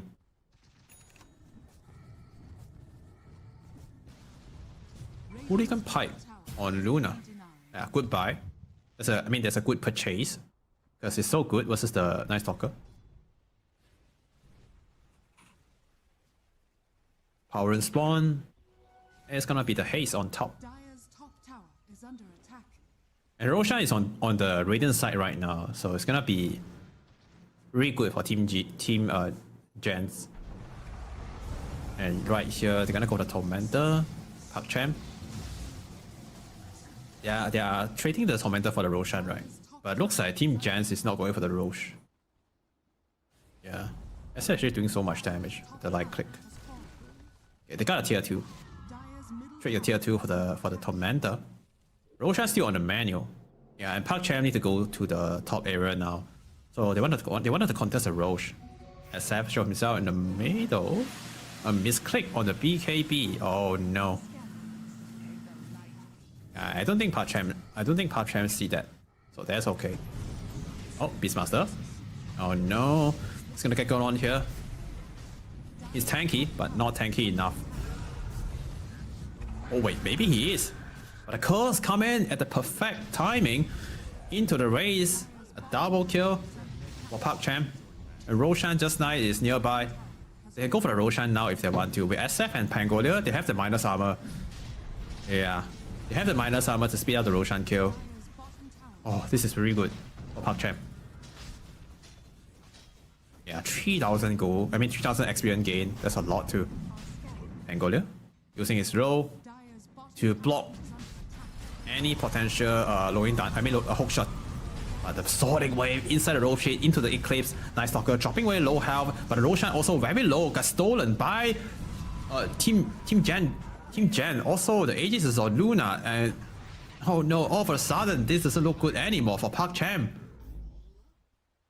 Oh wow! The Sonic Wave, it was perfect. Yeah, look at the damage. So much damage done from the crop. 3,000, 3.1k. middle tower is under attack. Also, I feel like the knockback effect from the Sonic Wave also very strong. It somehow like stopped the heroes from moving for a while, for like a second. Yeah, and that mattered a lot sometimes. Yeah, now this is all of a sudden it doesn't look very good for ParkChamp anymore. The Aegis on Luna, and there's just lots of big fight. Yeah, and Beastmaster already has his aura ready, about to take a tier 2 tower. Luna also at bottom. They might even just go for the high ground. There's no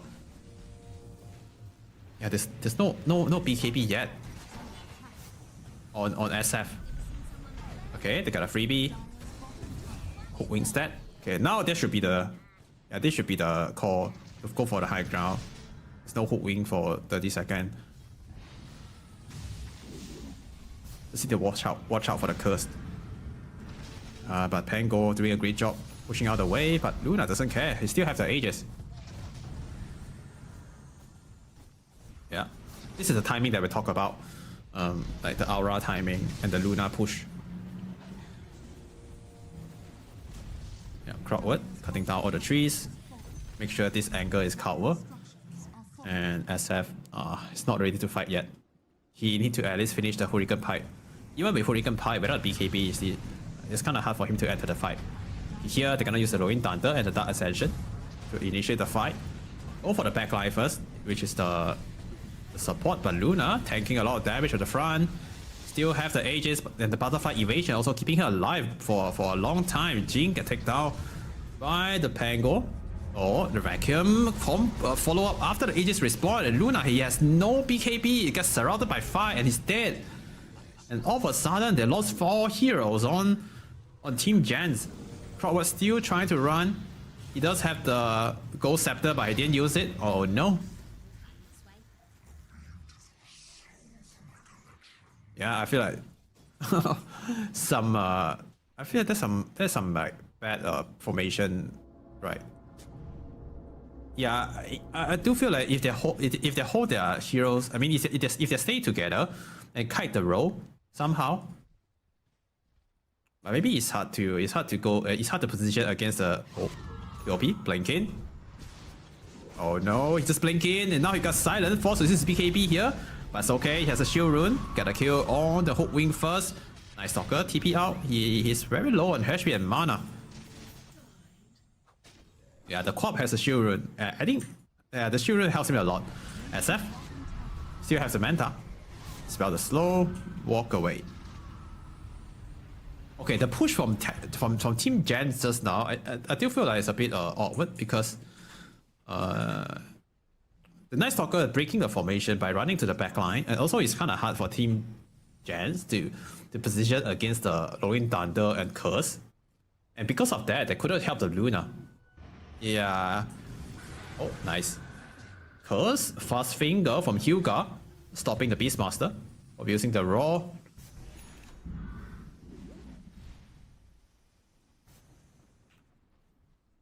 Yeah, and now PUBG, they are grouping up, trying to get more kills. Oh, they see Crowdwood running in. But the Raw connect at the Pango at the backline can never seem down before the Rolling Thunder. I guess it's kind of hard. SF with a defensive vacuum, protecting the Pango a little bit, and now they're focusing on the Luna who has no BKB and he's dead. Yeah, they're gonna get more kills, which is the Beastmaster, and this doesn't look so good now for Team Gens. Yeah, they're losing hero one by one. They lost 2 big core already. Jinx managed to survive with the Glimmer Kit, but Night Stalker still see him with Dark Ascension. Blinking to slow him down. And another kill for Park Chem.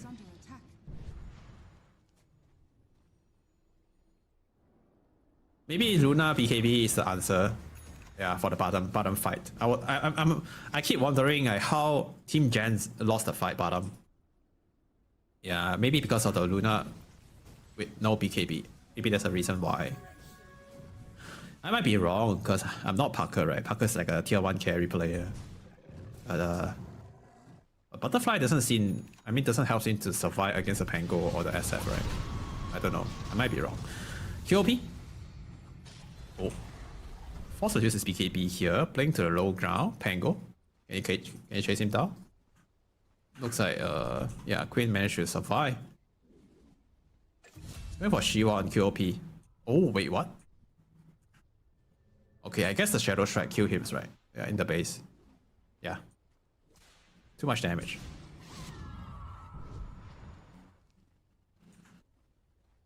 Yeah, QOP is having a good time this game.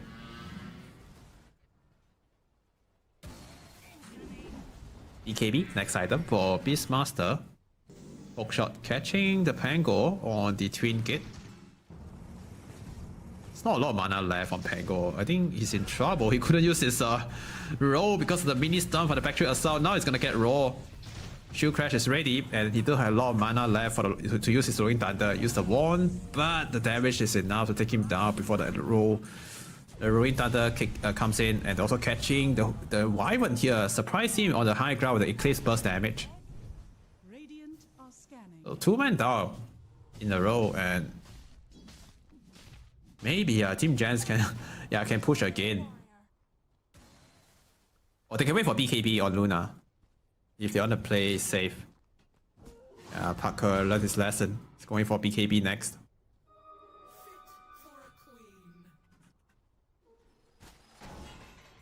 Oh, hook shot on the SF. But Crowdwood is too far ahead.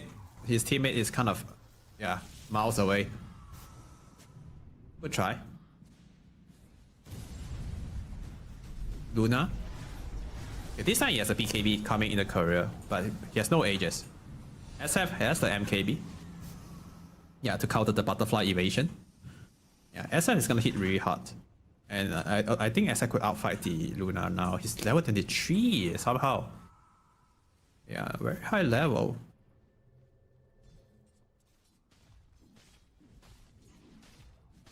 The next Roshan is gonna be the key team fight. And Park Cham shouldn't just give it away. They need the contest for sure. Gonna go for the smoke. Heading to the top. Roshan is gonna spawn top. Even if they don't get any kill with the smoke, they just set up some vision around the top area, the top Roshan pit area. Dire are scanning. There's only one observer left on the wing. They run into the Crowdwood. Dire's bottom barracks. Pushback connect. And Luna, almost burst now the Night Stalker with the Eclipse over here. And they did burst him down with the Luna damage. And SF also somehow lost his life. So much damage from Parker. And they also killed the Crowdwood over here at the back line. A 1-for-3 trade so far in flavor for the Radiant side. He'll be blanks in. Follow up with one more spell. Secure the kill on the Hook Wing. And Roshan will be up in a few seconds. That's a quick spawn. I think it's a 10-second spawn time, right? And look at the fire recap. 10,000 experience gain. SF. I'm not sure how he just get melted without doing damage at all in the fight, but I should say he has no BKB because he has no BKB again. Dire's middle tower has fallen. And look at the base goal. Oh, they want to end the game right now. There's a Wyvern curse ready. Pango rolling thunder up in 10 seconds. Oh, just like that, 2 tier 4 tower gone already. 20 seconds more to SF respawn. Team Jans, they can just go back and go for the Roche. And they can go for the last final push first. Oh wait, curse. Okay, didn't hit on the Luna. Pangolia coming in with a rolling thunder, going for the Keeper of Life first. That's a good target, but the Raw allow Keeper to survive a bit longer. Night Stalker forced to use his BKB to finish a kill on the Keeper of Light. Gain some HP back with his passive. Luna's doing quite a lot of damage here on the Night Stalker. I think he's gonna get taken down by the poison for the Queen. And now Beastmaster. Oh, getting focused by the SF. Pangolia follow up with the damage, but the Queen is assisting. The Beastmaster is gonna be enough to kill the Pangolia. 2 buyback used now on Park Cham, trying to get more kills.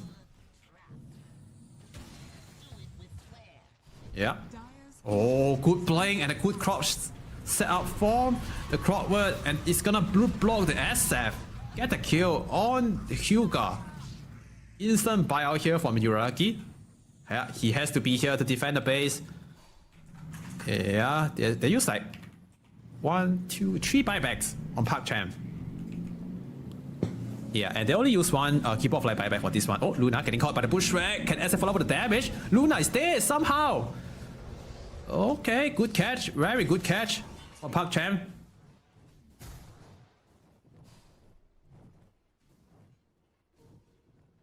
Crowdwood. Blink in a second. Should be fine. Ooh, I think without the Luna kill, I mean, yeah, that. I'm not sure how they catch a Luna right there, but Luna somehow is there, and it just got killed. After they see so many buybacks coming from PakChem, Team Gens, they should just go for the Roche, right? Get the Roche, get the Aegis, and if they kill SF once more, the game will be over. That's okay. They have QOP. Yeah, QOP is putting everyone, all his teammates on his shoulder. It's about to hit level 25. As a Shiva, AD Rune, and BKB. Yeah, he's pretty well performed in this game tree. Only one death. SF also closer to 25. Yeah, so this is a key damage output hero for PakChem. Not so fast.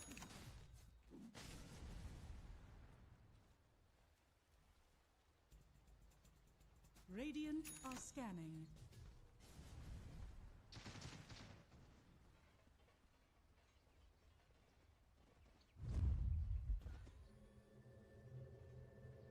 Smoke.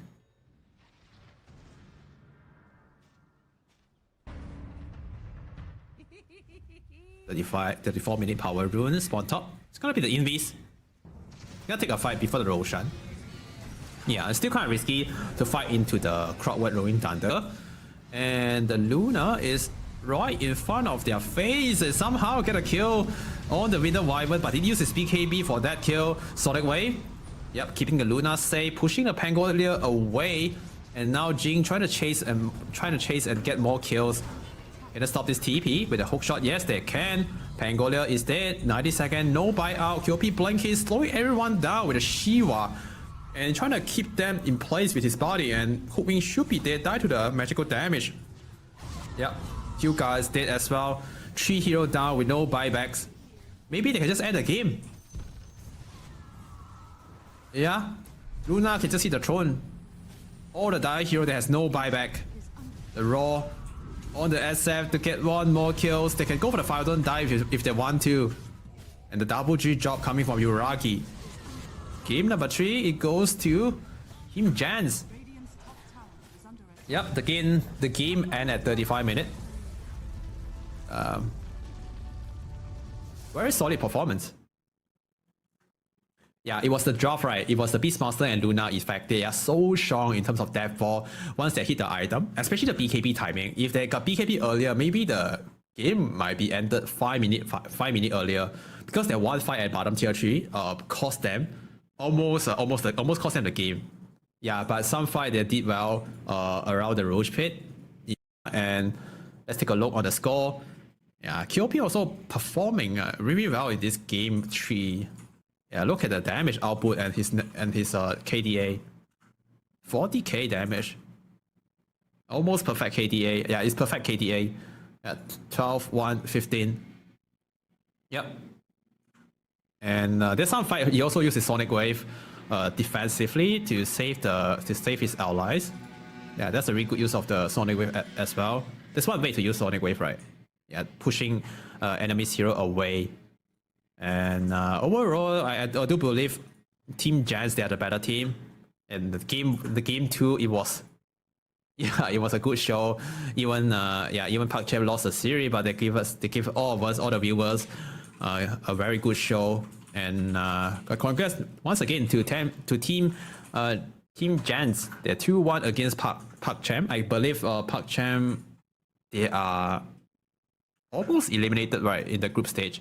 And Team Jans, they are confirmed advance to the next round. Let me take a look on the group stage point. Yeah, I think PakChem very close to eliminate in the group A, in the group stage.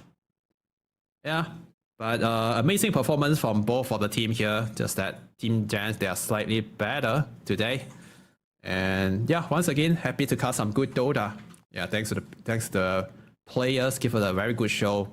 But this is all for me tonight, and it's a pressure to cut some good Dota. But there will be more series coming up later. It's gonna cover by some wholesome caster. Yeah, and thank you everyone once again for tuning in. Yuheng TV signing out. See you all in the next cast.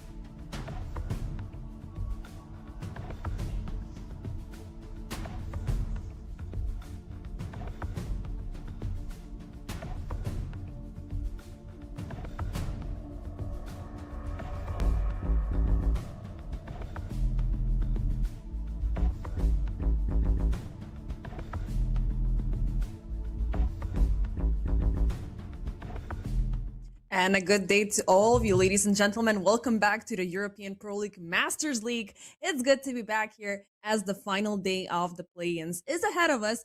2 more series left remaining, and I know all of you guys have been eager to get things going. So, first off, we have KW with PuckChamp, and afterwards we have yet another game, which is going to be between KW and Team Lynx. So, already 4 teams are confirmed to move further into the play-ins. That is going to be the majority, well, Group B pretty much wrapped up. So Level Up, Ilbris Esports, Zero Tenacity, and Nemiga Gaming. Congratulations, you're moving up into the group stage. But now we have a 3-way tiebreaker decider for Group A because Team Syntax, they have 8 points. KW, they have 6. Team Spirit Academy and PuckChamp. So it's going to be crucial for PuckChamp here. Team Spirit Academy, they're just waiting to see what's going to happen if, PuckChamp are going to get more points than they do. KW, they have 2 chances to go further into the Group A. As for Team Gens, things are definitive and they're moving forward. Unfortunately, we will be bidding Team Lynx goodbye. And as we were supposed to have an additional series today, Dandelions, unfortunately, they did disband in the face of Level Up, very much fortifying their already predetermined fate, and that was unfortunately elimination. But let's take a look at this draft. KW, they open things up with Clockwork. Follow-up is going to be Lycan, Hoodwink, and Beastmaster. So we're going to have a little bit of a zoo going on here on their end. Lycan, I just want to see which one is going to go where. Lycan has been a little bit more of a formidable contender for the offlaner, just to have that proactive aggression, proactive push of the enemy carry. Whereas Beastmaster, he can linger both as a mid laner, but ever so now and then we do see him being picked up as a carry role, which it could be something that KW opt in to do here, especially since they have a very disgusting combination of supports. That is the Clockwork and the Hoodwink, 2 heroes that are always yearning to catch somebody up. They have insanely good lockdown, insanely good control, and of course the Hoodwink with the sharpshooter damage can be literally explosive towards whoever's on the receiving end. For PuckChamp, their opener is going to be the all-favored Invoker, which I'm not 100% sure what role they're going to put it in. We have seen Invoker being played out as a support, even though 99.9% of the time it is thrown into the mid lane because you want to get that shard fast. You want to get that scepter fast as well, either for the Cataclysm, either for the Ghost Walk to be a little bit stronger. Centaur, Warrunner, Techies, and Phantom Lancer are going to be brought in the mix by PuckChamp. I'm not really sure how I feel about this Phantom Lancer because it could be either or. If you're bringing in a good crowd controlling hero, all of his illusions are going to pop and he's never going to have anything good to do. And also his laning stage could be also tough to pick off because Hoodwink or Clockwork, whichever way KW work this out, he's always going to be pushed in. He's not going to be having that good farm. And it's always those, for him specifically, those first 10 minutes are crucial as well as other carries and other heroes to set up the course for the remainder of the match. Centaur definitely will be needing a lot of AFK time to farm up. The prioritization nowadays is to complete the Heart of Tarask for that additional HP regeneration, for the additional, durability and sustain on this hero. But KW, they do like that as well because by the time PuckChamp get the Heart of Tarask, get bigger items onto the Invoker, it is going to be the Lycan or the Beastmaster completing the Helm of the Dominator into the Helm of the Overlord, and you're going to be having all of these units flying down the lanes, which could be a very big problem. Maybe eventually Phantom Lancer will be able to convert all of these into farm, but we shall see. It feels a little bit awkward that they opted out from the Winter Vibrant pick here. It would have been really interesting for PuckChamp, but the last pick, it is going to be Enchantress. KW, last pick on Darren, it is going to be Kez, which I definitely like here, brought into the mix because, as well, this Retsu, aka Kez, it is quite the slow beginning farmer, but afterwards, once he gets at about level 10, 11, that's when he's becoming a lot more effective. All of his level 4 spells are dealing a lot of damage, and of course, he can easily obliterate all of the illusions coming in from Yuragi because it's pretty much AoE damage, just cutting things out with the size and with the katana. So draft-wise, I very much like KW, and also their performance has been really on top, really on the rise. Most of these players have appeared before. I do believe Lizard might be the newest member here in terms of how many times he's appeared in the EPL. As for Pastel and Kachal, We've seen them as a part of Winter Bear in the latest rendition of the team, that is. So they should be good. They should be warmed up. For PugChamp, unfortunately, things are not looking super solid. As I said earlier, they're definitely falling in the red line. So, well, not definitely. Actually, my bad. That is Team Lynx. So PugChamp, they still have a chance because they're still within those 6 points. So it is in their best interest to walk away from this series with a 2-0 result so they can be pushed a little bit higher, a little bit closer to Team Syntax, and push Team Spirit Academy down. I would be really sad if that is going to be the case because Team Spirit Academy, they have demonstrated a lot of skill, a lot of perseverance, a lot of commitment and dedication in the last season. Masters, they might not make it, but the good thing is this is not going to be the only EPL Masters. If I'm not mistaken, we have already announced a little bit more coming until the end of the year. So it is a fun tournament. It is a very fun upgrades to what we have been seeing in the past couple of years, in the past couple of seasons. So let's see. It's all coming down to the players to give us a very good and a very fun show. And yeah, just to clarify, I'm not Yuhan. I'm base defender, and it's been a while since I've been here. So I'm gonna ask Rod to change it because it's my first day. I haven't been here for the first 5 days, so it just feels like a fresh start completely to see what's happening here within the Masters League. Yeah, going back to the drafts, definitely in favor of KW here. Not too shabby for PugChamp. I mean, they also have these very, well, interesting support this interesting support combination between the techies who loves to be aggressive and Hyuga onto the Enchantress, which I do believe we've seen this player on this hero in previous renditions. He's very good in terms of distracting enemies. He's very good in asserting a little bit of a counter control towards the creeps that the Beastmaster and the Lycan can be bringing in, but she's going to be having a lot of difficulties keeping things up. The good old pause to kick things off, and we are ready to boogie, ladies and gentlemen. Game number 1 between KW and PugChamp, and it's going to be KW all evening long. Maybe we're even going to extend into the later hours of the night because I've seen what's been happening in the past couple of days with the other casters, like ending the series at about 3 in the morning. Fortunately for me, that's not going to be the case because of the earlier break. Now, let's see. It is the fight to survive for the final 3 remaining teams as a part of Group A. So we need to fortify the future for KW, PugChamp, Team Gents, Team Lynx are going to play off at the end, but it's not good. I mean, it's a very underwhelming performance on their end. 30 seconds. Meljul, QBFY, Cracker, Vladik, with the addition of Iris, they have been a very good composition, but it seems like their consistency is a little bit shaky as time keeps on going. Lingering around the river. Dual race.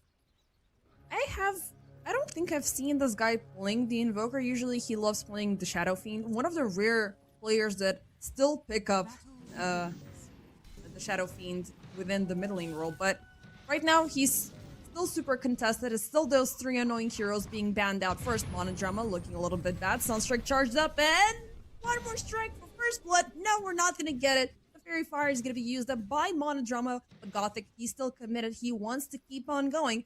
But he's not going to be having the range anymore. Monodrama, ooh, he's definitely happy to be alive there. Actually, yeah, it's going to be like a mid here, given the addition of the Kez. It could be a little bit tough. I mean, Invoker always has a little bit of an upper hand with this lane. For Lycan, it's a little bit uncanny, but I do respect the fact that they're focusing on all of the solo experience to be handed into that hero so he can start being annoying, start pressuring. Because across all 3 lanes, KW, they do have very aggressive heroes as the game keeps on going forward. Now, Kez, he's been a little bit of a hit and miss, not super favorable in the past couple of months, but when he's been granted into the right hands, it is going to be devastation running over him.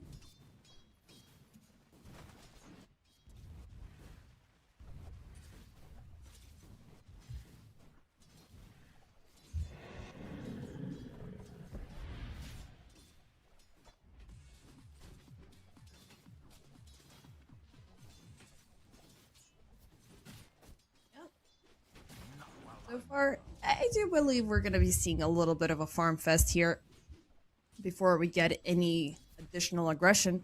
Between Uragi and Hyuga, there's not that big of a kill potential in comparison to the Hoodwing and the Beastmaster at the same time, as some hero lingering around the trees, they're going to be instantly bushwhacked. The Wild Axes, especially as the levels keep on going, that is dealing a lot of damage. But there's always that Enchantress component, which is very problematic. The Nature's Attendants are a little bit too tough to handle. They're a little bit too annoying until you get either a urn or either something to counteract the healing. That's not gonna be looking like a problem for Kachal. Roar at level 6.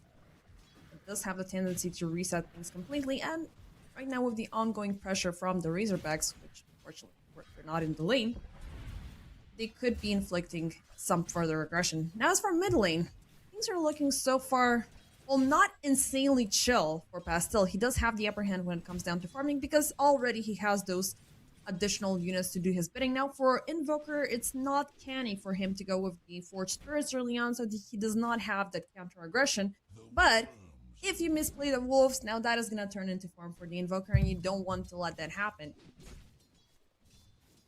After 3 minutes, we do have KW a little bit better in terms of the CS count, so it's Beastmaster and Lycan followed up one by the other. Centaur, he is nearby, and he's just joining that 14 last hits club alongside with the Phantom Lancer.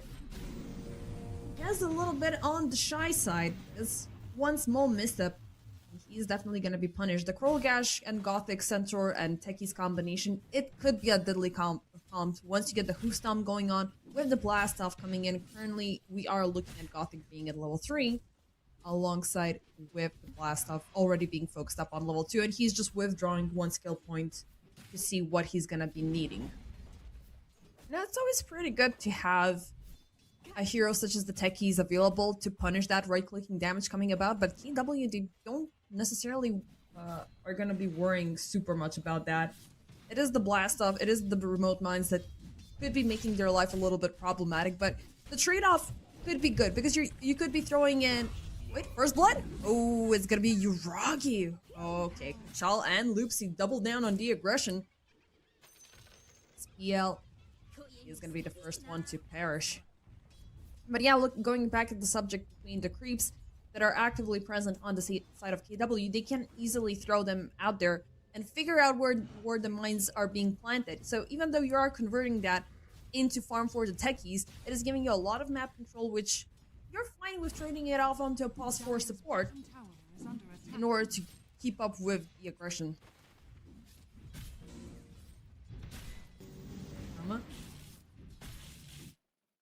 As level 3 comes about on the Clockwork, he's feeling a little bit more aggressive, trying to keep Krollgash on the side. And of course, give Retsu the time he needs. So I believe it's going to be the Falcon Blade focus first. Actually, no, he's directly going in for the Mage Slayer. Okay, we have Loopsy back into the picture. As he did go back, all the way back to base for a little bit of a freshening up into the fountain. His top side, Kachal, is looking a little bit overly aggressive, so it might be a problem. Yep. Actually, it is going to be the poor Beastmaster dying as Dual Race throws in the very last second Sunstrike. It is an eye for an eye in this top lane. But Beastmaster is not necessarily losing a lot of time by being dead. As his farming pattern is really stable, he can very easily, you know, pick up the pace right back where he left off. Uragi, though, is still not feeling that ultra punishment coming in from dying as First Blood. But in later stages, it is gonna be bad if he doesn't get those items on time. And now they're looking for aggression upon Kachal. Hyuga, Wild Axes connecting onto both. The Nature's Attendants popped up with the Blast Off coming in from Gothic, and they have a full lock onto the Beastmaster. Kachal gets taken down for yet another time. Now chase onto Loopsy, but he's gonna hide under tower, ultimately being fine and dandy. As I was saying, the Beastmaster could redeem himself now with a second takedown within 2 minutes. Is under attack. It might not be Radiant that, structures are you know, fortified. fun. Roll Gash. HP is dropping pretty low, but we are looking at mid lane as support rotations are coming in. Pastel has that additional support. I mean, kudos for this guy. He did manage to outfarm. Well, not by a long shot compared to the Invoker. But look at those 33 blast hits over 15 denies. We could be looking at this tier 1 tower mid push soon enough. Dolrace, his presence has and his attention has been mostly focused on what's been happening around the side lanes. But you wanna allow Lycan to do whatever he wants. Now that's gonna be a little bit of a problem. Minute 7 closing in. Kachal going in to secure the Wisdom Shrine as Hyuga. He's gonna jump in right first and noticing Yuragi coming in from the side. TW are gonna let it go, but on the other end, Monodrama trying to go in for a double, but it's not gonna happen. Well, at least even it out. It's gonna turn into a double for PugChamp instead. Small victories here and there, some little experience, some additional Radiant's courier hero has been kills, killed. courier kill, at the ring as well, and we're gonna find Loopsy. Loopsy is gonna be feeling a little bit oopsy. PugChamp, so far so good. How far did they get during the previous season? Because they did reappear after a very, very long time. Oops, Sunstrike. Ooh, they're gonna miss Kachal, but he's still looking low, Gothic. They will get the head for the kill. Now, this is the 3rd time that this Beastmaster is dying. Top tower is under And that is attack. definitely prolonging the presence of the Roar. He's at level 4, and level 6s are already present on the remainder of the course. Now, with this, Roggy is going to secure level 6 for himself. The additional illusions are definitely going to start becoming a problem in pushing towers and whatnot, but still secures the region rune. Very nice catch, but he is forced to pop the ultimate just to get away from the Sunstrike. Okay, so the big question in this game is how many Helm of the Dominators / Overlords we're going to be seeing. Structures are fortified. I do believe both Kachal and Pastel are going for one, but I'm looking for a little bit of a counter response coming in from PugChamp. Already, I think it's going to be Krolgash focusing on a Helm himself. Yep, actually the Helm is already completed. He's not going to go all the way. Instead, it is going to be the Heart of Terras completion first, and that is going to ease out things for Hyuga Radiant's top tower and has snatching fallen. some of those creeps back. And not gonna lie, the Enchantress lane has been very formidable, very fruitful. Especially since they're looking... Well, not looking, they already took down the tier 1 tower top. Looking at KW, this zoo is gonna be a little bit greedy and it's under attack as Pastel. Oh, beautiful catch from Loopsy. He's gonna get a lock onto 3, but they're a little bit short-handed. The Sunstrike is gonna connect. Pastel running the hell out of there. Hyuga, Nature's Attendants will do their bidding, but they're trying to keep them locked down. They're low HP, all of them. Loopsy with yet another catch. Nice takedown. Monodrama, he's gonna fall by the hands of Gothic. 1-for-1 in terms of supports, but a beautiful, beautiful save from Gothic. Really nicely done. Going back to the previous statement, their ideal dream of sources, they need a lot of money, they need a hell of a lot of gold, and of course they're not gonna be needing the space. Now, Kachal is obviously wounded, he's obviously been having a very bad time, compared to Krolgash, who already has the Stampede, and whichever happens, PugChamp can very easily react here. Now, the Beastmaster, he's not gonna help you out anytime soon. No Roar, no nothing. But this is where Pastel comes in play. Now, he'd managed to push down mid lane with no problem whatsoever. Let's see if he could be this temporary fighting force until we get the Beastmaster online. And don't forget, we also have the Kez component in this game. Now, Kez, very good time for him so far. 73 last hits. I do believe we should be looking at the net worth right about now. It is PL at the top of things. Sunstrike up top, Monodrama.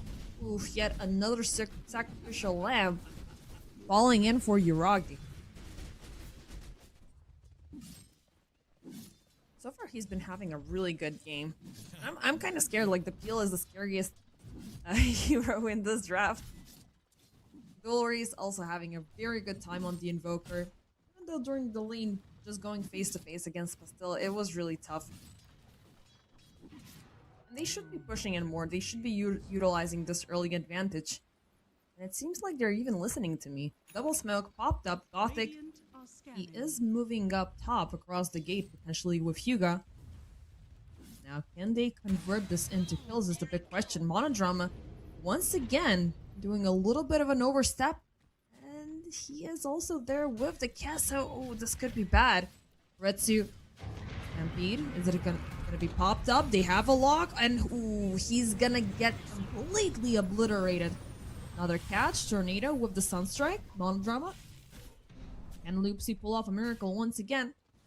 Well, not really, because PugChamp, they're completely fine with the skill. They're not willing to keep on farming off of the supports. It's time to go for the bigger objectives. Kez is down. Let's go in for this tower. But PW, they have different ideas. They're moving in. They're looking to contest this. Or they're looking for the punishment because the contest is long away. Dual Race will take away yet another lane tower. Blast off, jumping in. They have pistols, creeps. Now so far is the fighting between the creeps, but it's gonna be ultimately Gothic pulling off Monodrama. Getting some extra money for his suffering by taking away the killing spree.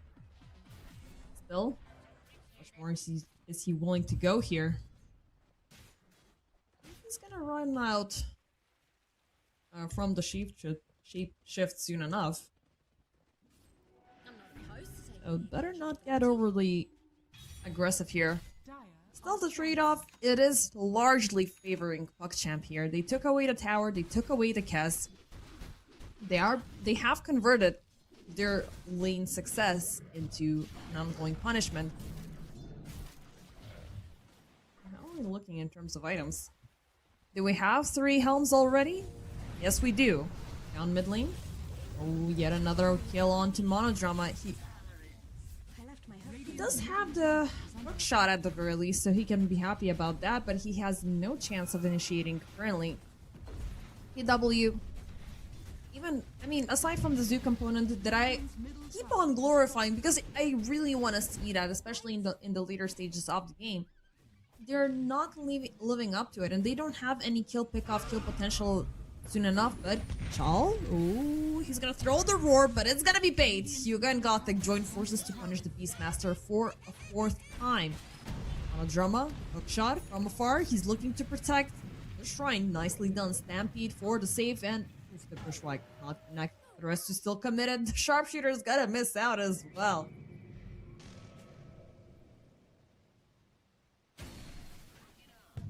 So can they at least get one? Yep. Finally, there's gonna be somebody dying on the side of PugChamp.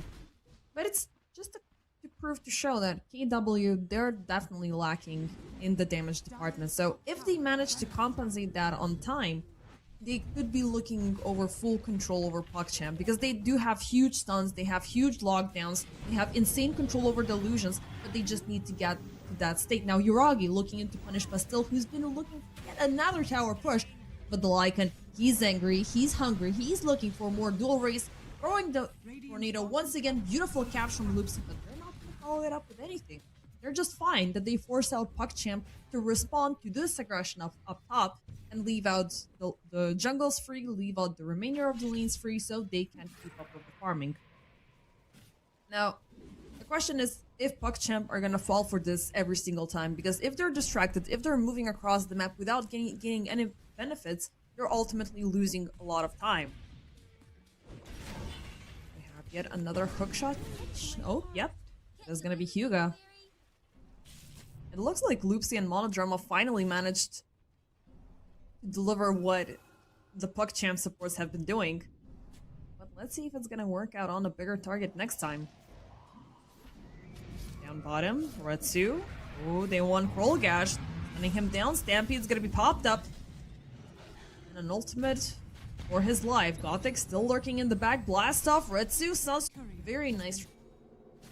And they get him. Monodrama. Oh, just a little bit too late. That's a little bit sad. But Never chase techies, especially when you have no vision.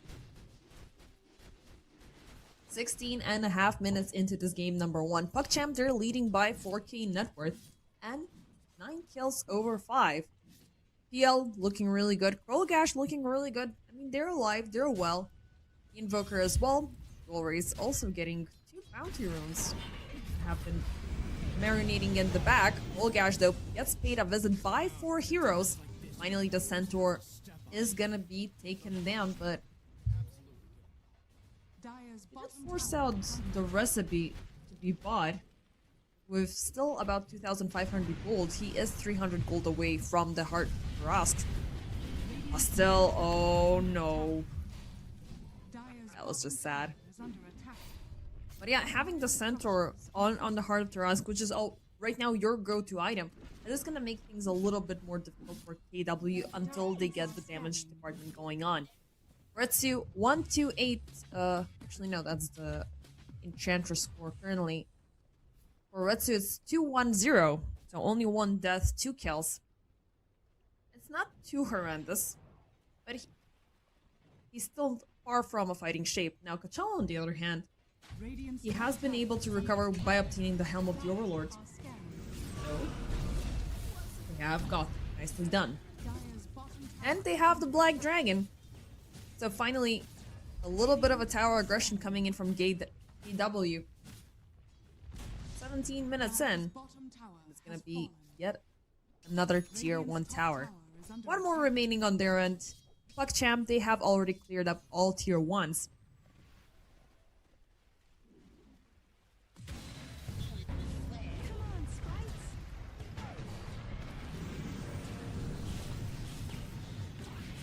Radiant's top tower is under attack. Down the mid lane, Monodrama. And after time again, this poor Clockwork is going to be Sacrificial Lamb, but look what's been happening. Roche is under siege. Krolgash, getting a double hoof stump lock on Kachala and Retsu.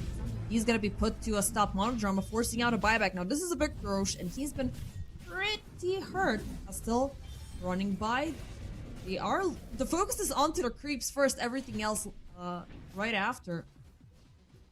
The rush is going to be used up. Nobody is dying. Krolgash looking a little bit low. Stampede already used up. KW, they regroup, pop the smoke. Where shall they go? Who might they find? Hookshot, hello! It is gonna be the Invoker. Nicely done. Sharpshooter to connect. And yes, Dual Race is gonna fall alongside with his streak. Now Pastel getting all of that extra money. It is great funds and great resources for the Lycan.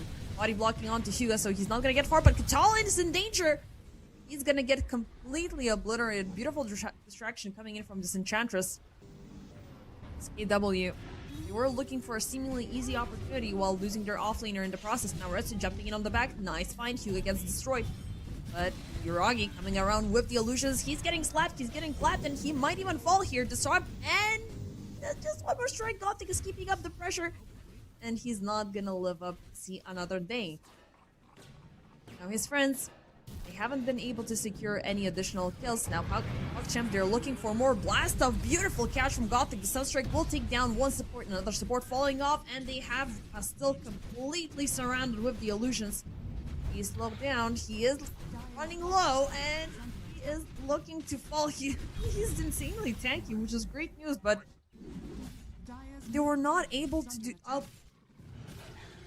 anything. I mean, what was the damage output across the entire team fight? 9k coming in from PugChamp, with the majority being dealt in from Krolgash, while 6.7k damage was delivered from KW, out of which Kez did about 3k. Now, that is finally a little bit of something, but already there's a difference growing.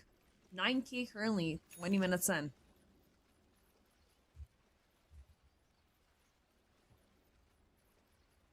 11k onto the Centaur, 11k onto the PL. Have the Broker joining in the 11k club soon. And yeah, it is gonna be secured with the takedown of Loopsy. Now the poor squirrel is being grilled every single time she appears. And PugChamp assert a little bit of an extra pressure now. They should be looking into taking tier 2s now. Radiant's middle tower is under attack. Yep. Going in for an Enchantress Scepter. For the little friends, for the multiple creep control. Definitely want to have that. Now the Roche contest had unfortunately, well, temporarily ended. Roche, he is residing within the Dire base. Well, within the Dire pit. Nobody's gonna pay any attention to him. It's time to roll back, it's time to fight out. Well, before they have a chance to fight out, that is.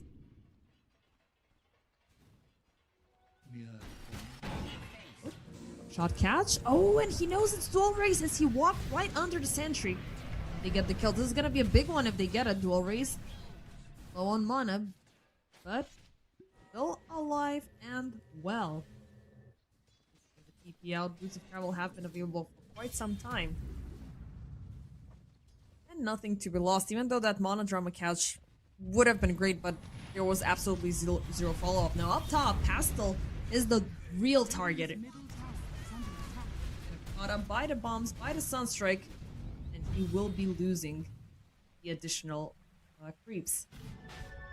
I do love how PuckChamp are responding to the zoo play that KW brought in. They just doubled down on that. They knew that Kroll Gash can do the same. They knew the Enchantress has that ability built in. Yeah, it's gonna be fun. Now it's pretty much coming down to which team has more units in play and how hard they can deliver at one given moment. PuckChamp, they're just increasing in units, they're increasing in size. The damage has been sufficient, now it's about to get a little bit better. KW, well, they're beginning to slow down. It still hasn't been down to a crippling halt. But they're losing map space, they're losing control, they're losing farm. They're forced to be actively exposed. And that is not that is definitely not good for them. There's already a lot of global presence and a lot of global control coming in from PuckChamp. For example, what's happening to Pastel right now.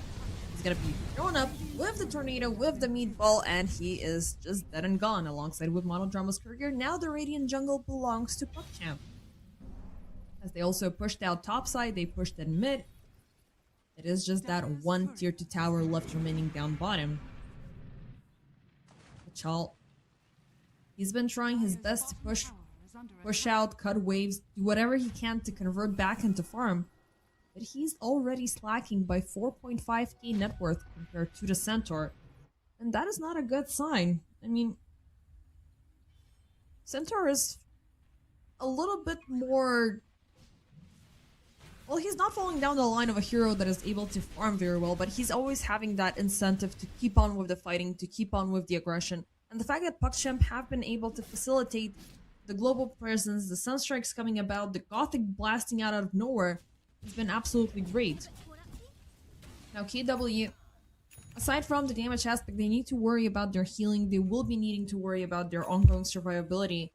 And in terms of that department, we're not looking at much. They're still in a very dire need for Retsu to get the farm. He opted in for the Aghanim Scepter first, right after the Deso has been completed. Double Helm of the Dominator, we've seen those already. Loopsy with the Blink Dagger, looking really good, but now Krollgash, he's just doubling down on that durability. He's got the Heart of Tarrasque for quite some time, and he already completed the Crimson Guard. Next up, it's gonna be Shivas, it's gonna be Shard. Gonna be a lot more annoying items for you to deal with. Meanwhile, Yuragi already has that Aghanim Scepter, which is gonna be an ongoing problem over and over again. Topside, still looking in for another push. He's been very much yearning to get that last tier 1 tower. And as fast as he can go, the Tornado will still catch him with the Flaming Meatball. And he is dead and gone. Around the mid lane though. A little bit of a counter response coming in from PuckChamp. They have Full Gash on a lock. Chal is finally gonna get a pretty big kill, but PuckChamp, they're angry, they're furious, they're getting Yuragi into the play just to punish down Retsu. Next up, gonna be Monodrama, Chal, and well, Chal is gonna get the hell out of there. That is gonna be only his creep that dies in the back. But only with 2 heroes left remaining on the defense lines. PuckChamp They picked up the tempo way too fast. They're looking at high ground. 1.5 minutes left remaining on the Aegis timer. And I don't think maybe they have killed Yuragi just once in this game. Yep, that was the case. Actually, Yuragi fell as first blood. Which of course was a little bit of a misstep, but since then it's been smooth sailing, just farming, just killing. And yeah, he got with a bunch of big items on time. The scepter being present so early on. I mean, also it's been really difficult for KW to find this right item prioritization. Do you want to go in with the additional push because you cannot focus on the damage currently? What do you need here? There's so many things that are beginning to become worrisome more and more so. Beautiful Ward, they have a lock onto dual raise as he's gonna force that forward back to the safe. Kachal's in danger, coming in from Yuragi and his illusions, and look at that display of power just melting down targets. There's gonna be also the chase in the back as Gothic. Oh, that's a little bit of an overextension now. Pastel looking to punish, but there's Yuragi once again. Oh boy, look at that speed. Like, it's completely insane. Is he gonna slow him down in time? TP out? Nope. Even with the echoes, with the hoof stomp all ready to go. Maybe Yuragi claiming to kill Retsu, however. He gets one return upon Gothic, but he's out into the fray, out into the open, down the lane. And Yuragi's just gonna do what he's been doing. Oh boy. Yep, we're gonna call it. It's been 28 minutes of PugChamp just playing very good. It was an absolutely insane performance, very focused, very on point, robbing away KW from any ongoing pressure, from any ongoing aggression, because I was feeling hopeful. I really wanted to see them bring the huge zoo play, but PugChamp, they were one step ahead. They had a very good stage, they had a very good control. Dual race, it was a little bit shaky for him, but Krolgash, Hyuga, Gothic, Yuragi, everything went absolutely great for the rest of them. Loopsy, he had a very good time, but Monodrama, you want to use the clockwork very aggressively, but that aggression never arrived. It never came into play. Retsu got kept under control very fast. Kachal, he never had a good lane to begin with. Pastel, he was trying to keep the pieces all together with his early punishment onto the Invoker, but I don't know, like, we didn't see much with the double helm of the Overlord play. Maybe one tower got pushed out with the Black Dragon, but by the time you wanted to do that again, all of your jungles were empty. PugChamp were pushing in very, very fast, and it was just 26 minutes until they were calling it GG. Now, for PugChamp, this is definitely a good start of the series. For KW, not so much, but they will be having a chance of redemption with yet another series. So they could either let this one slide so they can have an easier contender in the upcoming group stages, or they could just fall. They could just fall off and just double down on the punishment and go down with both series wins. There's still a lot more to see, as we shall be back after the break.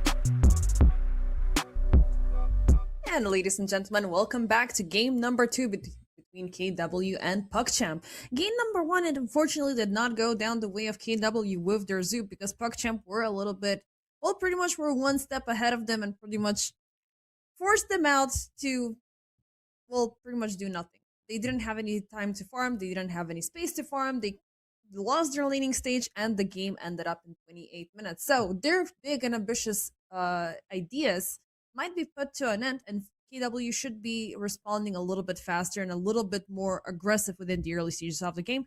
That's why this time they are bringing in the Puck, they're bringing in the Undying, they have brought in Hoodwink into the mix. We are waiting for their 4th pick to come about. For PuckChamp, we do have Grimstroke, Void Spirit, Techies, and the all-famous Lone Druid. Now, Lone Druid, even though he's still very popular, he's still very present, and he's very aggressive to be dealt with, there's already a lot of team that know how to put up with him. Is KW going to be one of those who are able to do it? We're about to see that.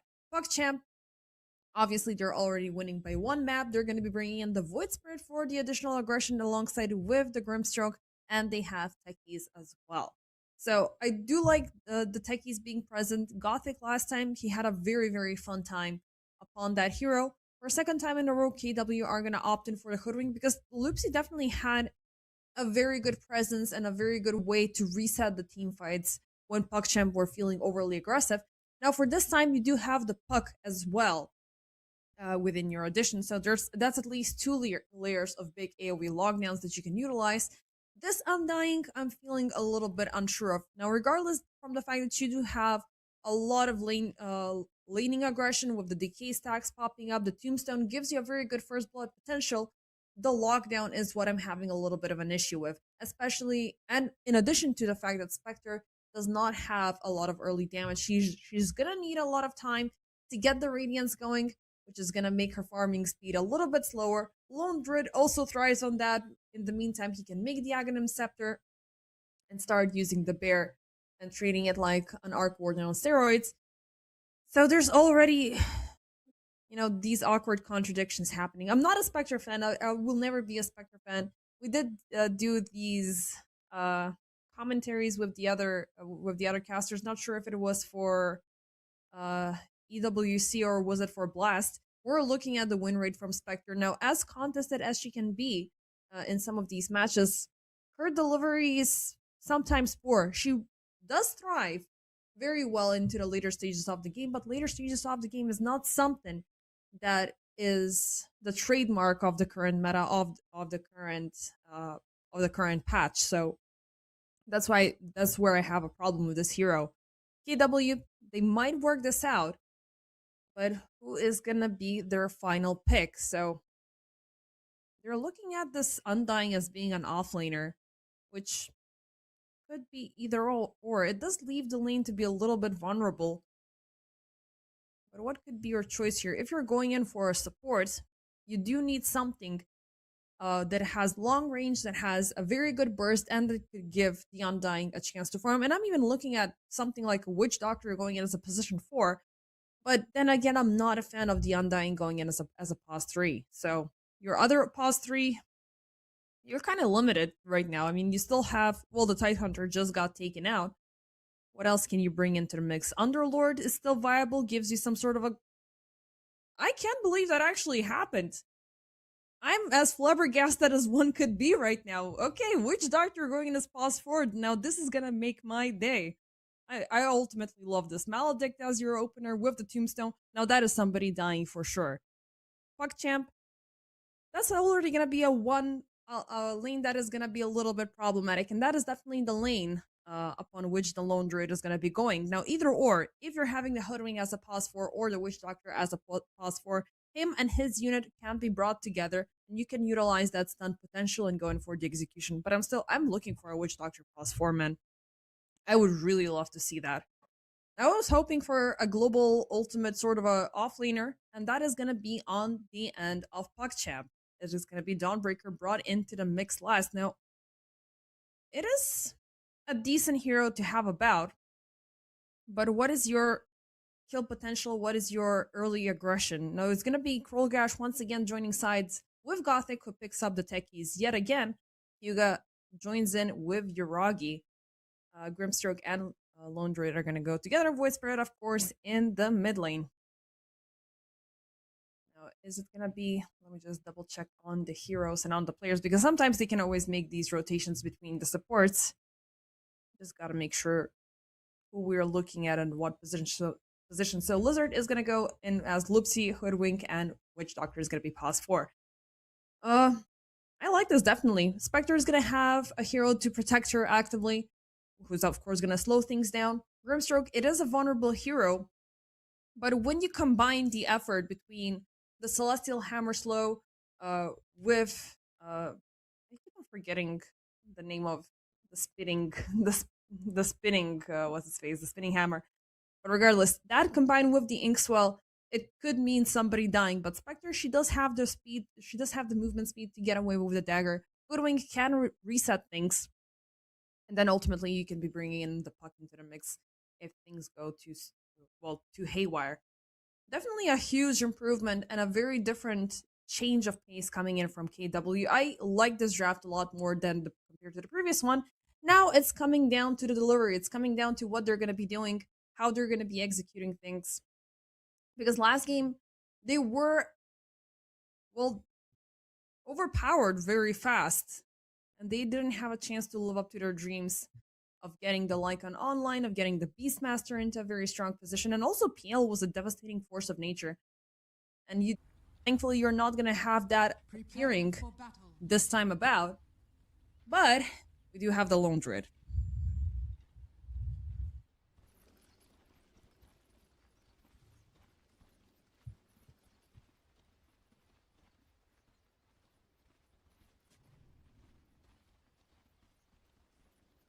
What is this? A game? Let's see. I mean, I'm definitely hyper excited here. Witch Doctor is one of my favorite heroes. And I always want to see this hero in play because it has pretty much everything that you need in a support. You do have lockdown, you do have healing, you do have damage, you also have burst damage, which is insane. And one of them is a pure damage output. Now line that up with a strong lockdown, which in this case, it could be the Hoodwink. You do have a kill potential at least on 2 heroes. Spectre, she can eventually join in and then just soak up the extra experience, get the last hit from the kill, and then just mind her own business. Her priority, as always, is going to be to make the Radiance as soon as possible, because without it, she's ultimately going to be super slow, and things are going to be very, very tough. Pastel this time onto the puck.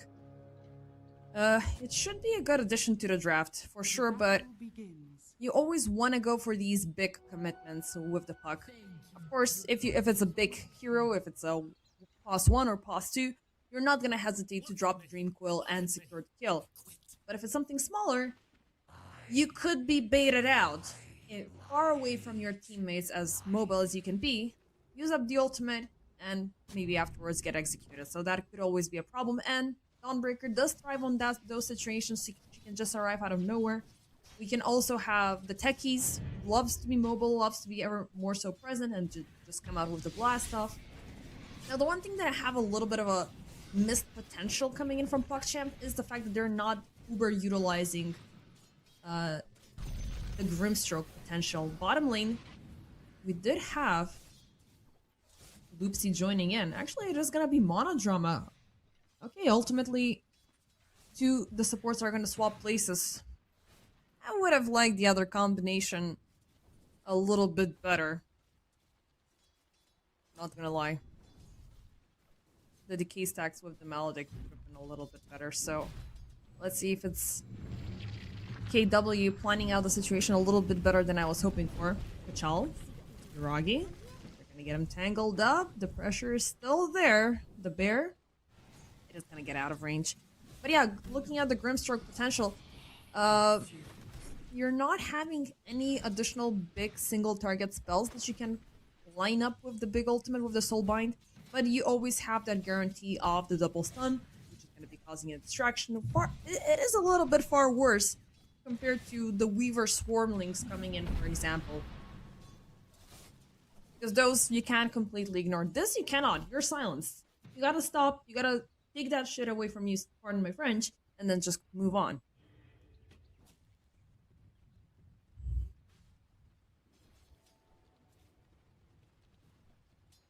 still, even with everything that I like from KW's drafts, it's again the Spectre that feels like an eyesore. So far, I mean, she's looking to farm early on. That's the only thing that she's supposed to do.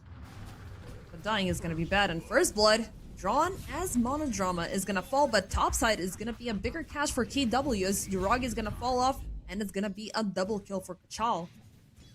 Monodrama's death will make this just ever so slightly better for PogChamp, but the follow-up and them losing their carry might not be good. But in contrast to how I was hoping to see this Monodrama play, he's going in for a little bit of a defensive sort of a skill build. He's going in for the healings, he's going in for the Maledict. He is not pouring any points currently into the Paralyzing Cask, so they're not looking for any kill potential. They're looking for stability, even if that means trading off the support for the carry to live. Now topside, Kachal once again in danger. A beautiful catch from Loopsy, as one might anticipate from the Hoodwink. Now down bottom, again an overextension from Monodrama. He is being healed up, but the final strike from Krolgash will not land, and they will be getting the kill instead onto Krolgash. 3-1 so far for KW.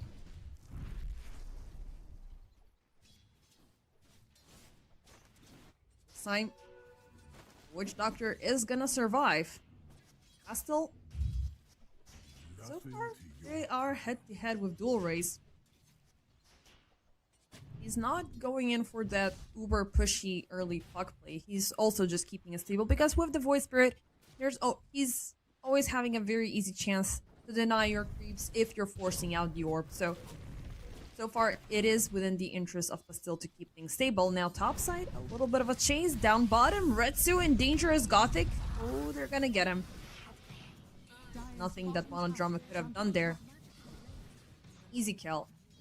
Of course, when you're messing with the creeps, with the neutrals, when you're messing with the farm, of course, it's not gonna go good. Again, it's a Spectre.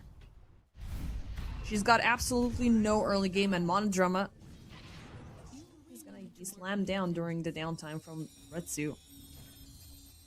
PogChamp equating the score very fast. It's gonna be 3-3 at 4 minutes and 40 seconds. Pastil, a half a level away from Green Quill. No Talisman should be on the courier for some slight addition, slight help.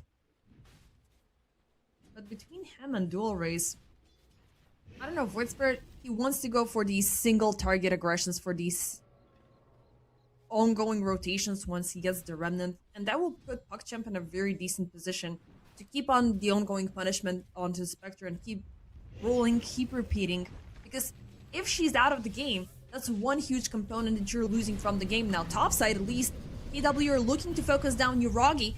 PogChamp, oh boy, beautiful response there. Monodrama will be taken down instead. Uragi, he survives the Melodic duration, but they did drop the Tombstone for this. Kachala, he's still lingering, he's still there, and he is gonna be taking down Gothic. But down bottom, Loopsy will be falling. Kachala left on his own means. Ultimately, PogChamp, they take 3 kills for the price of 1 without losing Uragi in the process. I mean, the damage was formidable for KW, but the reality of the situation is they did not have a solid execution plan to go with. The Witch Doctor opted in for Uragi. The rest of the crew, they needed to focus on everybody else that was there. And of course, with more units being poured in, they got outnumbered a little bit too fast for your own comfort. And there's also that power of the Grimstroke. Inkswell, AoE, everybody gets dumbed out. You can follow it up with the Sticky Grenade, you can follow it up with the Blast Off. 19% of the time when a techies appears in the early stages with the Blast Off, people are just running away because, you know, the follow-up is gonna be right around the corner, and you don't want to mess with that. It seems like it's about to happen once again. Retsu down bottom, even if he's left solo to farm, he's not looking very stable against Krolgash. As minute 7 is closing in, he is gonna move back to the shrine to secure that additional experience. while KW, they're doubling down their presence topside, as they were looking for PuckChamp to do the same thing as they did earlier. Beautiful catch, dual raise, caught up with the Maledict into the coil. He's dancing around, but he's gonna get bursted. Nice find there from PuckChamp, but Curiosity did indeed kill the cat. Is it gonna be another one? Yep, it is gonna be Hyuga, caught up by Loopsy. This is good for the Hoodwink. What is gonna happen once he gets the sharpshooter? We're gonna find out. PuckChamp, once again on the rise, very good start. 2 lanes very well farmed up. Rolgash a little bit shy in terms of last hitting, but he did get kills instead. He's been actively punishing Monodrama, he's been actively punishing Retsu. 3-1-0 so far for the Dawnbreaker. And we do have the Solar Guardian present. For Retsu, he did use up the haunt during that earlier exchange. And the fact that he's not able to go anywhere and get the hell out of there. We are looking at Rolgash. Well, you know, getting him punished up just a little bit. Getting close and personal to the Dawnbreaker is always a bad idea. Up. Oh, once again. That's gonna be Kachal. Living up to a similar fate as he did last time, but in contrast to the... I think it was a quadruple takedown by minute 10. He is at least able to get some return kills with the Tombstone aggressions, and of course, with the Ceaseless Dirt, you're able to come back very fast. Gothic gets caught up by Pastel. And as the Puck is finally willing to play, we are seeing KW delivering a lot more aggression topside, looking for Uragi. They have the Dream Quill if they need it. Rolgash, he's gonna jump in with the Solar Guardian, and they get instantly outnumbered as Dual Race also finds Monodrama lurking about. There's gonna be 2 kills. Pastel looking low. Dual Race jumping in from the side. They have the... Oh, do they? No, they don't. The Stroke of Faith is not gonna reach him. Mirrors of my delight. 9 minutes in, Retsu going in for the solo. Well, Krolgash going in for the solo kill onto Retsu. Fortunately for Retsu, Krolgash is gonna run out of mana. But now we have Gothic, and he is shaking his butt to deliver the blast off. And as a precautionary measure, Retsu, he's just gonna move out, step out, and get a little bit of a breathing time. He does not have the haunt available for 30 seconds so he can jump back swiftly into the action. But neither KW are going in for any kills currently. And he's also gonna need to do the walk of shame all the way back into the lane. And he is in the same ballpark currently as Pastel in terms of his own net worth. It's not looking that solid. I mean, 2k net worth, it is completely negligible. In a short amount of time, we should be seeing Uragi doing something a little bit more devastating. The Maelstrom, I believe it's on its way.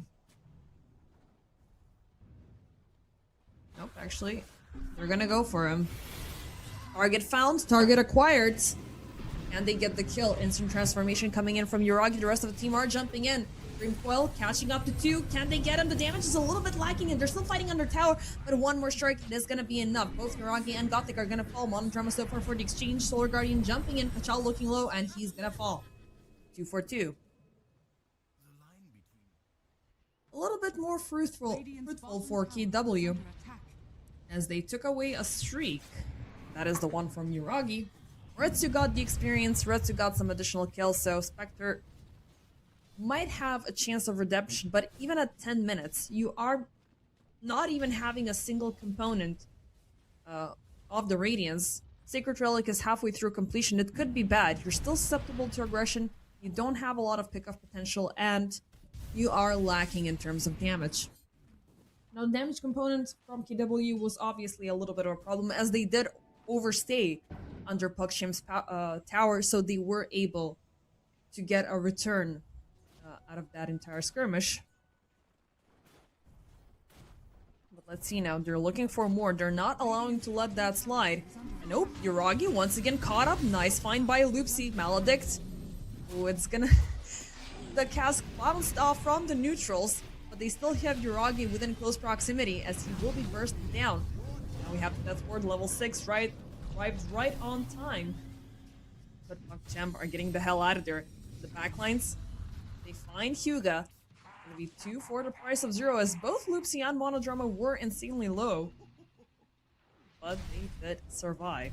11-11 at 11 minutes into the game. Is under attack. Big reveals for KW. PassionUA, they're not as strong as they were during the last game. And also there's always that awkward limitation that you have when your offlaner is on a high cooldown. Dawnbreaker, she's AFK until she needs to jump, AFK farming until she needs to jump in. As long as she has the lane secure, she's able to do that. But now, we have the hunt component available. We do have the tombstone, we have Puck available to jump around and do whatever he wants. So every single time somebody shows themselves, they're about to die. And vice versa. With the smoke coming in right now, Dual Race and Gothic, they have eyes on Rensu. Instant blast of Monodrama looking for the save, but his targets are phased out. Once again, the cast bounces off to the wrong direction as both Rensu and Monodrama shall perish. Dual Race also revealing the fact that he's got the Amplified Damage Rune available. Are we gonna see something more from the Void Spirit? I sure hope so. Spirits are still known to be hyper aggressive, even though they were a lot more present in the early stages of 741 by the end of 740. They did lose their momentum because a lot of teams and a lot of players learned how to punish these heroes either by going in for, well, not necessarily for hexes, that's a little bit of a late game item, but going in for rods, going in for fast execution heroes to overcome the aggression from the spirits. Now they're slowly coming back, they're fine. You know, they're finding their space back into these drafts alongside with Earth Spirit. I really missed out on that hero. He's been reappearing alongside with his brothers. I don't think we've ever had a high contest onto the spirits. Like, all 4 of them at the same time. It's mostly been these Storm Spirits, these Ember Spirits with Void Spirit on the rise every now and then. Earth Spirit, not as much.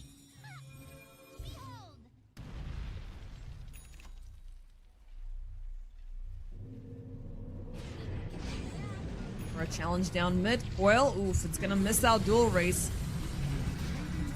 And they get something more out of this. Tombstone drop down, Cruel Gash, nice landing upon Pastel. It's gonna be 2-4-0. Can it be somebody else? Monodrama gets caught up. Kachal, Tombstone has been dropped down, and it is gonna be taken down. Bunch of gold and 3 kills for PassionUA. It's hoping to see what the bear has cooked up already. It is still the Maelstrom. We are looking at the Hyperstone nearing completion and of course the rush into the Aghanim Scepter. For the Dawnbreaker, Echo Saber already revealed she is gonna be on a fast path towards getting the Harpoon. Void Spirit, what is he opting in for? We already have the Witchblade in his inventory. Minute 15, Aghanim Shards are currently available, and it's gonna be his upcoming item to improve on the Aether Remnant. But I love how he played out that earlier skirmish with the Resonant Pulse, instantly dropped right before the Dream Coil arrived. And that was a huge mistake on the side of Pastel. You always want to get the Void Spirit in control, but one small misstep, one split second of a wrong decision, he's just gonna reign free and do whatever he wants. And with that, they can easily follow it up with the Dawnbreaker, as Cruel Gash obviously did.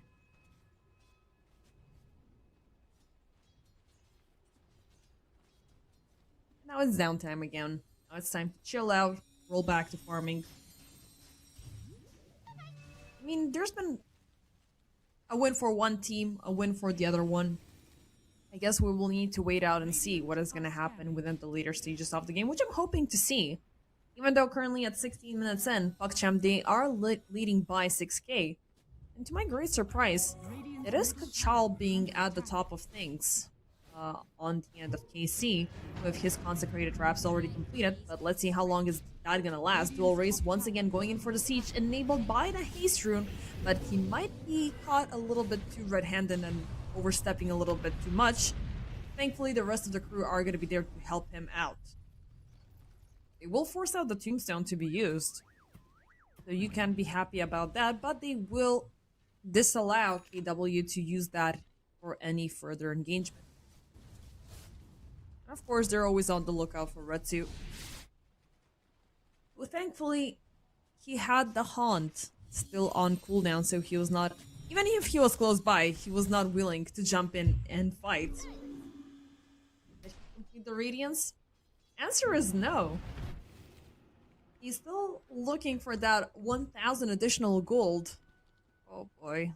The fact that he's unfortunately pretty handicapped in terms of his farming, it is allowing for this beautiful, graceful time for Yuragi to do so much more to keep up with the pushing. We already are seeing him at level 13. And those items are pretty much right around the corner. He's about to deliver a whole lot more. Ooh, around the gate, this is gonna be the techies pretty much provoking a response from KW. Even though he gets caught up by the Maledict, he is not gonna pop, survives by 32 HP, but secures 2 easy kills for his teammates. Nicely done. Even against...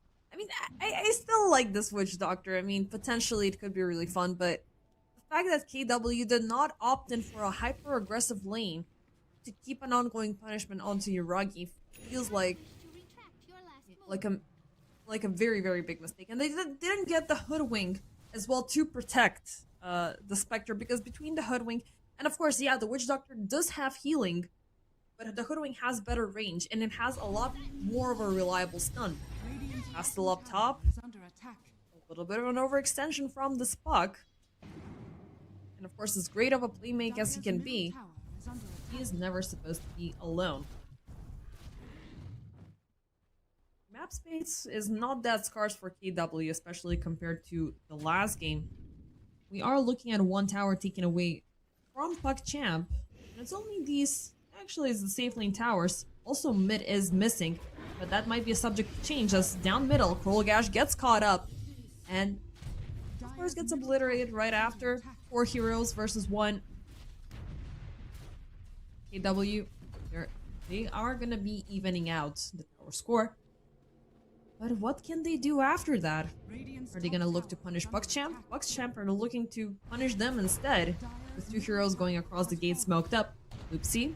Light overextension. They found Gothic, they found Yuragi's bear, but they haven't found the main target. Meanwhile, Retsu down bottom. Well, very good focus from PugChamp. And of course, it's gonna be the good old elusive pause right afterwards, so send out your conspiracy theories, ladies and gentlemen. But I do believe PugChamp are on a very good course. Their focus has been absolutely great across the entire series. They know what... I mean, Casey, they're drafting with one very strong weak point. It's either going to be damage, it's either going to be a lack of carry.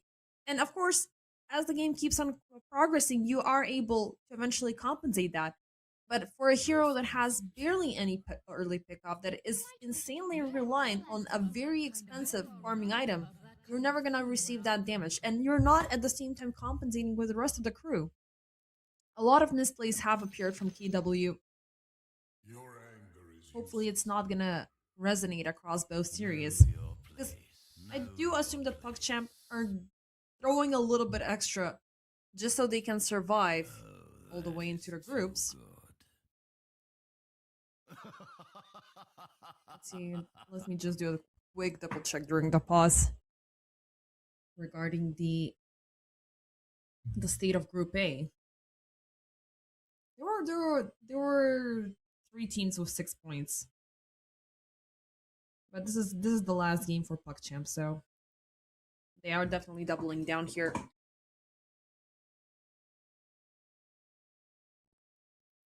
KW, across the entire season, across the entire Masters, that is, they have obtained the victory over Team Syntax, and they have obtained the victory over Team Spirit Academy, which are 2 teams that have performed insanely well during the previous season. It is coming down to Team Lynx and down to PugChamp as their final ones, but with the 1-0 score so far. It is Syntax being pushed into the green lane, so that is 2 confirmed teams moving in forwards. So it's down to either KW or PuckChamp. We shall see. We shall indeed see. I think that PuckChamp, because let's just we're gonna check the math sometime later, and of course as the games are being played out, the system adapts the points in Liquipedia, that is, and we know who's moving in further than later, because I do believe that the team that has more serious victories, regardless of the points, they're the ones who are prioritized to move in further. But I'll need to do a double check. If not, we might be having a tiebreaker between PuckChamp and Team Spirit Academy.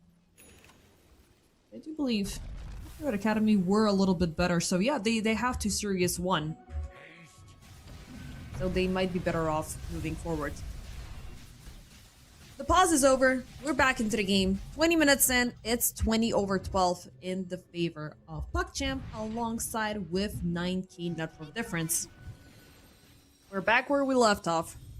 It's down to farming, still down to controlling as much map space as you can to get those items in time. Again, the Spectre addition here for KW feels like the biggest mispick they could have done here.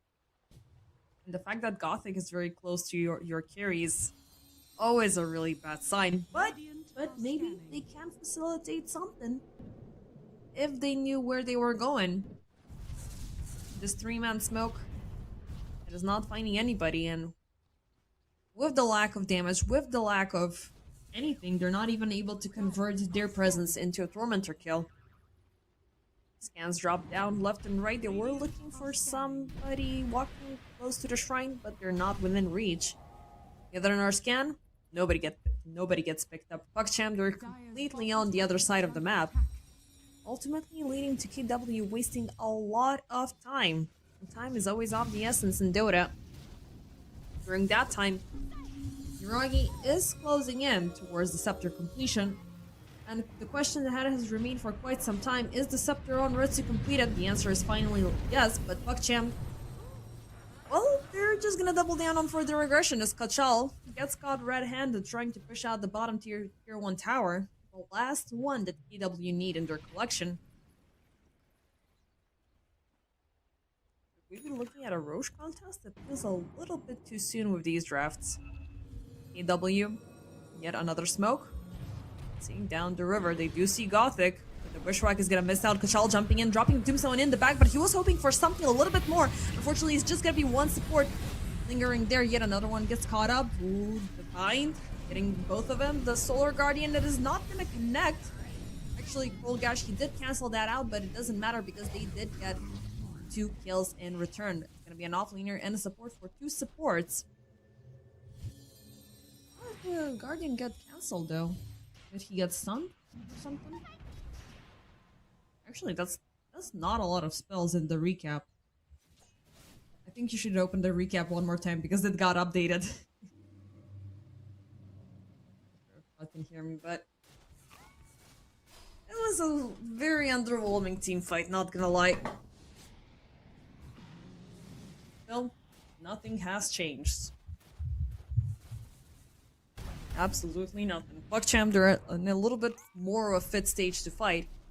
We do have the Harpoon available, and after that skirmish, the Bear should be independent. If that is the case. Hiragi, he can start split pushing, he's split farming, do whatever he wants, and start focusing on other items for himself.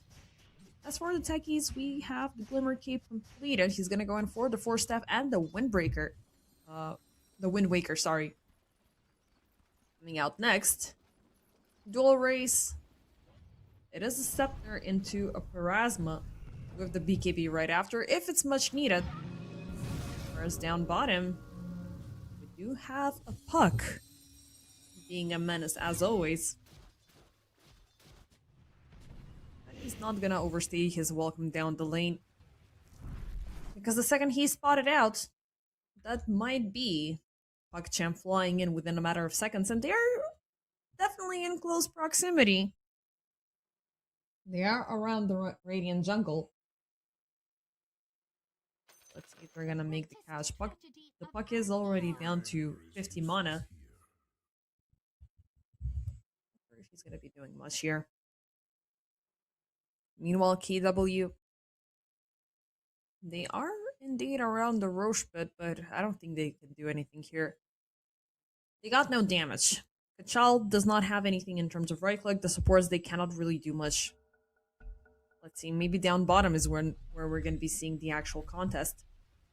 Radiant's bottom tower is under attack. Or they're just securing ground. Yep, most likely the latter. I mean, there's no Roche potential here. There's no push potential this early on for KW. I wouldn't say these two first towers that they've taken, they're lucky. But the next ones are going to be a lot tougher than that. PugChamp Radiant's bottom tower is under are attack. pushing in down mid. They have forced out a creep wave to get to the tier 2 tower. They are looking for kills yet again because they know they have pushed in a little bit too far into KW's territory. And since they're not there, they're most likely back into the dire jungle. Will they make the catch? Will they find their victims? Yes, indeed. Dual Rays jumping in with the Inkswell, and Kachal just gets obliterated. No Ceaseless Dirge this time. And Monodrama will die in a package deal. Swiftly and easily executed. I mean, even though I did, say that the utilization of the Soulbind from PugChamp is down to a minimal level with not a lot of single targets being used, to execute two heroes at the same time. What you're getting at the same during this is the control over the Pug, because two targets are not going to be able to move far away from each other. Radiant's top And tower. of course, you also have the Scurry and whatnot. And also, you do have the Void Spirit, as we just saw, who can throw himself out there and get the Inkswell or the Explosion. Now, nowadays, actually, they did roll it back to the Inkswell being... Actually, no, can you cast it, or do you need to wait it out? Yeah, I think you're still waiting for 3 seconds. Even with the shard, it's not the same. It is dealing a lot more damage. You are getting the Dispel, which is also really good. But it did miss out on the time where Grimstroke was able to time the Inkswell a little bit better. Now we just gotta count to 3. Not that big of a problem. Around the Roche pit, both teams are moving in. Is under attack. Yuragi with the bear, he has found Kachal, and they're using this as an entry point. Tombstone dropped out, Gash, a little bit of an overextension as Kachal is going to drop the PKB, but guess what? Dawnbreaker has a PKB as well. The bear, it is going to be recalled back. Hyuga. Ooh, there's Retsu with the illusion, but it's going to be a bait as Dual Race is going to use this opportunity for his overextension. Gothic, though, it is going to be one hero following up. Retsu will find yet another support. KW. Good catches. But where was the rest of PugChamp during the skirmish? Gash, he fell back. He was completely elsewhere and not in a good state to pop the Solar Guardian. Tower is under attack.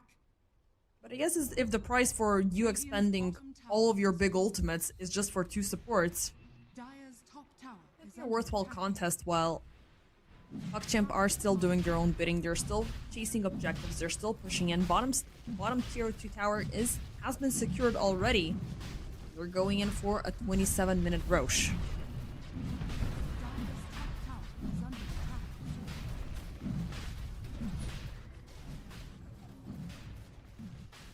27 minutes with 12k net worth still in the favor of PugChamp. Roche is going to be secured without any further contest. Will they show it off to KW? Well, they're looking for them. They're lingering into the Radiant jungle once again. Hey guys, yeah, guys, guess what? We have an Aegis. Dire's We top want to show it to you. is under attack. We're at you. KW, they're not responding. They're just gonna wait it out, see what PugChamp are gonna do, and maybe hope to deliver some sort of a punishment. Yuragi, so far, only revealing the bear. Radiant's middle tower is under attack. It has a Silver Edge completed. No, that's a very big addition. It's gonna be sneaky breaking plays coming in out of nowhere. while another unit is just still farming on the side without any worries in the world. Loopsy, though. Oh, that's a very awkward positioning there. TP out from Monodrama. At least one support is gonna survive. But a free kill for Dual Race. How is your friend Spectre doing? We don't speak much about her until she pops her haunt. So far, it is Manta.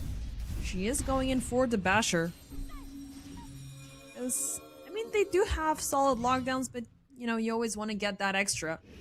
I don't think the Basher is going to be completed soon enough, because I think that Retsu is under siege. Yep, that is going to be the case. Rolgash even calling in with the Solar Guardian. Very nicely done. And also, another takedown. Is it going to be a catch? Nice jump away, nice blink out from Pastel. But how far will he venture? Pretty far out. No way to cancel out PP from the end of PugChamp, so one hero shall survive.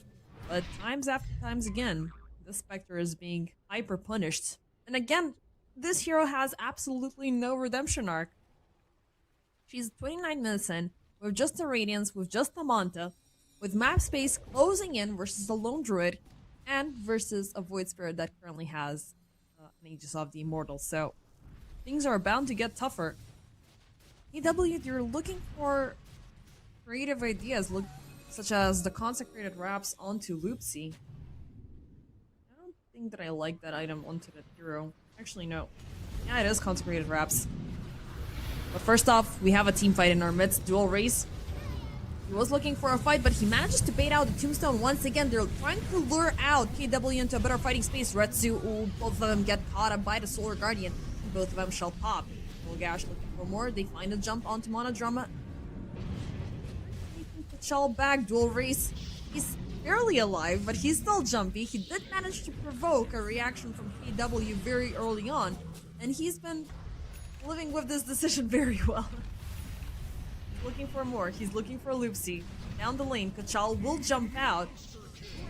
It's looking like a team wipe. One more take, and he's done. Nicely done, Dual Race. High risk, high reward play coming out from the Void Spirit. As he will not lose the Aegis in the process, he will bait out the Tombstone very early on, and he will catch up Retsu during his farming. So everything else was just the rest of the team following it up. Very, very nice. Executed on their end. Even though the damage output during the team fight was favoring KW, as everybody was surrounding Retsu, so finally there was some damage being dealt in from the Radiance and from the Monte Illusions. But we've been talking about these two for the last 10 minutes. That BKB is very slow cooking. By the time it may or may not arrive, it could be game over. On the other end, Hiragi is working on a BKB of his own, but they are all about 8k difference. So where's the bear? I'm trying to find the bear to see what she's been cooking, but the rest of the team, they're cooking for murder. Still get destroyed. 24k net worth difference currently favoring PugChamp. I don't know, KW. Game number 1 and game number 2, they had a very difficult laning stage. They had a very difficult way of transferring themselves into the mid game. The drafts were not that horrendous. The execution was just a little bit lacking, but there's been a bunch of poor decision making, even on how they're throwing the heroes down the lane, what combinations that they're making. And of course, I mean, okay, the only bad thing about their pick was the Spectre, because I don't know, there's too much pressure. KW, they're not playing on the same note. I mean, look at what's happening. Dual Race. Every single time he finds Retsu, Retsu is dead right after. But yeah, they're not playing down the... PugChamp are not playing the same tune. They're not playing on the same tempo as KW. They double down on the aggression and they deliver. Spectre, she's not appearing. She's not even having a special appearance, not even a cameo. You know?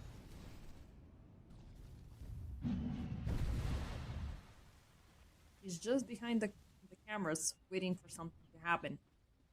Pastel as well. He's getting worn out.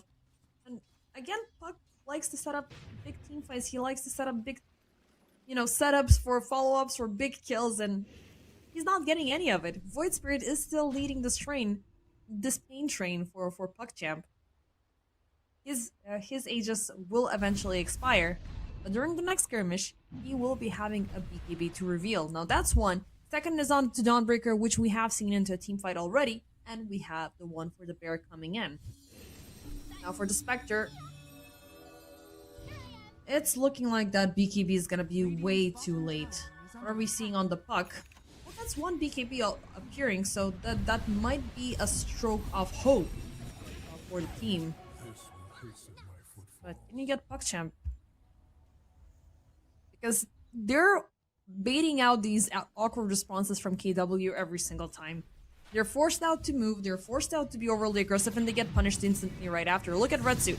Can he cross the gate? Answer will be no. Gash lands right on the other side. He's gonna be all caught up into the Deathboard and the Maledict, but one swift TP out and he's no longer in danger. The Bear still pressuring in, but it could be a very big money price for KW, unfortunately. Pop that extra movement speed. Pastel is feeling super gritty. He's gonna drop the Dream Coil for that additional gold. I mean, times are dire for KW. You need that 375 additional gold from the Bear. Even if it means you gotta commit the Dream Coil. Now, that's bad. I was talking earlier about the Dream Coil. You either use it on one big target to make sure they're completely shut down, or you're hoping for 2+.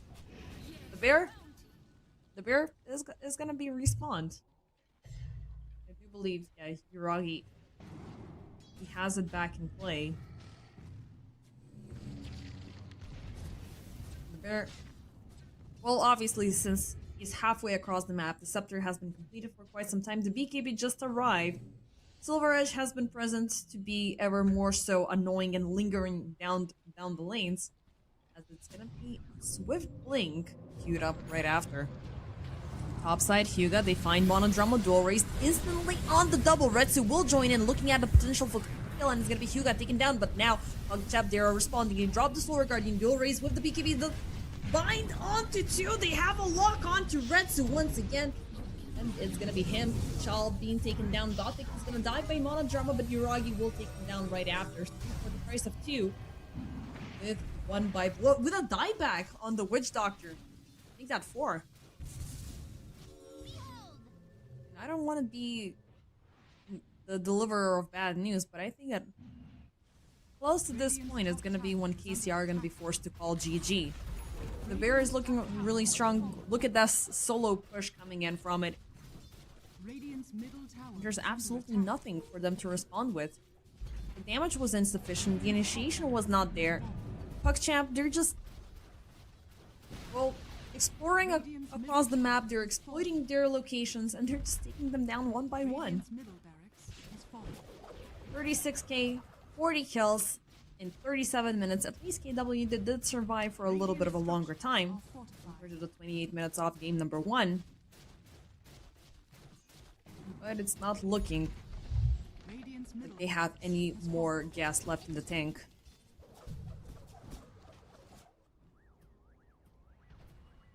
Radiant's top barracks has fallen.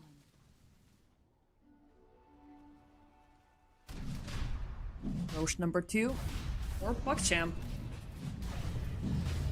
He is gonna cry for help, but even with that cry of help, there's no haunt, no nothing. A lot of distance for KW to cover. And it's gonna be dual race yet another for a second time, obtaining the Aegis of the Immortal. Charisma in hand, the Scepter as well has been present for quite some time. Chal, down to 7 seconds of the BKB. I don't think I've actually seen him use it proper. Just kind of sad. But they are willing to make a statement here. They're waiting for PuckChamp to overextend, move out of their comfort zone, and maybe, just maybe, catch them when they're not ready. But PuckChamp, they've been ready times after times again.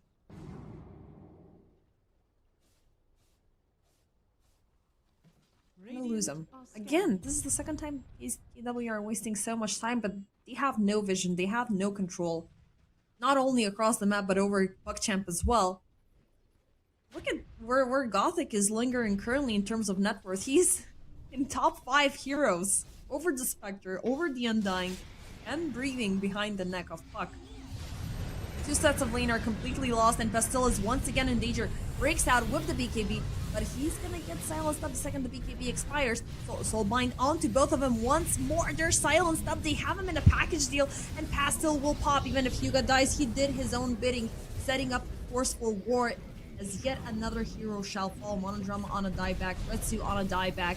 Pastel, he did force out a buyback here. Maybe they can fight side by side with the second life coming in from the Undying, but he cannot even get a singular kill. Aside from Hyuga, who forced out a buyback, Pastel is gonna fall for yet another time, and they shall be calling it GG. 2-0 result coming in from PuckChamp as they take away this entire series. Game number 1, 28 minutes. Game number 2, 39 minutes.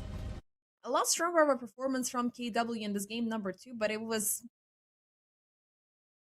not that good. I mean, the Spectre pickup was pretty much what sealed the deal here. They didn't have a proactive carry. They didn't have a way to utilize the aggression with the remainder of the course.